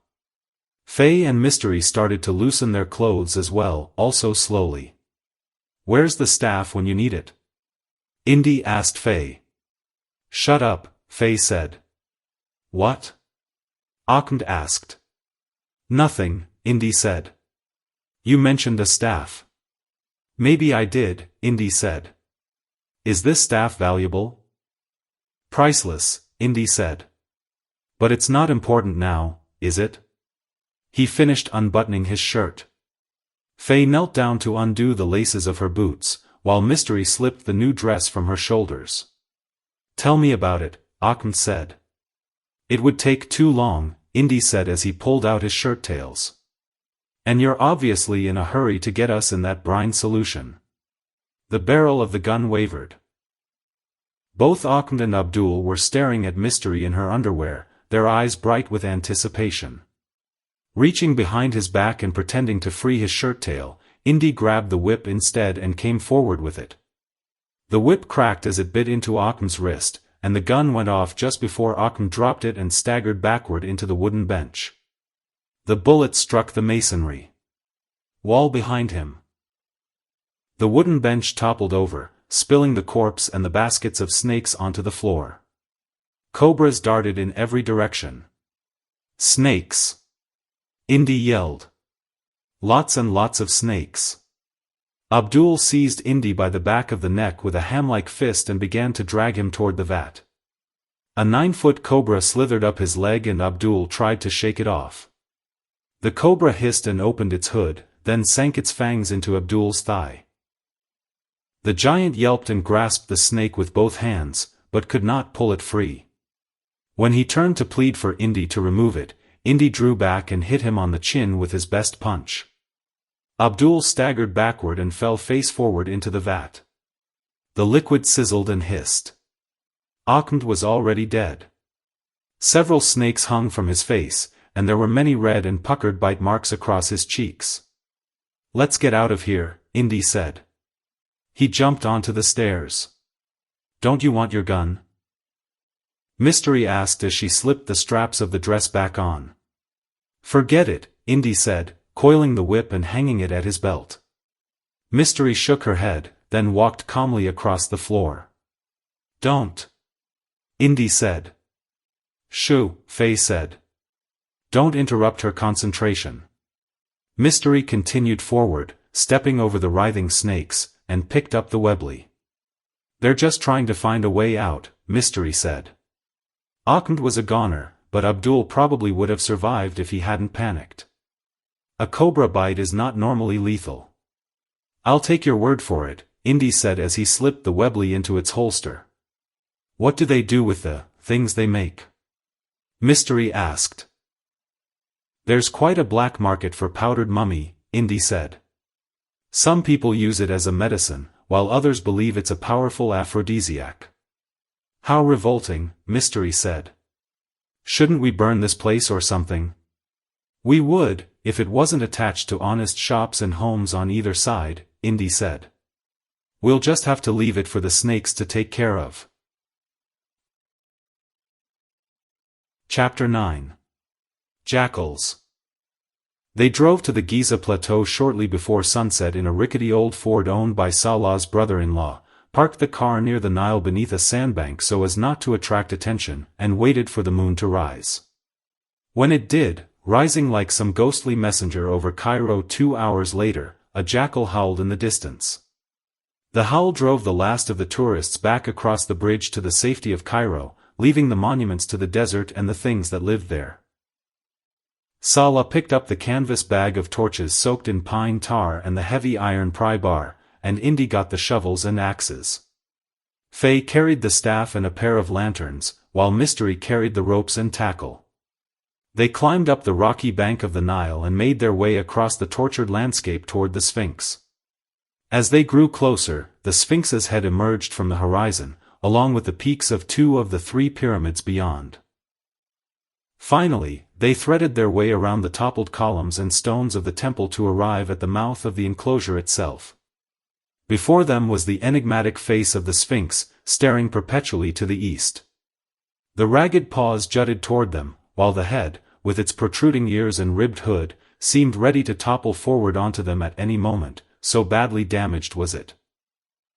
Because the Sphinx was carved from a single limestone outcropping, the head was the only thing that appeared above the horizon. The rest of the body was set into a trench-like enclosure. Between the paws was an upright granite monument, about the height of a person, that was covered with hieroglyphics.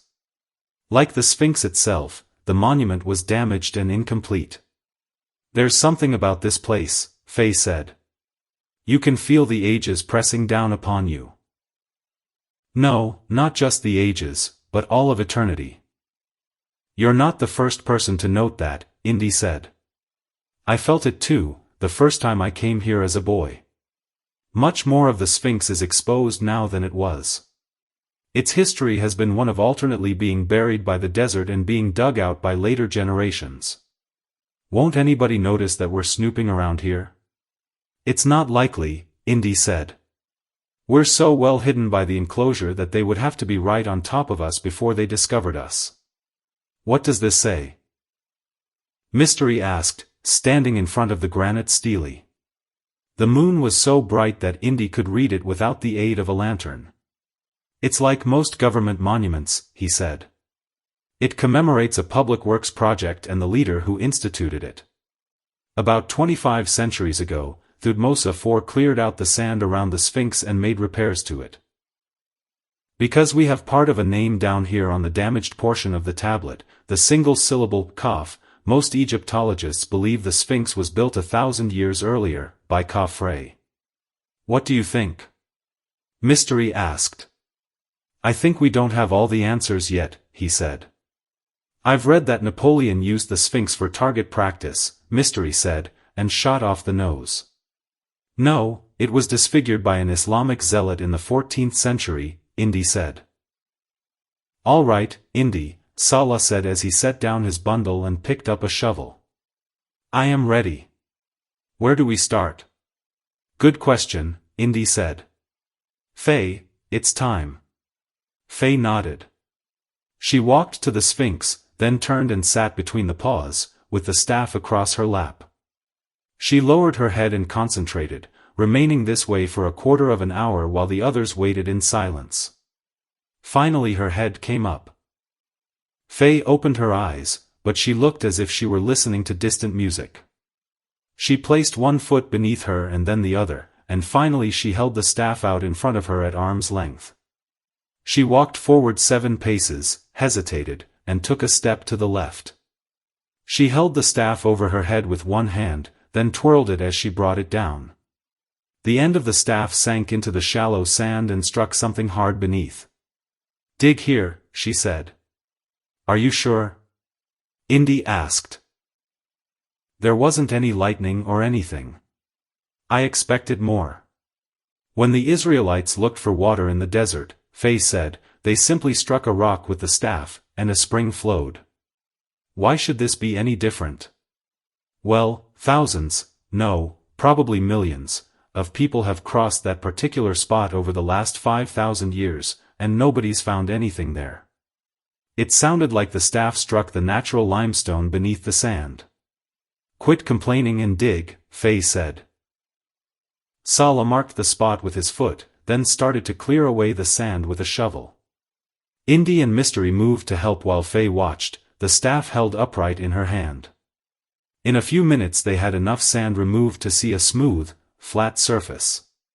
It's man-made, Indy said. But it could just be one of the flagstones of the old courtyard here. Keep digging, Faye said. Salah tapped the stone with the blunt end of the pry bar. There was a hollow ring. I'll be damned, Indy said. Salah looked up disapprovingly. I found an edge, Mystery said. Within half an hour they had removed all of the dirt from the stone, which was flat and about a yard square. Then Salah drove the pry bar beneath one edge of it. Not yet, Indy said. Mystery, make sure the coast is clear. Mystery nodded. Be careful, Indy added. She scrambled up the right paw, climbed onto the shoulder of the Sphinx, and leaned against the head. The moon was high in the sky now. Mystery looked behind her. The body of the Sphinx, nearly the length of a football field, looked out of proportion. The head seemed too small for such a huge body. Jutting into the sky in the northeast, and well illuminated by the moon, was the Great Pyramid of Khufu, the last remaining wonder of the ancient world. Nearly directly behind the Sphinx was the somewhat lesser Pyramid of Khafre, while to the southwest was the smallest of the 3 great pyramids on the Giza Plateau, that of Men-Kur. She thought she saw something move to the south, parallel to the Nile. She closed her eyes, then looked again, but there was nothing. All clear, Mystery shouted. As she came back down, a piece of the Sphinx from a 1,000-year-old patch sloughed away beneath her feet. She caught herself before she fell more than a few feet. I told you to be careful, Indy said. Sorry. Don't be sorry next time, Indy said. Be safe. Salah took a deep breath, gritted his teeth, and leaned on the end of the bar. Nothing happened. He took a better grip on the bar and put his back into it. The muscles in his arms and shoulders bulged like snakes, but again nothing moved. "It can't be that heavy," Indy said. "Would you like to try?" Salah asked. His face was red and his nose dripped sweat. "You must not have good leverage," Indy said. "How long do you think I've been doing this?" "Let me try," Indy said. "That stone can't weigh more than a couple of 100 pounds. He spit on his hands, repositioned the bar, and tugged. "You're right," Indy said. "Let's try it together," Salah said. Salah took the top of the bar while Indy took the middle and Mystery pushed from the other side. After 30 long seconds of concerted effort, there was the sound of rock scraping against rock. "It's moving," Indy said through clenched teeth. "Keep going," Salah urged. Reluctantly, the stone yielded. Mystery relinquished her grip on the bar and stepped back. She wiped the sweat from her brow with the back of her hand, and then looked up at the stars. "It's funny," she said, her chest heaving. "I thought I would be excited at this moment, but I'm not. I feel strange, like I'm one of the jackals we hear out there on the desert." "We are jackals," Salah said, his eyes shining. "It is not a bad thing, it is the order of nature. My family has been scavenging these tombs for generations. We are simply human jackals. Raiders." Chapter 10. Father of Terror. Salah wrestled the large stone to one side while a gust of hot air issued from the passage, causing the Sphinx and the stars above to shimmer like a mirage. "Take a deep breath, Indy," Salah said. "We breathe the air of pharaohs." "And slaves," Indy said as he took a torch from the canvas sack slung over his shoulder. He struck a wooden match on the limestone block that Salah eased onto the sand, then touched it to the tightly wrapped bundle of pitch-laden reeds. The torch sputtered before bursting into a steady orange flame. Indy took a few steps into the passage and held the torch in front of him. The stairs were covered with a fine red dust, and led down into darkness. The walls of the passage were plain, but there were hieroglyphics on the lintel. "The hieroglyphs," Salah said. "What do they say?" "They urge the wise to proceed and the foolish to turn back," Indy said. "You never took advice before," Salah said. "You're very funny," Indy said. "You're also coming with me." "But Indy," Salah stammered. "Who will protect the women? You want to stay up here with Faye and that stick?" Salah looked uncertain, then hurried to join Indy. "I hope I have made the right choice," he said. "We'll know soon enough," Indy said as he handed him a torch. "Stay behind me. Don't touch anything unless I tell you to." The steps descended sharply into the earth, then leveled out into a narrow room decorated with colorful and elaborate paintings. The goddess Nut, with lines of stars running down her sides, spanned the ceiling. On the walls were reliefs depicting priests preparing a pharaoh for his journey to the underworld. The Ankh, the Egyptian symbol of eternal life, was repeated again and again. 2 clay vases filled with rolls of papyrus were on either side of the entrance to the room. "This is the second passage," Indy said. "So far, the chamber is following a rather standard layout, common to most royal tombs." Indy picked up a papyrus roll and carefully unfolded it a few inches. It was written in a cursive form of hieroglyphics known as Higher Attic. "Do you have any idea how old this labyrinth is?" Salah asked. "No," Indy said. The edges of the papyrus he held began to crumble to dust. He replaced it in the vase and picked out another one, which also began to crumble when he unrolled it. These are testimonials of the priests who apparently restored the chamber at intervals of several hundred years. This one dates back to the time of Ramesses II, 1300 years before the birth of Christ. It says this spot is old beyond reckoning, and is the place of the glorious first time. "The first time," Salah said.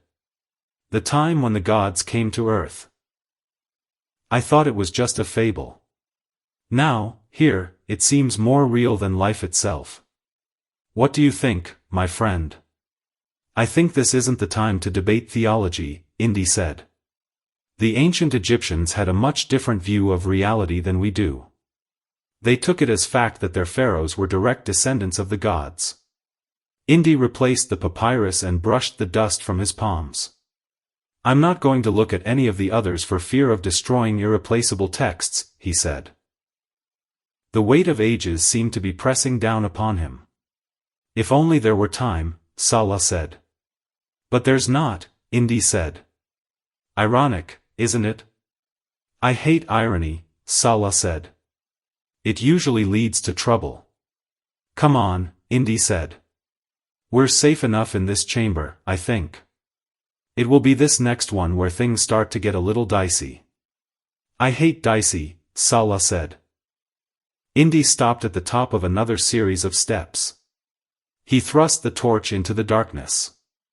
On either side of the steps, in alcoves cut into the limestone walls, shone golden statues about half the size of a human being. The third passage, Indy said. And the sanctuaries in which the gods of the east and west repose. Let me go first. If you insist, Salah said.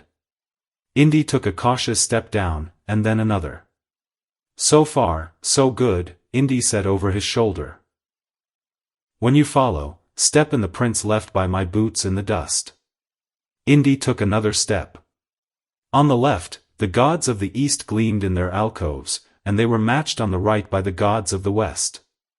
They were all fierce-looking monsters, many of them half human and half animal, each of them with a part to play in the ancient Egyptian pantheon. Horus, the Avenger, with a falcon's head, Anubis, god of the underworld, with the head of a jackal. Ammon, the patron of the pharaohs, with a ram's head, Hathor, the goddess of childbirth, with the head of a cow. Indy felt the tread he was standing on sink a fraction of an inch. Oh, no, he said. The golden jaw of the jackal-headed figure of Anubis dropped open, revealing rows of gleaming ivory teeth. Indy rolled forward as a copper-tipped dart shot from its throat and embedded itself in the limestone wall. As Indy rolled down the remaining steps, a fusillade of darts followed, a fraction of a second too late to hit their mark. Indy was expecting the pit at the bottom of the steps, and by the time he reached it, the whip was out and its tip was wrapping around the cornice of a stone column in the next room. Indy dropped the torch and swung with both hands from the handle of the whip. He watched as the torch landed in the sand 20 feet below, sending dozens of scorpions scurrying away from it. Then the stone column, dislodged by Indy's weight, toppled over. It bridged the pit, but dropped Indy low enough that the toes of his boots were scraping the sand. His hat fell into the pit. Indy, my friend. Salah called. Are you all right? Indy retrieved his hat, then scurried hand over hand up the whip to the column. Yes, he called as he took another torch from the canvas bag and lit it with a match he struck on the column. Come on, and be careful crossing. Salah walked carefully over the stone column to join Indy on the other side of the scorpion pit, then picked a scorpion off the crown of the fedora and threw it back into the pit. Thanks, Indy said. They won't kill you, Salah said, but for a day or so they make you wish they had. Where are we now? The room of the two guardians, Indy said, then held the torch aloft. Meet the guardians. The desiccated corpse of a warrior was tucked into a niche in the east wall. His skin had shrunken against his bones, his armor was tarnished, but his spear was still tightly grasped in a skeletal hand. On the opposite side was a priest. His white tunic had rotted away, and his head had fallen backward from his shoulders, while his jaw had dropped down to rest on his sternum. Yellowed teeth bristled from the gaping mouth. In his hand he held a copper adze. How do we proceed? Salah asked. Very carefully, Indy said. Indy stepped forward, paused, then took another step forward. Anything? He asked. Nothing, Salah said. Good, Indy said, taking 2 more paces. How about now? Everything seems too easy, Sala said. You're right, Indy said. The torch flickered, its flame kissed by the slightest of breezes. Get down! Indy shouted. Indy hugged the floor as a copper disc with razor-sharp edges dropped from the ceiling. The disc swung low enough to slice through the back of Indy's leather jacket, then swung up over Sala's arched back and returned to the ceiling. You okay? Indy asked as he picked up the torch. I think so, Sala allowed. Good, Indy said. The next chamber, the fifth, should be a well room. With Sala at his heels, Indy walked cautiously down the passage to the entrance of the next chamber. As predicted, there was a pit in the middle of it, surrounded by 4 massive, square pillars. The pillars were decorated with stylized depictions of crocodiles and baboons. Indy sat on his heels for a moment while he studied the room. Then he took a pebble from the floor and tossed it into the pit. A few feet down, it bounced sharply on stone. We walk across it, he said. Are you sure? Don't touch the pillars or the floor, Indy said as he stepped down into the pit and walked across the flagstones to the other side. What will happen if I do? Sala asked. I don't know, Indy said, but it won't be good. Indy stepped up on the other side of the pit, then waited for Sala to join him. In a typical tomb, Indy said, the next chamber would be the burial chamber.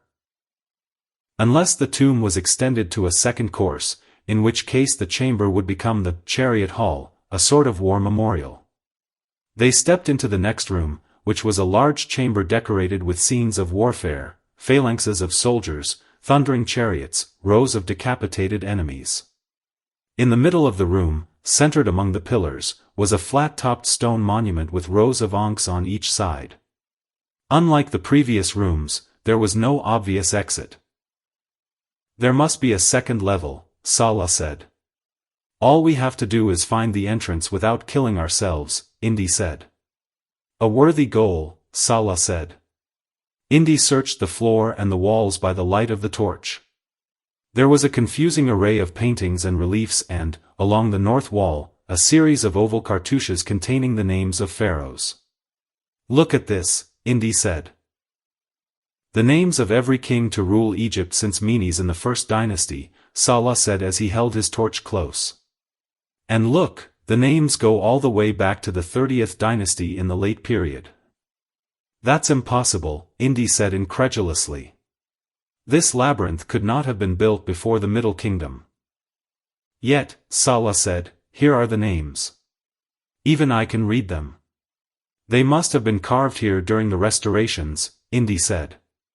Let us hope so, Sala replied.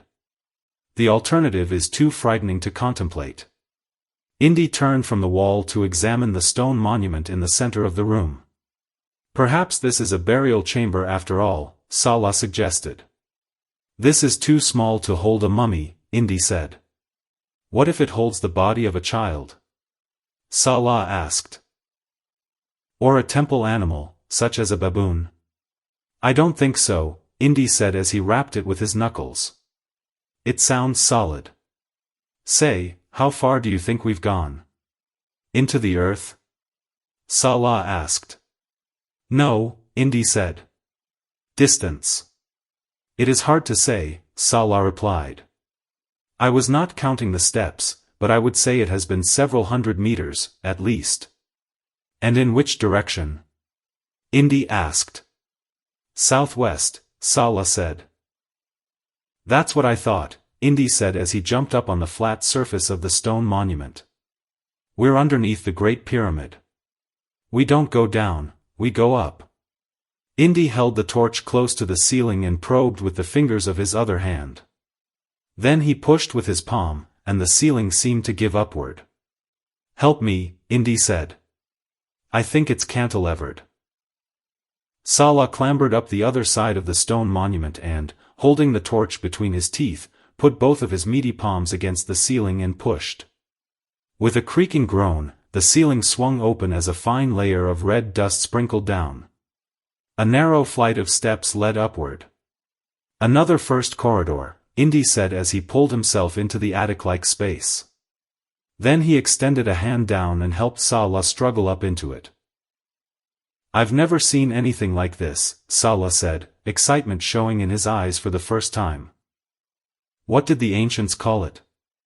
I don't know, Indy admitted. This is a new one for me. But we have gone deep within the earth, and now we are starting our ascension. It must have religious connotations. Let's call it the shaft of redemption. What do you suppose we will find at the end? Salah asked. Think of Carter's discovery of the tomb of Tutankhamun, and he was a minor king. Think what we might find here. I'm afraid to, Indy said. Be careful. These stairs are steep, and the dust makes them slippery as well. After 30 steps, with no landing yet in sight, Salah braced himself against a wall and wiped the sweat from his face with a kerchief. I'm sorry, my friend, he said. My wind is failing me. No problem, Indy said, pausing. I can use a rest myself. Let me know when you're ready to go on. Salah held a finger to his lips. Did you hear that? He asked. A rustling, almost as if someone were following us. These tombs sigh and moan like living things after they're opened, Indy said. It's the change in atmospheric pressure, and the limestone drawing moisture from the air. This was something else, Salah said. Footsteps, I believe. Your ears are more sensitive than mine, Indy said. It is the Bedouin in me, Salah said and smiled. You go ahead. I am going to remain here for a few minutes, to make sure that we are not being followed. I'd feel better if... Indy? There was a light at the bottom of stairs, and Mystery climbed lithely into the corridor. She was holding a battery-powered lantern, and she still had the coil of rope slung over her shoulder. Up here, Indy called. Be careful. When she had joined them, Indy told her, next time you go tomb hopping, carry a torch with you. The flame will tell you when you've hit a pocket of bad air. I don't plan on a next time, Mystery said. Is your mother all right? Indy asked. She sent me to check on you, Mystery said. It seems like you've been gone an awfully long time. But seeing the darts and the pits, I can understand why. You shouldn't have tried to negotiate them alone, Indy said in his best adult voice. I'm here, aren't I? She asked. Well, you're just going to have to come along, Indy said. I'm not sending you back by yourself. Go on, Salah said. I need my rest, and you need to work as quickly as possible. Dawn is not so far away. If there is trouble, I will shout out. Indy clasped his old friend on the shoulder. Then he turned to Mystery. Follow me, he said, but do so carefully. With that, he resumed his ascent of the stairway. Faye saw Jadoo's shadow, cast by the light of the full moon low in the sky, on the sand at her feet. She pushed the sleeves of her robe back to reveal her arms, brushed her dark hair away from her face, then turned to face the surprised magician. I knew you would come, she said. But I have to admit, I was expecting something a little more artful than your simply sneaking up behind me. Ah, but it is effective, Jadoo said, regaining his composure. Particularly when I bring an armed company with violence in their hearts. Sokai and Lieutenant Musashi dropped down into the Sphinx enclosure, followed by Warrant Officer Miyamoto and a half-dozen Japanese soldiers armed with submachine guns. Miyamoto barked orders and the soldiers trained their guns on Faye. Jadoo closed the distance between himself and Faye and snatched the staff from her hands. I never dreamed it would be in such fine shape, he exclaimed. It has such weight still, and the wood has such a wonderful texture, almost as if it were part of a living tree. He brought the staff to within inches of his nose. The smell of fresh almonds. Faye crossed her arms and regarded Jadoo with scorn. A gentle wind came from the east, sending old newspapers and other trash skittering across the sand while gently stroking Faye's hair. Jadoo did not remember her hair being so shot full of gray. Tell me, have you attempted to conjure with it? Faye was silent. Jadoo held the staff in front of him, unsure of what to do next. Then he pointed it at the sky and commanded it to produce hail. Faye laughed. No matter, Jadoo said. I will find the words. I see that your little band of misfits has done much of the work for us, Sokai said as he approached. I am particularly grateful that Dr. Jones has volunteered to test the passage for pitfalls. Tell me, are his fat friend and your tomboy daughter with him? Faye shrugged. So brave, Sokai commented with feigned sadness, and yet so foolish. I have always listened to my heart instead of my head, she said. Sokai parted his trench coat and drew his samurai sword from its folds. He leveled the sword at Faye, placed the tip right beneath her chin, and pushed just hard enough to draw a drop of blood. If you so much as call out, he said, these soldiers will kill you. And if you cause trouble here on the surface while I am down there, I will without the slightest hesitation kill your brat. Do you understand? Yes, Faye said. Good, Sokai said as he sheathed his sword. Warrant Officer Miyamoto, keep a close watch on this American bitch. Lieutenant Musashi, follow me. The stairs ended in a small room with no decoration. A small, square hole in the ceiling led to a long shaft. Give me a boost, Indy said. Mystery put her hands together to make a stirrup for Indy's right boot, then helped lift him up to the ceiling. He put his hands on either side of the chimney-like shaft, but the pain from his injured shoulder made him wince and give a small cry. Let me, Mystery said. No, I can do it, Indy said as he dropped back down. I just need a minute. We don't have a minute, Mystery said as she adjusted the coil of rope. Let me, and then I can lower the rope for you. This is my type of thing, Dr. Jones. Too dangerous, he said. How dangerous do you think it will be when you fall 20 feet and land on this rock floor? She asked as she jumped up and grasped the lip of the shaft, which only projected out a fraction of an inch, with her fingertips. She hung there for a moment, and then pulled herself up into the shaft, with her back to one wall and her feet against the other. She kicked off her shoes. All right, Indy said. But be careful. Go slowly, and don't touch anything that looks suspicious. If you feel anything move, get out of the shaft quick. Don't you think I know anything? Mystery asked. Yes, I do, Indy said. I've just gotten kind of used to having you around, is all. I see a beam up above me, Mystery said as she made her way higher. She gave no sign that she recognized Indy's expression of fatherly sentiment. Is it wood or stone? Indy asked. It's metal, she said. What kind? Indy asked. Copper? Nope, Mystery said. It's iron. It can't be iron, Indy said. The structures at Giza were built before the Iron Age. Sure, she said. While Indy debated whether she should touch it, she grasped the beam and swung up into the next chamber. She tucked the lantern under one arm as she tied the rope around the beam. It looks like iron, it feels like iron, it's as strong as iron, but it's not iron. Don't touch it, Indy called. Too late, Mystery said as she dropped the coil down the shaft. Indy put his torch in his teeth, grasped the rope, and fought his way up the shaft to the beam to join Mystery. He found himself in a fairly spacious chamber of finished limestone, with no feature other than the beam, which Indy had to admit was iron, and a doorway to the north. Good job, Indy said. Thanks. The next chamber, Indy said and nodded toward the doorway. The Hall of Truth. If the book truly exists, it will be in there. Are you ready?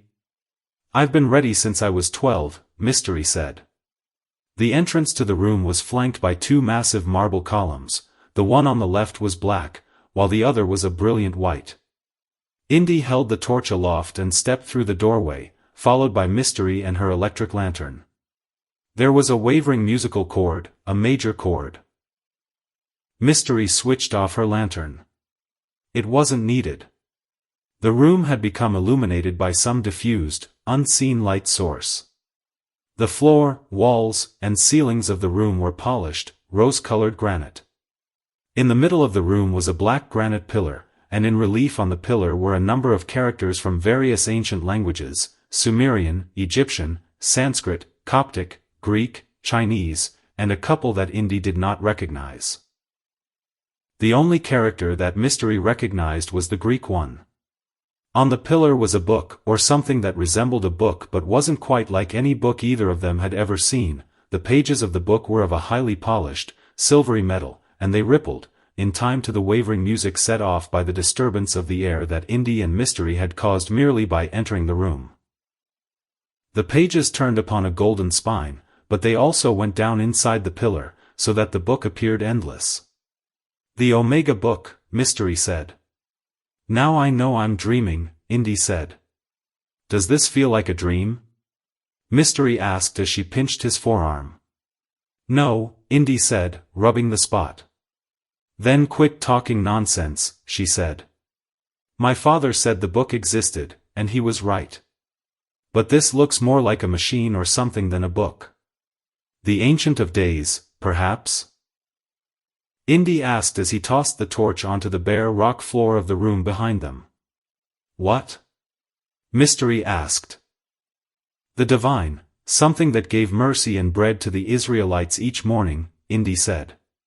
"Some people have said that the Bible's description of it sounds a little like a Stone Age people attempting to describe an automobile: eyes for headlights, a mouth for the radiator, that sort of thing. What do you think?" "This could be it, and I wouldn't know. I wonder where the light is coming from," she said. "From recessed mirrors or polished plates or crystals in the walls or ceiling," Indy responded. "I've seen some barrows in England which achieve nearly the same effect with light from the midwinter sun." "Dr. Jones," Mystery said. "It's night outside, remember?" "That is a problem with my theory," Indy said. "Anyway, be careful. There have been no traps or pitfalls so far to speak of on the second level, but there must be something deadly here." "Maybe it's the book," Mystery said. Indy nodded as he walked over to the pillar. He leaned down to examine the book, and the force of his breath turned the shimmering pages. On the right side, new pages rose to take the place of those that had disappeared into the base of the pillar. "Are we on the wrong side?" Mystery asked.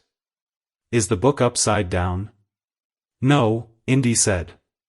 "These ancient languages generally read from right to left." He gently lifted a page between the thumb and index finger of his right hand. The page was so thin and light that he could not feel it between his fingers. The characters, which were about the size of newspaper type, were somehow cut into the page. There was a rainbow of colored sheets of the same material on top of the pillar.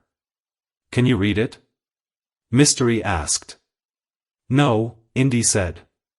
"It doesn't make any sense to me. I wonder what these other sheets are for." Mystery picked up the red sheet that was on top. "This stuff is amazing," she said. "You bend it, and it springs right back into shape." She experimented a moment with it, then crumpled it in a tight ball between her hands. When she released it, the sheet unfolded back into a perfect, uncreased page. "I had this game when I was a child," she said. "It was a code book, and to read it you had to put a colored page over it. I wonder if it works like that." Indy took the red sheet and slipped it behind the page. He said. "Look, Chinese and Sanskrit and some other language I don't know." Indy took the next sheet, which was blue, and slipped it behind the same page. 3 columns of text appeared, one in Egyptian, one in Coptic, and the last in Greek. "This is incredible," Indy said. "I've never seen anything like it, the world has never seen anything like it, at least not the world we know. We'll have to rewrite history. This is the archaeological discovery of the age." "What's the page about?" Mystery asked. "It's the life of a French farmer named François Maleville," Indy said. Like the Rosetta Stone, the three translations are identical. The dates are also given in different numbering systems. Let's see, it will take me a moment to reconcile the Greek with our present system. Indy paused for a moment. The 14th century, he said. After Christ. No, that can't be right. My God, it is. Look, this entry talks about a Roman soldier who died at Actium. Indy gave in to his first instinct. He began turning the pages an inch at a time, scanning the names, eagerly searching for Jones. This thing isn't in alphabetical order, he complained. What are you doing? Mystery asked. Of course, Indy said, glancing at the dates. It's in chronological order. What are you looking for? My own name. No, Mystery said.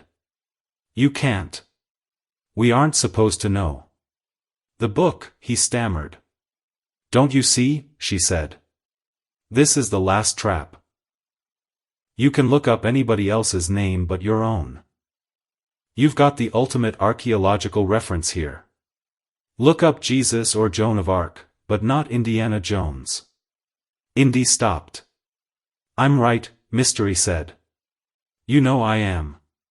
17-year-olds are so sure of themselves. This one certainly is, she said. The world isn't ready for this. Then what are we doing here? Indy asked. I'm here for one reason only, and that's to find out what happened to my father, Mystery said. You're here because I can't read any of the languages that book is written in. Indy paused. What's wrong? She asked. I hadn't thought of that before, Indy said. There are people missing from my life I'd like to look up, but I don't think I should. He flipped through the book, looking for the 1930s. The book gets thicker as you go forward in time, he said. More people to keep track of, I guess. Okay, I'm getting close. Going through the 20s now. Mystery nodded. Let's see, Indy said. Masculine. Believe it or not, there are several. When was your father born? 1893. Okay, Casper masculine. Born July 16, 1893, at Leeds. That's him. Indy ran his finger down the text, reading to himself. Yes? Mystery asked. This stuff isn't as easy to read as the baseball scores in the morning paper, Indy said as he took a green sheet and inserted it behind the page. I'm not all that fluent in Sanskrit, okay? Let me check it with. The wavering music chimed again. Dr. Jones, Sokai said as he stamped out Indy's smoldering torch in the outer room with the heel of an expensive but well-scuffed black shoe. Don't you know you shouldn't be so careless with fire? Lieutenant Musashi, who was behind him, laughed wickedly. Sokai unsheathed his sword as he entered the room. I see that you have found the prize which we all seek. Is it as exciting as we had hoped? Where's Salah? Indy asked. We found him in the corridor, Sokai said. He is now outside, with the woman, being guarded by Warrant Officer Miyamoto and his troops. Move away from the book. Indy did so. How unfortunate for you that we meet again. I will be extracting more than an eye in restitution from you. I was thinking an organ closer to your, well, heart, for lack of a better word, would do nicely and we'd go on from there. Wouldn't want you to die too quickly now, would we? Don't get your hopes up, Indy said. Who is this creep? Mystery asked. This is Sokai, Indy said. He's the one who started all this trouble for me in the first place. Quiet, Sokai said as he handed the sword to Musashi. Skewer them if they move. Sokai approached the book, his one good eye gleaming in the soft light. He leaned over to examine the page, then frowned. What's wrong? Indy taunted. Can't read Sanskrit? Get over here, Sokai demanded, not realizing that another of the colored sheets would have rendered the text in Mandarin, a language he could read. Indy walked over slowly. How does this work? Sokai asked. I have no idea, Indy said. No, I mean the entries, Sokai said impatiently. They tell the past, present, and future. Find my entry and read it to me. If I know what lies ahead, then I can bend things to my will. All right, Indy said, stepping up to the book. He slowly turned the pages. Hurry, Sokai said. This isn't easy to read, Indy said. Musashi grabbed Mystery by the hair, close to the skull, and twisted. Mystery choked down the pain. I'm going as fast as I can, Indy said, his eyes smoldering. Sokai, born in Hawaii. Schooled at. I know all that, Sokai said. Go on to the future. 1934, Indy said. Blinded in Manchuria by an American he was torturing. Followed the same American, Indiana Jones, from Manchuria to India and eventually to Egypt. Indy paused. Go on. If you insist, he said. Burned to death beneath the Great Pyramid in the Hall of Records at the Giza necropolis. No. That's what it says. Sokai backhanded Indy with his fist. You are lying, Sokai said. Indy wiped the blood from his split lower lip with the sleeve of his jacket and gave Sokai a hard look that convinced the spymaster that he wasn't. Change it, Sokai said. I can't, Indy protested. I don't even know how it was written in the first place. Use a pencil, Sokai screamed. You have a pencil, don't you? Indy took the pencil from his shirt pocket and tried to write on the page. It won't make a mark, Indy said. Try harder this time, Sokai said, or Musashi will kill the girl. Musashi switched the sword to her left hand, drew her pistol, cocked it, and held it to Mystery's head. Indy leaned so hard on the pencil trying to make a mark that it snapped. Sokai grasped the page and tried to tear it from the book, but it wouldn't come loose. He succeeded only in slicing his hand on the edge of the page. Look, Musashi said. Sokai's trouser leg, above the heel that had stamped out the torch, was beginning to smoke. My God, it's true, Indy said. No, Sokai said as the cuff burst into flames. He frantically tried to put the fire out, and when that didn't work he unbuckled his belt and tried to wriggle out of his pants. By this time, however, the flames had spread to his shirt and trench coat. Sokai screamed. The room was filled with the stench of burning flesh and hair. Sokai dropped to the floor and began to roll. Cut them off me, he begged Musashi. She dropped the pistol and attempted to slice the clothes away from his body, but succeeded only in stabbing him in a half-dozen places. His very body seemed to be combusting, and the flames grew no matter how many articles of clothing were removed.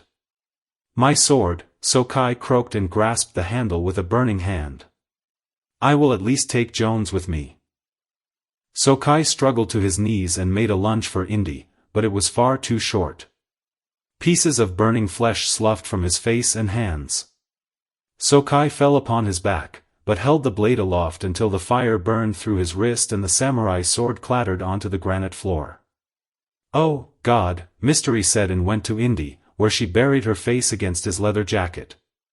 Sokai was nothing but a smoking pile of ashes. Want me to read your name? He threatened Musashi. She hesitated, then knelt beside the ashes. She removed her scarf and used it to pick up the samurai sword. Aren't you going to take his ashes? Indy asked. Or don't you care if he joins his ancestors? To hell with Sokai, Musashi said and shook the sword at them. This is the power. Then she ran from the room, and as she left the wavering music came again, except now it was an ominous, diminished chord. The lighting changed from white to red. I don't like the sound of that, Indy said. My mother, Mystery said, alarmed. Let's get out of here, Indy said. But my father. Come on, he said as he pulled Mystery out of the Hall of Truth. Chapter 11. Miracles and Mayhem. Storm clouds hugged the eastern sky as Indy and Mystery emerged from the shaft between the Sphinx's paws. Faye and Salah were kneeling on the ground, a pair of soldiers behind them with their guns pointing between their shoulder blades. Jadoo was standing in front of Faye, shaking his fist at her. "This is not the staff of Aaron," the magician said. "It does not work." "It works," Faye said calmly. "I'm sorry, Indy," Salah said. "I tried to warn you." "It's all right," Indy said as a Japanese soldier took his whip and revolver from his belt.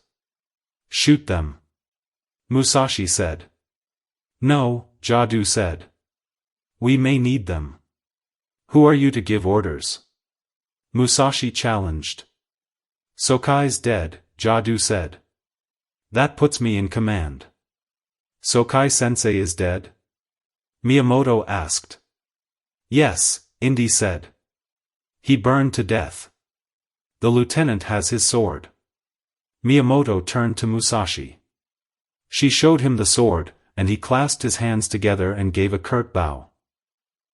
"Hi," he said. "Musashi-sensei is in charge." "It was the American's fault," Musashi said quickly. "That's not true," Mystery pleaded. "It is true. He tricked him by twisting the words in the book," Musashi said. "You found the Omega book?" Faye asked. "Yes, they found it," Musashi said. "But they used it to kill Sokai-sensei. They must die." The soldiers aimed their weapons at Indy. "No," Miyamoto said as he unbuttoned his tunic. "Do not shoot him. I want the satisfaction of killing him with my bare hands." "Don't kill the girl until her mother has shown me how to use the staff," Jadoo said. "If you're going to kill her anyway," Faye asked, "why should I show you at all?" "To buy her a few more minutes of life," Jadoo said. "And the chance that the bloodthirsty little lieutenant may change her mind. You help me, and I'll try to persuade her to let both of you go." "I don't care about the women," Miyamoto said as he threw his shirt down. Even in the moonlight, Indy could see the muscles in his arms and chest bulging. "But the man, he is mine." Faye nodded. Jadoo handed her the staff, and she struggled to her feet. "Faye, don't believe him," Indy said. Miyamoto threw a left jab, which Indy blocked, but he wasn't quick enough to deflect the piston-like right that drove into his stomach, knocking the air out of him and sending him to his knees. "Get up and fight, you cowardly American." Indy held a finger up. Miyamoto kicked him in the chest. Indy flew backward and landed against the stele. Miyamoto advanced. Indy scrambled to his feet and punched him as hard as he could in the solar plexus, but Miyamoto just smiled and drove the knuckles of his right hand into Indy's jaw. Indy went down again, and this time his mouth was filled with blood and the sickening feeling of a broken tooth loose in his mouth. He got back to his feet while spitting part of a bloody molar into the sand.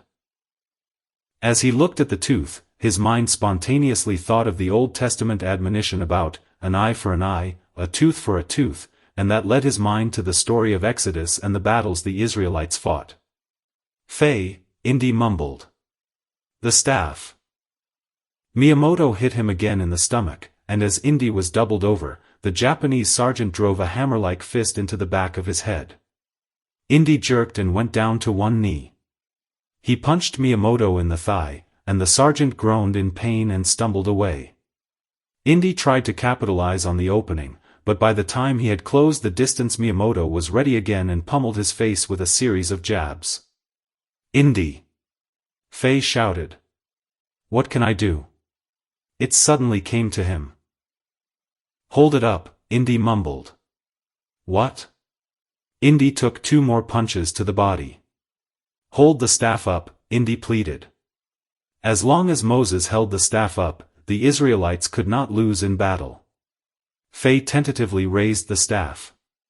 Indy caught Miyamoto's next punch in his right hand, then drove Miyamoto's wrist backward until he fell to his knees and cried in pain.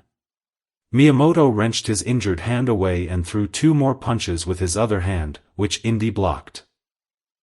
"Give it to him," Mystery shouted. Indy stepped forward and shot 2 jabs to Miyamoto's jaw, then sent a right crashing into the space between his nose and upper lip. Miyamoto fell to the sand and spat out his front teeth. "Take that," Sala said. "Have you had enough?" Indy asked. Miyamoto held up an open hand. Musashi stepped forward. "You idiot," she told Jadoo. "Take the staff away from the woman." Jadoo grabbed the staff, and he and Faye fought for control of it. "Get in there and finish him," Musashi shouted at Miyamoto. The warrant officer shook his head. "You're pathetic," she said and, in one motion, drew Sokai's sword and lopped off Miyamoto's head. Mystery screamed. Then Musashi turned, her face flecked with her comrade's blood, and came at Indy. She was so fast that Indy hardly had time to react as he saw the point of the razor-sharp blade coming toward his solar plexus. He managed to deflect most of the thrust by bringing the leather sleeve of his jacket against the flat of the blade, but he watched as the blade pierced the right side of his jacket. Indy was stunned. "I don't feel anything," he said. "You will," Musashi said, twisting the blade. Pain shot through Indy's side as blood stained his jacket. Faye hit Jadoo in the mouth with the end of the staff as he stared at the sword piercing Indy's side. Then she held the rod aloft once more. When Jadoo made a grab for it again, she kicked him in the groin. Indy backed away from the now bloody blade, and it fell into the sand as if it were too heavy for Musashi to hold. Indy stepped forward with his right foot and brought it down on the sword. It snapped in two. Musashi threw the hilt away and drew her pistol. Indy flinched, expecting a slug between the eyes. But when the pistol fired, Indy heard the bullet ricochet off the stone tablet behind him. "How could I miss?" Musashi asked. A drop of blood ran down the side of her nose. The bullet had ricocheted off the steely and struck her between the eyes. She touched the fingers of her left hand to the blood and examined them, then her eyes rolled back in her head as she fell at Indy's feet. "No," Indy said. Mystery knelt down and felt for a pulse. "Is she?" "As a doornail," Mystery said as she turned to Indy. "She got what she deserved. Do you know how many times she nearly killed me?" "Still," Indy said. She unzipped his jacket and looked carefully inside. "I'm stabbed," Indy said incredulously. "You're bleeding pretty badly," she said. "I hate swords," Indy complained. "But it went through the fleshy part of your side," Mystery said as she tore material from the sleeve of her blouse and stuffed it inside his jacket.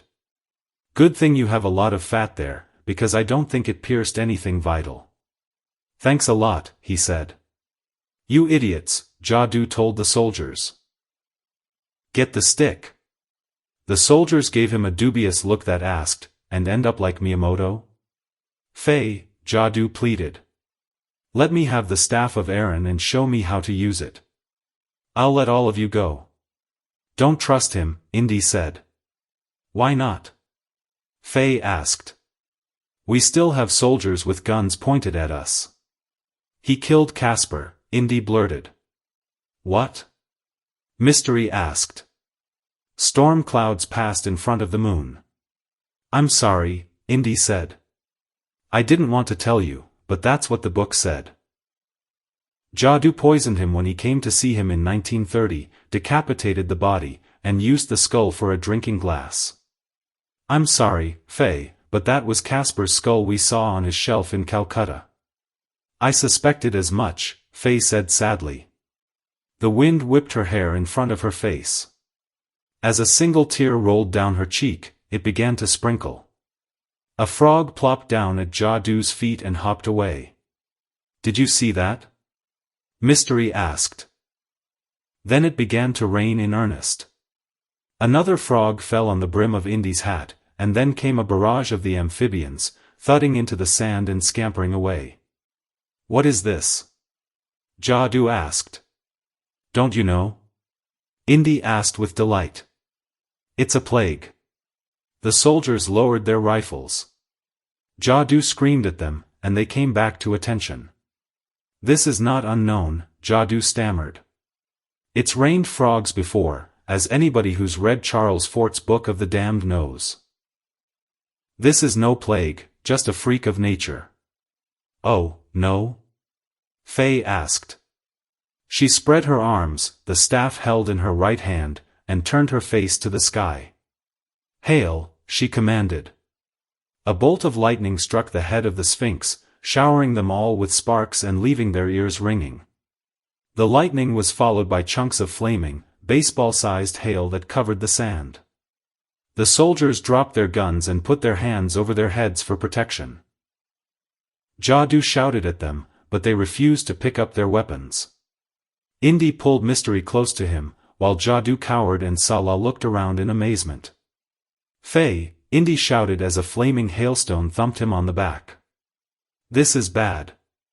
Faye nodded. She turned her face skyward and announced, blood. The rain turned dark. Oh, my God, Mystery said as she touched her fingers to her mouth. It's real.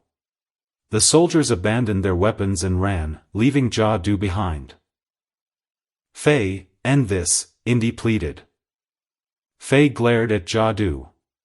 A curse, she said. No, he pleaded and fell to his knees, his hands together. I beg you for mercy. Did you show mercy to my husband? I didn't kill him, Jadoo lied. You don't understand the circumstances. It wasn't my fault. Death, Faye pronounced, to the seventh born, of the seventh born. No. Indy shouted. That includes Salah. Of the seventh born. Okay, Indy said and shrugged. Jadoo's eyes became wild. He got to his feet and backed away from Faye, then began to run. Then he fell gasping to the ground, holding his chest. He died of a massive coronary, with his eyes open and his heels digging into the sand. Faye looked at the carnage around her. She hoisted the staff like a javelin and threw it. It sailed in a great arc for 200 yards and buried itself in the sand, not far from the Nile. It is finished, Salah said. Almost, Indy said. The scavengers will finish what is left of these villains before the day becomes hot, Salah said. They deserve nothing better. No, Indy said, holding his side. We must bury them. But there is one other thing we must do. We've got to seal this entrance. Come help me push the stone into place. Then we will fill the hole with sand, and it will be safe for many more years. But the book, Salah said. You found it, no? We found it, yes, Indy said. The world isn't ready for it, Mystery added. She's right, Indy said. She's always been right. And the prophecies about the Hall of Records are true as well, that the world will not learn of their discovery until years after they have been located. But Indy, Salah said. If not now, when? When it's time, my friend, Indy said. When it's time. Chapter 12. The Crystal Skull. The taxi pulled to a stop in front of the apartment building and honked. Indy emerged, wearing a new suit, but with his favorite fedora on his head. He was followed by Salah and his pack of children. Indy and Salah shook hands, and then Salah pulled him to his chest and engulfed him in a bear hug. I need to ask a favor, Indy said when he could breathe again. Anything. The next time we meet, Indy said, let's not speak of what occurred here beneath the Giza Plateau, or mention this to Marcus Brody. Let's not tempt ourselves to reveal this before the world is ready, or time will be out of joint. I can't explain it, just trust me. As you wish, my friend, Salah said. Where are Faye and Mystery? Indy asked. I thought they would be here. They left early this morning, Salah said. They are on their way back to the United States. But they left this for you. Salah handed Indy a letter. Thanks, Indy said. Farewell, my friend, Salah said. It was a grand adventure. But the next time, let's choose something a little less dangerous. Indy grinned, but said nothing. He got in the taxi, then touched his finger to the brim of his hat as it pulled away. Where to? The airport, Indy said. As the taxi bounced along, he opened the letter and read it. Dear Indy. Sorry Mother and I aren't there to see you off, but we are superstitious about goodbyes. Thanks for all of your help in finding out what happened to Father. I was devastated to learn he was dead, but glad to know the truth. Mother says that even though magic works, it operates by its own quirky set of rules, and is no substitute for reality. It cannot, for example, bring back the ones we love. I think, however, that all real magic comes from God, whose rules make us work for the things we want so we don't get spoiled. We're going home to Oklahoma, where Mother expects me to finish up high school. Ugh! How can I go back to school when I've stood on the Sphinx, survived 2 shipwrecks, nearly been turned into a mummy, and witnessed real miracles? The worst part is that nobody will ever believe me about the Omega book and the frogs and the blood and stuff. Oh, well. At least we know it's true, right? Take care of yourself. I don't know what our address will be, but if I send it to you in care of Princeton University, will you please write? Your friend. Misty. P.S. I had a crush on you, but I got over it. Indy arrived at Princeton a week later. It was a drowsy Saturday afternoon, and the university seemed deserted. On the 4th floor of McCormick Hall, in the Department of Art and Archaeology, he stood for a moment in front of the door to his office, startled for a moment by his reflection in the windowpane. He had been without the company of his reflection for most of the spontaneous Omega book expedition, because few of the places he had been in the last few weeks were stocked with mirrors. Now that he had a chance to get a good look at himself again, it seemed as if a stranger stared back, thinner than he remembered, badly in need of a shave and a haircut, and with lines in his face that were more than just products of wind and sun. Indy shook his head and tried the doorknob. It was, of course, locked. He absently patted his suit pockets while trying to remember where he had left his keys for safekeeping. At home? Or with Marcus Brody? He was about to smash the windowpane with his elbow, partly out of frustration, and partly out of discomfort with the image of himself he'd just seen, when he noticed a janitor at the end of the hall. Pardon me, Indy said, but I'm a pro. Dr. Jones, the man said. I know who you are. Your name is Arthur. Right, Indy said with a smile. The trouble is, I've locked myself out of my office. I wonder if you would mind opening the door for me? Dr. Jones, Arthur said. You never leave your keys at home. I'm surprised. Yeah, Indy said and smiled. I'm just not myself today. You look a little tired, Arthur agreed. The janitor opened the door with a key from the ring at his belt, and Indy stepped inside. Thanks, he said as he closed the door. There was the usual pile of mail on his desk, alongside a stack of papers to be graded, and on the top of the pile was a first-class letter postmarked from Claremore, Oklahoma. He slipped the letter into his jacket pocket. Beneath the letter from Mystery was an official-looking one from Barnett College, which he knew had to be a job offer. He considered opening it, but returned it to the stack. Then he turned to the shelves and found, behind some books, a 3-gallon glass specimen jar filled with denatured alcohol. He took the jar down, placed it on the desk, and removed the lid. Then he took off his jacket and rolled up a shirt sleeve. The jar appeared to be empty except for the alcohol. He reached inside the jar, felt around, hooked 2 fingers in the eye sockets of the crystal skull, and drew it out. The jaw hung open, giving the impression that the skull was screaming, and rainbows of light danced in the orbital sockets.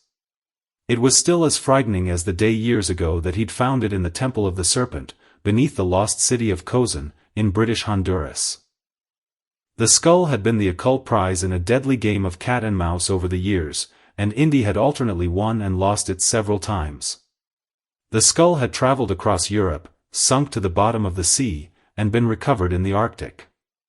And, as with most great treasures, it came with a curse, that whoever removed it from the altar in the Temple of the Serpent would kill what he loved best. And although Indy did not believe in curses, he had watched Alicia Dunstan die, under circumstances for which he felt responsible. Their relationship had been fated since the day they'd met in the library of the British Museum. If they hadn't met, Indy believed, the beautiful and clairvoyant English woman would still be alive. Sometimes, when Indy closed his eyes for sleep, the image of her face would come to him. Indy looked at a generic bank calendar that hung on the wall, its big red letters marking a row of Sundays. Every day should be marked in red, Indy thought, to remind us that each day is precious, and to warn against wasting a single one. Indy held the skull in both hands, elevated it to eye level, and turned its vacant sockets toward him. "I've lost enough because of you," Indy told the skull. A bluish shimmer danced across its teeth, while a sudden chill shot through Indy's palms. He optimistically attributed both effects to the rapidly evaporating alcohol.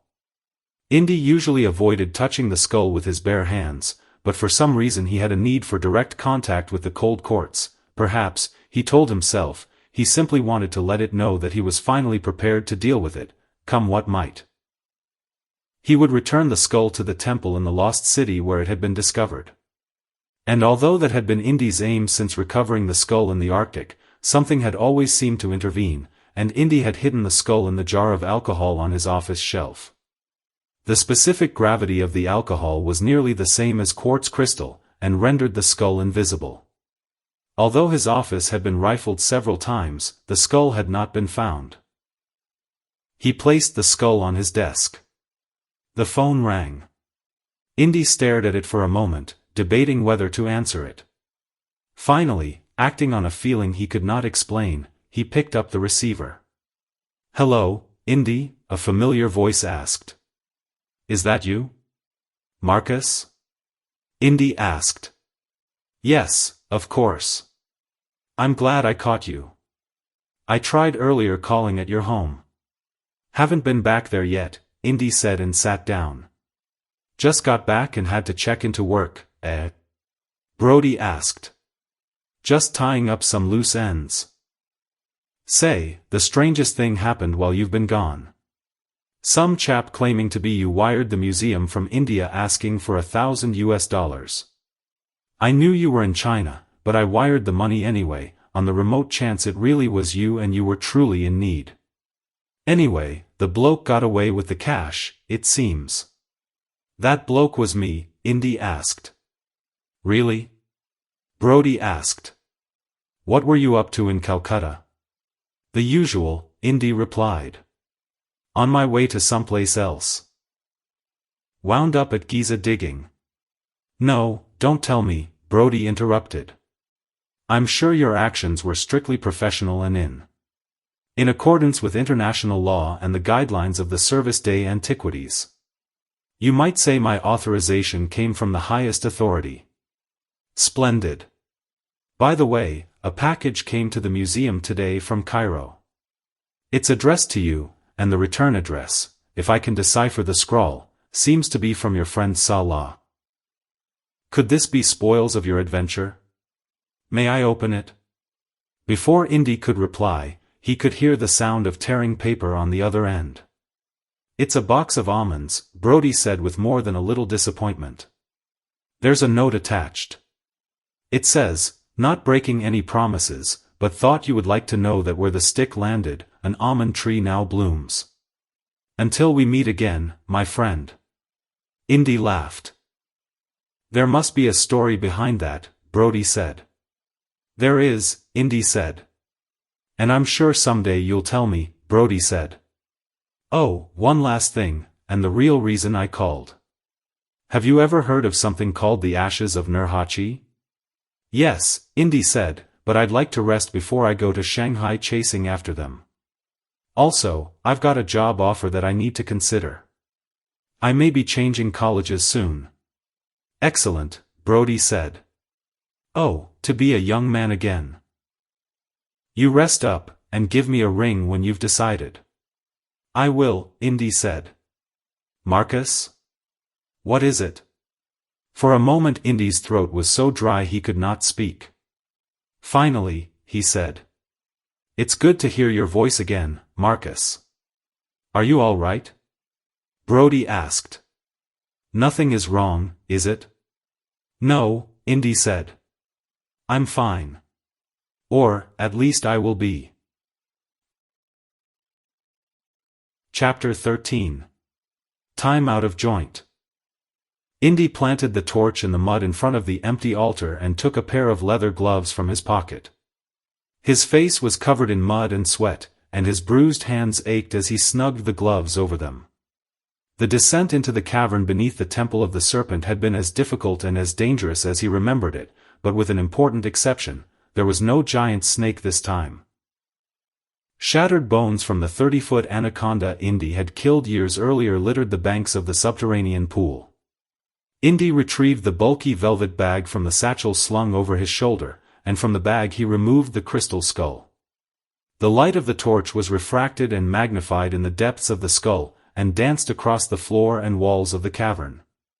For a moment Indy was mesmerized by the display, and he considered keeping the skull. "No," he said aloud. "I don't know who you were, or are, but this is where you belong." The altar was cut into an alcove in the wall of the cavern. Indy planted his feet firmly on the ground, made sure he had his balance, and carefully placed the skull atop the altar. Then he stepped back, half expecting some trap to spring out of the base of the altar or to fall from above. "Good," Indy said. He smiled, took off his gloves, and touched the brim of his hat in farewell. Then, when he picked up his torch and turned to leave, he heard it, a swirl of water, a slithering noise from the mud bank, and the awful hissing sound of a very large snake breathing. At the far end of the torch's circle of light he saw an amber, slitted eye the size of a cantaloupe moving toward him. The snake he had killed in this cavern before had been the largest one he had ever seen, and when he'd returned to Princeton he had asked a herpetologist if anacondas of 30 feet in length were unheard of. No, the expert had said, there were tales of them growing even bigger in the depths of the rainforest. This snake made the other one seem small. "Not again," Indy moaned. The snake slithered toward him. Indy drew the revolver. There was no place to run. The snake was so long that it completely cut off the route back to the entrance to the subterranean pool, and to try to swim would be surrendering an even greater advantage to the snake. Indy stumbled backward and fired 3 rounds at the snake's eye. If it had any effect, the snake did not show it. The snake opened its hinged jaw, showing fangs that were as big as sabers, and flicked its spongy pink tongue toward Indy. Like all snakes, its eyesight was bad, but its senses of smell and taste were keen. Indy squeezed into the alcove beside the altar and fired twice more. The snake struck, but its open mouth was larger than the alcove, and the fangs grated against rock. Flinching from the strike, Indy threw himself backward and hit his head on the lintel of a stone portal in the back of the alcove. Because the portal was small, less than 5 feet high, and in the shadows behind the altar, he had not noticed it before. More important, the portal was too small for the snake to come through. It was a moment, however, before Indy realized this. The blow to the back of the head had nearly rendered him unconscious, and for a few minutes he sat on the floor of this new passage while his stomach churned and pinwheels of light danced in front of his eyes. When he felt the back of his head, there was blood on his hand. Still, Indy smiled at his good fortune. He picked up the torch and struggled to his feet to explore this new passage and get away from the angry hissing on the other side of the portal. The ceiling was low, and he had to stoop as he inched along. Then the passage ended. It ended not in a doorway, or a wall, or even the rubble of a collapse. It ended in a kind of cloud filled with darkness that was beyond darkness, a malevolent void that refused to be dispelled by torchlight. Instead, it seemed to soak up the light and yield nothing in return. And it was growing, or simply coming toward him. Indy searched the corridor for a recognizable doorway, or a crawl space, or some exit that was an alternative to whatever was in front of him and the angry and very large snake behind. There was none. Indy switched the torch to his left hand, then extended the fingers of his right. Carefully, he touched the cloud. His hand disappeared in the void, but there was no sensation of feeling, not even the feel of his fingers tucking into his palm as he made a fist. He quickly drew back his arm, and was relieved to find that his hand was still attached. Indy glanced behind him, then looked around at the barren corridor again. Of the 3 choices open to him, 2 offered certain death, starving to death in the bowels of the temple, or being crushed in the coils of a giant anaconda. Although the 3rd choice seemed only to suggest disaster instead of promising it, he was hesitant to take it. But as the cloud began to envelop him in wispy hollow tendrils, his torch began to dim and then sputter. Afraid that he would be suffocated like the flame if he did not push on through the cloud to the other side, he held his breath and plunged into it. He found himself in sunshine. I must have hit my head harder than I realized, Indy said to himself, rubbing his neck and blinking against the brilliance of daylight. Then he closed his eyes and opened them again. As his eyes slowly adjusted, the outlines of the city of Kozan rose around him. Indy was kneeling on the bottom step of the Temple of the Serpent. Birds and monkeys were thick in the nearby trees, and somewhere a jaguar growled. Only, this was not the corpse of a city that Indy remembered finding. This was a living metropolis, and it was still in its youth. People filled the streets and moved in the shadows of buildings that Indy had seen only as heaping ruins amid the encroaching jungle. The structures were magnificent limestone monuments, trimmed in green and terracotta. The number of buildings, however, were fewer than the ruins of modern-day Kozan would indicate there to have been. Behind him was the Temple of the Serpent, but it was smaller. It was much lower and had fewer courses than he could recall. Indy stepped down from the temple onto the broad flagstones of the busy main thoroughfare. Although he gaped at the people he passed, robust, brown-skinned people dressed mostly in tunics made from fibers of the maguey plant, none of them so much as returned Indy's stare. Many of them hastily bartered corn, fruit, and spitted meat at the thatch-covered stalls on either side of the street, while others seemed to be nervously awaiting some event. They glanced up at the sky from time to time, or noted the diminishing length of their shadows on the flagstones with the same expression as a businessman on Wall Street would glance at his wristwatch. The sun was almost overhead. Whatever event was being anticipated, it was obvious that it would take place at noon. Although here in British Honduras one would expect to find Mayans, Indy mused, these people had the sharper features of the Aztecs of central Mexico. Yet, there were none of the easily recognizable trademarks of Aztec culture. Indy could not identify their speech, but he knew it was not Nahuatl, the language of the Aztecs. The predominant feature of the glyphs that decorated the Kozanian monuments was a stylized spiral that unwound to the right. It could be a representation of the conch shell, Indy thought, or perhaps a star or comet. Nothing was known of the history of Kozan, except that it had once been a great city but had been abandoned because of some evil, and even that came from folklore. Before Indy had discovered the city for himself, he doubted its existence. The city's name, Kozan, was borrowed from a 16th-century translation of a little-understood Mayan phrase in which the Spanish word for heart, corazón, figured prominently. Sometimes it was rendered as del mal corazón, or heartless. At other times the Mayan place name for the lost city defied translation, but the closest one would be the heart of evil. The warriors, who seemed to be everywhere, carried obsidian blades at their belts and, slung over their shoulders, wicked-looking throwing sticks made from oak branches. They strolled the avenue in pairs and occasionally stopped to warn a merchant or a citizen that they should be finishing their business, because the ceremony was about to start. The class distinctions went far beyond warrior and citizen, Indy discovered. Another class made up at least a third of the population.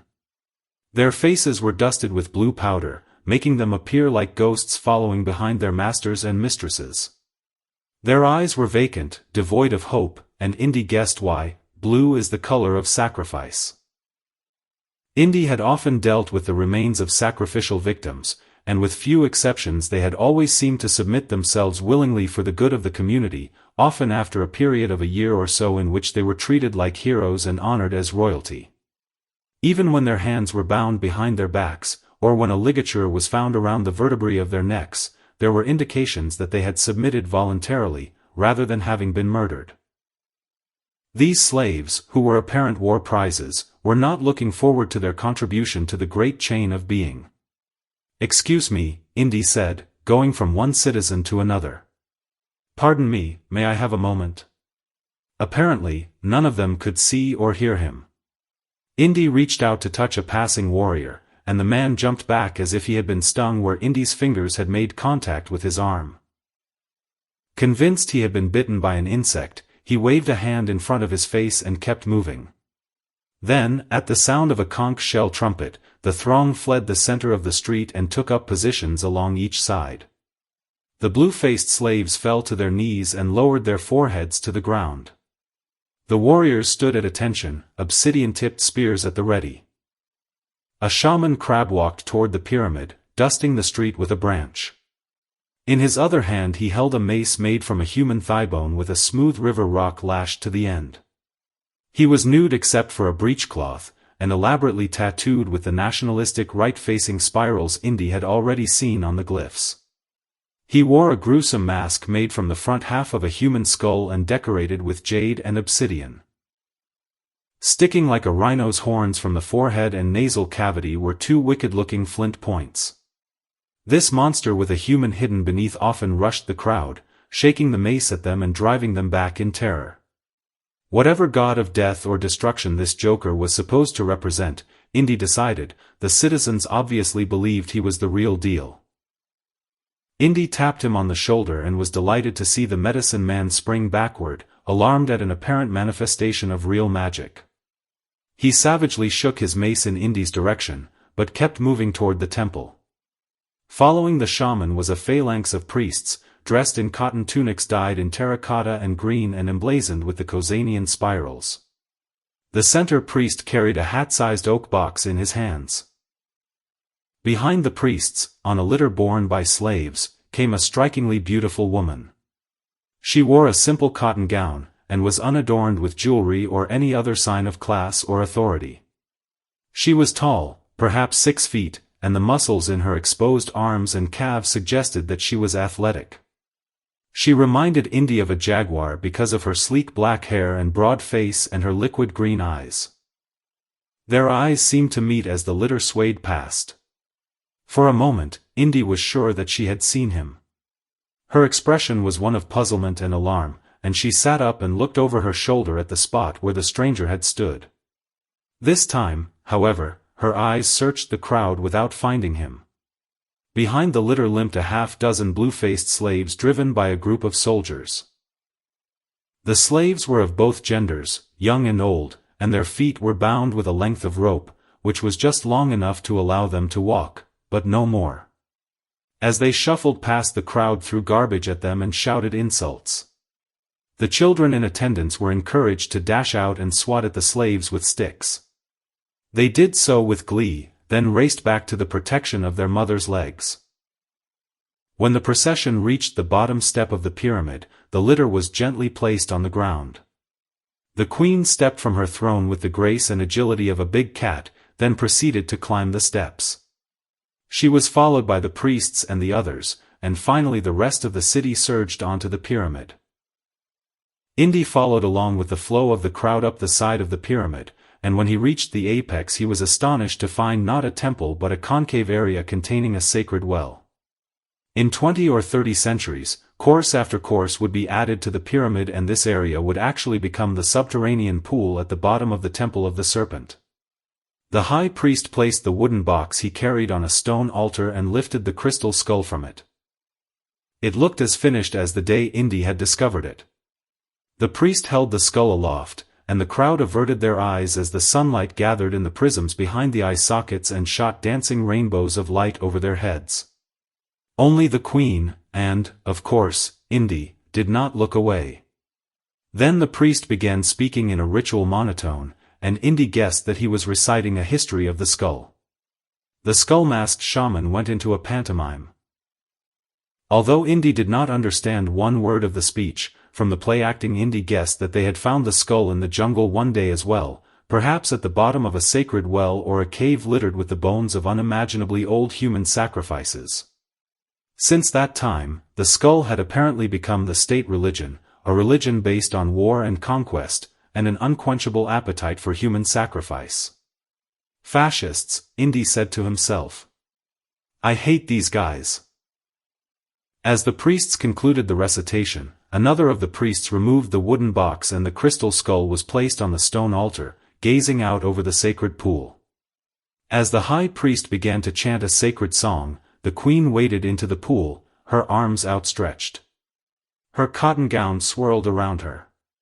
Then, when she was chest-high in the water, she stopped and placed her hands atop her head. Something moved in the water around her. A pair of anacondas wrapped themselves around her torso and lifted their heads from the water. They were not big snakes as anacondas go, they were perhaps 12 or 15 feet in length, but at any moment Indy expected to hear the cracking of her rib cage as the snakes squeezed the life out of her.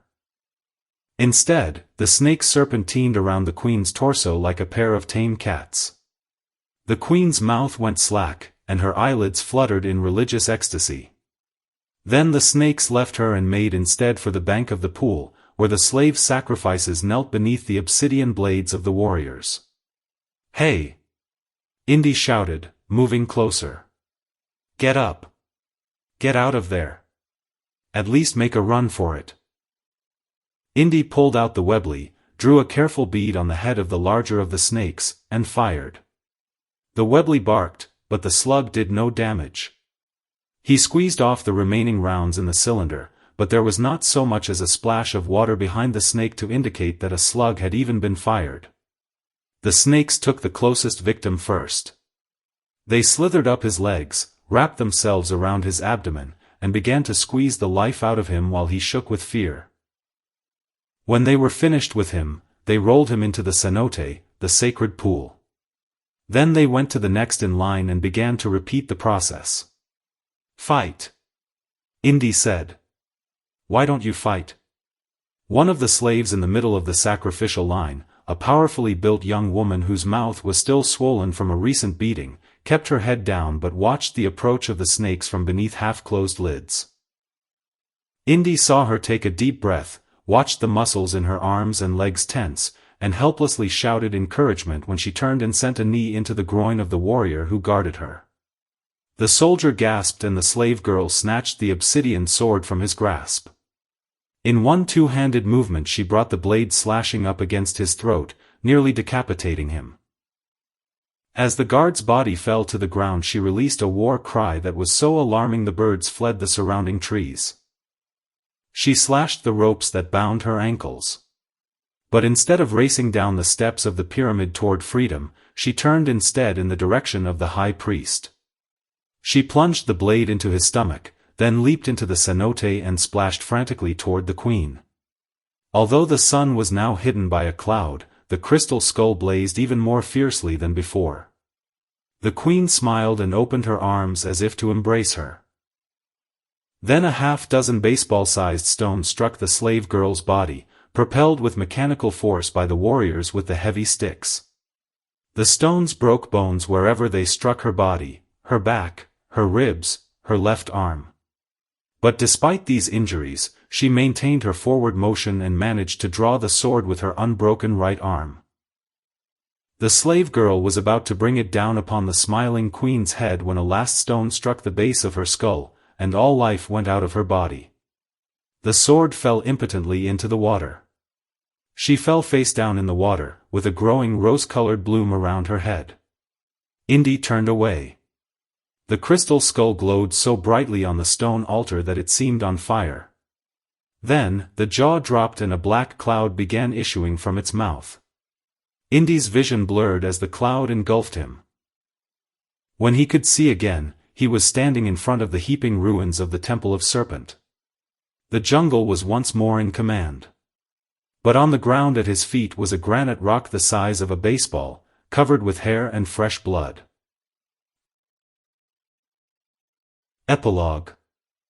He found the professor on the quadrangle, sitting on a bench in the sunshine, eating a sandwich from a sack lunch beside him. The man was just past 50, but already he had the distracted mannerisms of age. Or, perhaps he had always had. His graying hair was a bird's nest of tangles. His clothes were rumpled and somewhat mismatched, and when he crossed his legs Indy noticed he wasn't wearing socks. As the professor slowly ate his sandwich, his unfocused eyes were fixed above the spires and rooftops of Princeton University. Indy stood uncomfortably some yards from the bench, his fedora in his hands, unwilling to disturb the professor's apparent reverie. But the expectant, worried look on Indy's face was enough to warrant the older man's attention. "Come," the professor finally said with a wave of his hand and a glance toward Indy. "Are you going to stand there all day or are you going to speak?" "I didn't want to disturb you," Indy said sheepishly. "And you think your staring is not disturbing?" "Pardon me," Indy said. "It was rude." Indy turned to go. Wait, the older man said. "Come and sit beside me. I'm the one who is being rude now, I'm afraid. What is on your mind?" "Something interesting, I hope. Perhaps you are merely an autograph seeker? I do not understand this American obsession with fame." "No, Professor," Indy said as he sat down on the bench, his hat still in his hands. "I haven't come for your autograph, or for your picture. I've come for your advice." "Advice?" the man said and chuckled. "Everybody wants my advice these days. I'm afraid you have come to a very poor source for that. I have been accused of being a not very practical person, of spending too much time in my head and not enough time in the world. Do you know what I was thinking just now? I was thinking of how beautiful the clouds are, and how I would stare at them through the classroom window when I was a child. Did you like school?" "I hated it," the professor said with a dismissive wave of his hand. "I wanted to be in the clouds. School was dull, regimented, and sucked the very life out of young minds. I was a very unhappy little boy. What a shame we do this to our young." Indy smiled. "The advice I seek," he said, "is of a very impractical nature. Have I seen you before?" "Yes, sir. I teach archaeology here. My name is Jones, and we have met once or twice. My friend Marcus Brody introduced us." "I'm sorry, but I don't remember," the professor said. "I'm sure you had more important things on your mind." "Like clouds," the professor said and smiled mischievously. Then he finished his sandwich, dusted the crumbs from his hands, and rummaged in his lunch sack. He extracted a bright red apple, which he offered to Indy. Indy was hungry. He placed the fedora on the ground between his feet. Then he polished the apple on his pant leg, regarded the shine of the bright red skin for a moment, and sank his teeth into it. "What is this very impractical advice you seek?" "Time," Indy mumbled as he wiped apple juice from the corner of his mouth with the back of his hand. "Why is it always now? Is it possible to return to the past, or to move ahead to the future? What exactly is time, anyway?" The professor smiled. "Time," he said, "is what you measure with a clock." Indy waited patiently. "That's it?" he asked when he realized nothing more was forthcoming. "What more do you want?" the professor asked. "I don't know," Indy said. "Answers, I suppose. After all, you are the world's greatest authority." The older man scowled. "That is fate playing a trick on me," he said. "I have questioned authority all of my life, and now I find myself an authority." Indy was disappointed. "I was hoping you could give me some validation," Indy said. "I have had some unusual experiences, in which miracles seemed possible. Time travel, even." "You're asking me to tell you that you're not crazy," the professor said. "But I can't help you. I am merely a scientist, just another human being like yourself. The answers you seek, my son, are inside of you." Indy nodded. The professor smiled. "One of the most incomprehensible things about the universe," the older man said, "is that we can comprehend it at all. But we are still in childhood, and as our understanding grows, so does our responsibility. We are all travelers in time, Dr. Jones. Live in the present, keep looking to the future, but always remember the past. And never forget to listen to your heart. And with this, our story comes to a close. Thank you for listening. Raiders Radio Productions hopes you enjoyed this audiobook presentation of Indiana Jones and the Secret of the Sphinx. Based on characters and situations by George Lucas and Steven Spielberg. This audiobook production of Indiana Jones and the Secret of the Sphinx was directed by Alex Levitsky at Raiders Radio Productions' home office. Intuitive software was used along with text-to-speech software on this production. Additionally, contributors and volunteers assisted this project, at the special gratitude and thanks of our team. Special thanks to Max McCoy, George Lucas, Indy Mag, the Indy cast, and the cast of the Lost audiobook production of Indiana Jones and the Secret of the Sphinx. Raiders Radio is not affiliated with Lucasfilm Limited, the Walt Disney Company, or any other publishers or copyright holders, and is simply a non-profit fan-made operation. Indiana Jones is the property of Lucasfilm Limited, the copyright holder with all rights reserved. This audiobook production is part of our text-to-speech audiobook series, and is provided free of charge for your listening pleasure, which allows you to freely enjoy or share for non-commercial uses as long as credits remain intact and under identical terms. It is not endorsed for sale by our production team. Receive freely, share freely. Raiders Radio Productions can be found online through our email and various social media platforms such as Facebook, YouTube, Instagram, and more. Be sure to enjoy our other Indiana Jones productions, such as the feature-length radio drama, Indiana Jones and the Bridge to Yesterday. And please keep listening for more great adventures yet to come from us here at Raiders Radio. If adventure in audio has a name, it must be Raiders Radio Productions. Afterword. Does magic work? That question continues to nag, despite advances by science during the last 300 years that would otherwise seem to lay the question to rest, with a resounding no. Once and for all. But the question is more than academic, it gets into the thorny area of belief, straddling the dark middle ground between superstition and religion. There is a distinction between stage magic, which is used to entertain, and that which is done in an earnest attempt to influence natural or human events. Nobody makes that distinction clearer, or is more cynical of attempts at real magic, than professional magicians such as James Randi.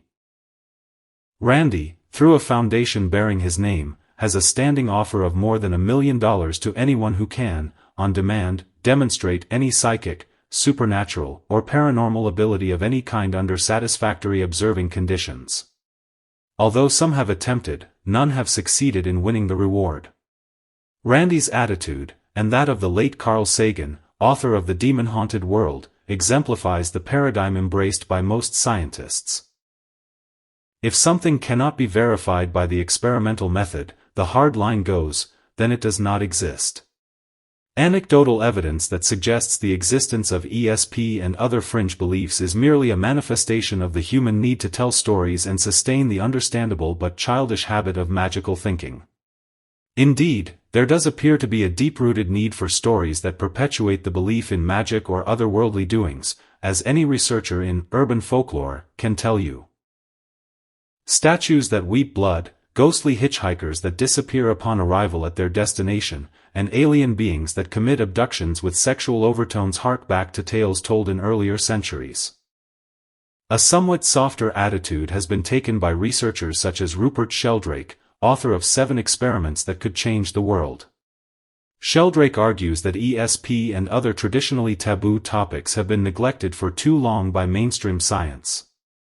It is time, Sheldrake says, to test these phenomena on a wide scale, and it doesn't take big money in the form of endowments or research grants to do it. This book is not only about a more open kind of science, Sheldrake writes, but about a more open way of doing science, more public, more participatory, less the monopoly of a scientific priesthood. He suggests 7 shoestring experiments for the layperson to test, for example, the seemingly psychic ability of pigeons to home and the common human sensation of being stared at.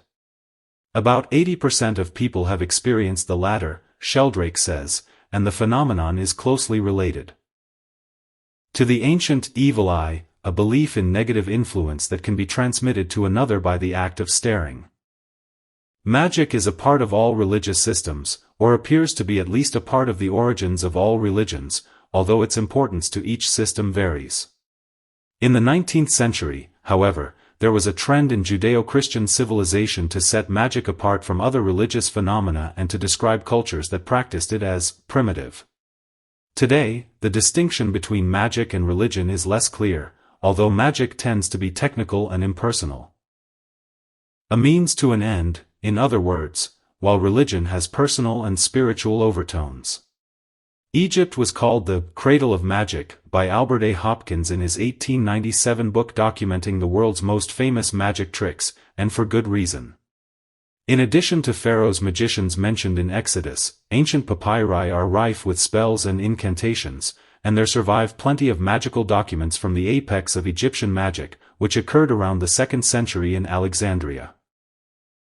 Indeed, magic, at least professional magic, the conjurer's art, seems to have survived well in the 20th century. Snake charming is still a widespread family business from Egypt to India. John A. Keel's Jadoo, first published in 1957, is an absorbing investigation into the black magic of the Orient, and those interested in snake charmers, rope tricks, and abominable snowmen will find it delightful. Black magic, by the way, is that which is intended to harm another, and is also known as sorcery. White magic is said to be beneficial, and divination is an attempt to understand or foretell events rather than influence them. Stage magic, however, can be more clearly defined. Jean-Eugène Robert Houdin, the 19th-century French magician who is regarded as the father of modern stage magic, named 5 classes of performance magic, all of which are still with us in one form or another: feats of dexterity, such as card tricks and other legerdemains; experiments in natural magic, which employ established scientific processes for entertainment; mental conjuring; pretended mesmerism, such as mind-reading acts and displays of extrasensory perception; and pretended mediumship, such as the classic 19th-century séance and its New Age counterpart, channeling.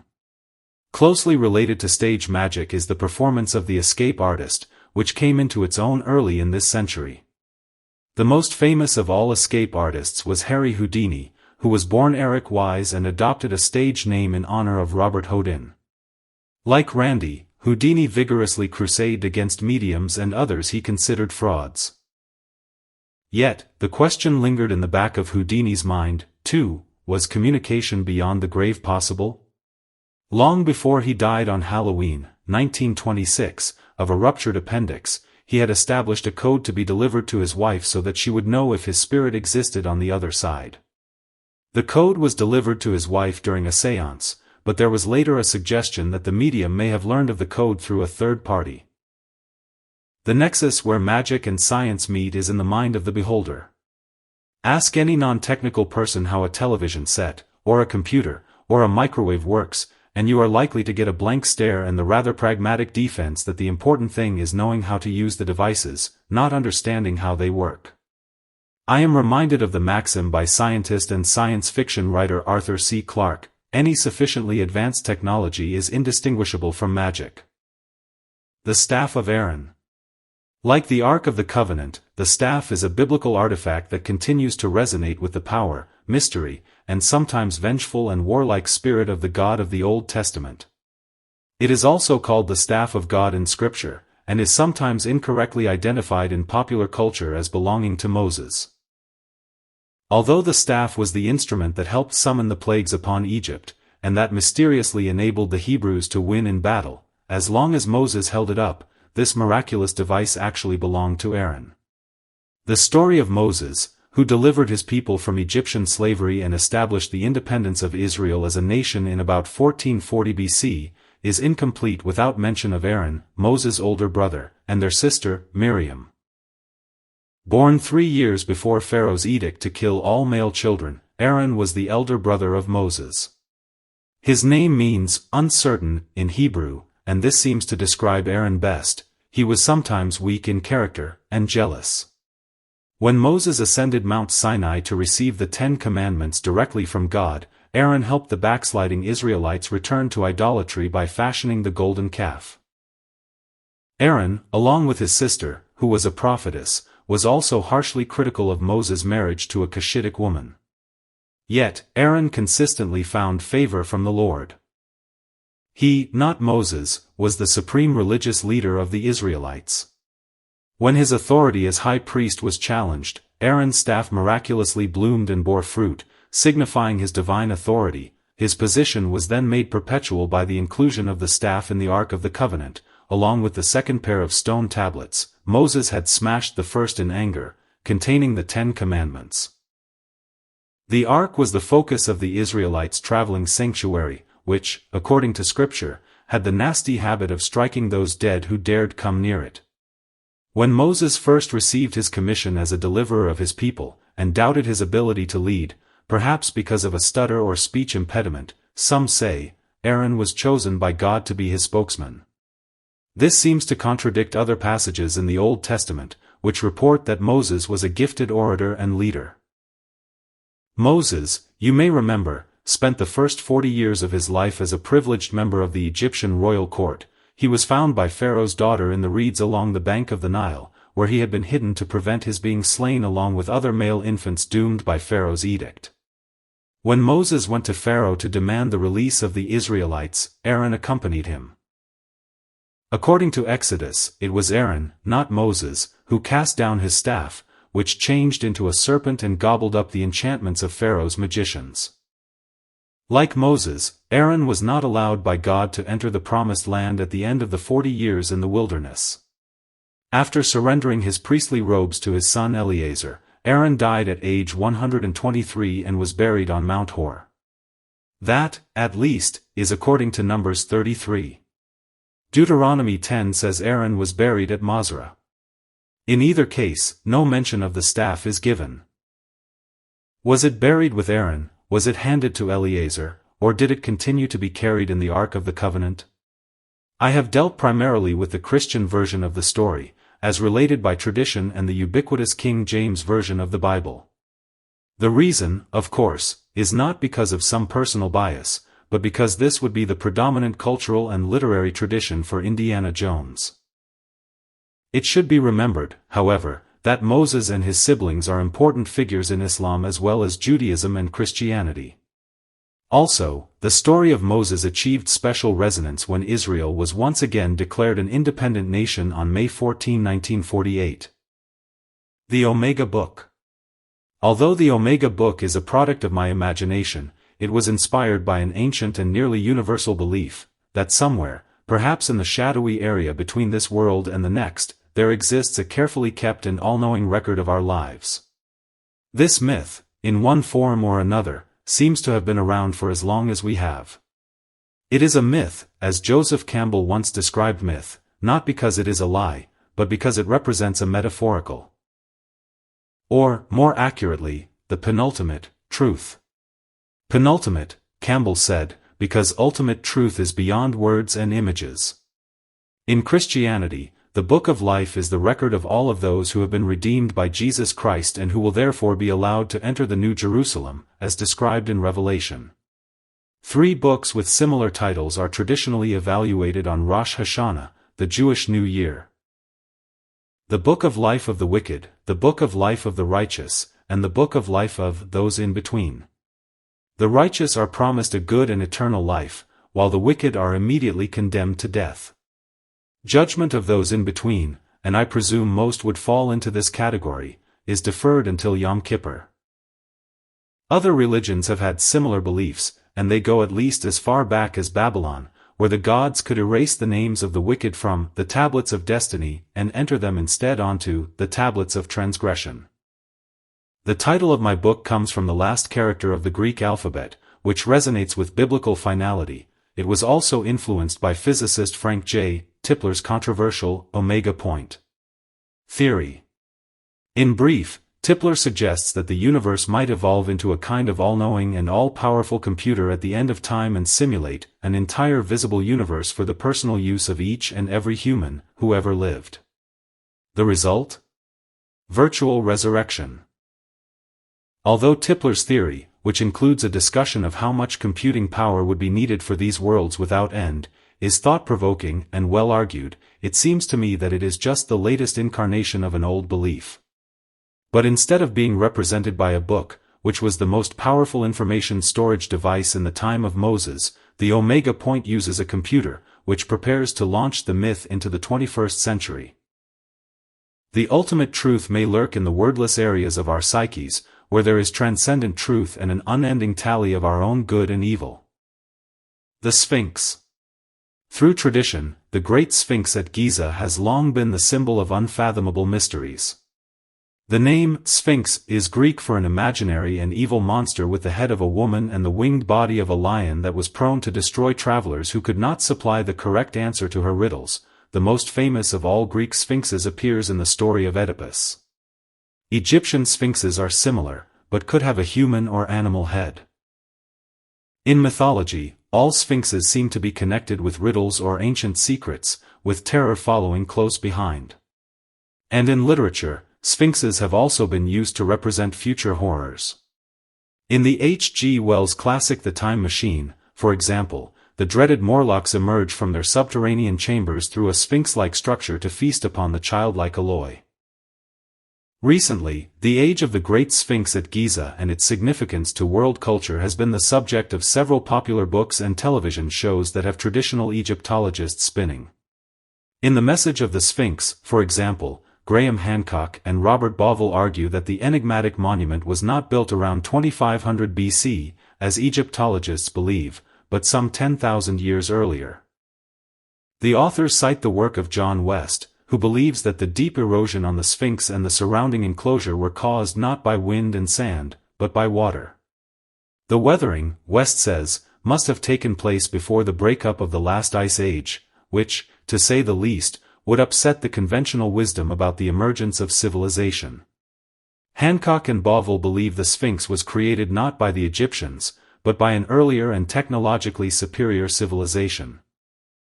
It is not a new idea, and there is a long tradition that the Sphinx is a monument created by an advanced and now lost civilization before the biblical flood. Edgar Cayce, the sleeping prophet, predicted that the lost records of Atlantis would be found beneath the paws of the Sphinx. This hall of records, Cayce said, would be rediscovered at or near the end of the 20th century. Authors Hancock and Bauval seem to agree, and they steep themselves in detailed facts and figures and conjecture about the Great Sphinx in much the same way that pyramidologists have done for generations. There is something of momentous importance there, they write, waiting to be found, by seismic surveys, by drilling and excavation, in short by a rediscovery and exploration of the hidden corridors and chambers, beneath the Sphinx. It could be the ultimate prize. Cayce, by the way, believed that he was the reincarnation of an Atlantean prince named Areta. Mark Lehner, the world's foremost expert on the Sphinx, is also traditional Egyptology's foremost and perhaps most eloquent spokesman.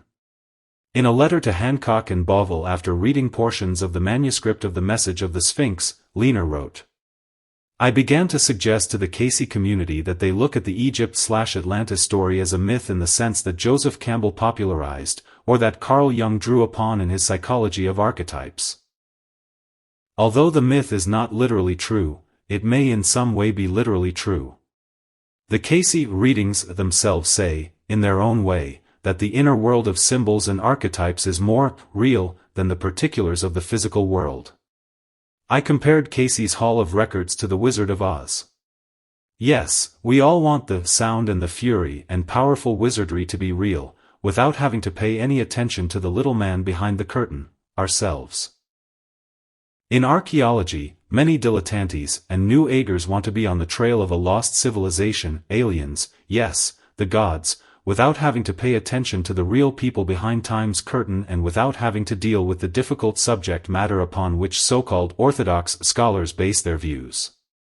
In one of the ironies with which archaeology is rife, it should be noted that Leaner, the Orthodox world's expert, began his study of the Sphinx because he was inspired by Casey's prophecy, and with the backing of an organization of Casey believers. But, Leaner says, the more he studied the more he came to believe in empirical evidence over prophecy. A final note. This series of original Indiana Jones adventures would not have been possible, of course, without the wonderful characters and situations that Raiders of the Lost Ark gave us.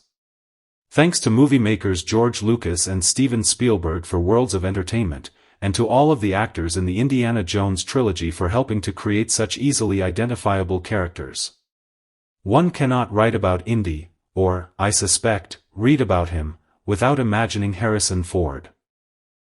Thanks are especially due to my long-suffering editor at Bantam, Tom Dupree, who shepherded the first 3 books to publication, and to his successor, Pat Lobrutto, who suffered less only because he had just one of my books to worry about, to my agent, Robin Rue, for her belief and support, and to my Austin friend Fred Bean, for his creative contributions.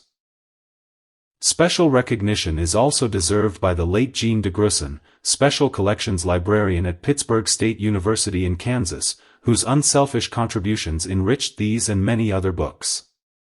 There are many others I should thank, including librarians and researchers across the country, but unfortunately the list is too long to cite each individual. A collective thanks to all must suffice. That said, I pass the hat and whip. About the author. Max McCoy is an award-winning journalist and author whose Bantam novels include The Sixth Rider and Sons of Fire. He lives in Pittsburgh, Kansas. Written in blood. It is the most coveted of all ancient artifacts. In it is written the history, and the fate, of every human being. And he who owns it writes his own destiny. Now Indiana Jones follows a trail of danger, magic, and archaeological mystery through the war-torn Orient, from Rangoon to the Egyptian desert, searching for the secret underground hiding place of the all-powerful Omega Book. But with a beautiful woman seeking her missing magician husband, and a vengeance-crazed Japanese spymaster hot on his heels, Indy is running out of time. If the Omega Book falls into the wrong hands, not only his own fate but the fate of the world will be at the mercy of a madman bent on writing humanity's final chapter.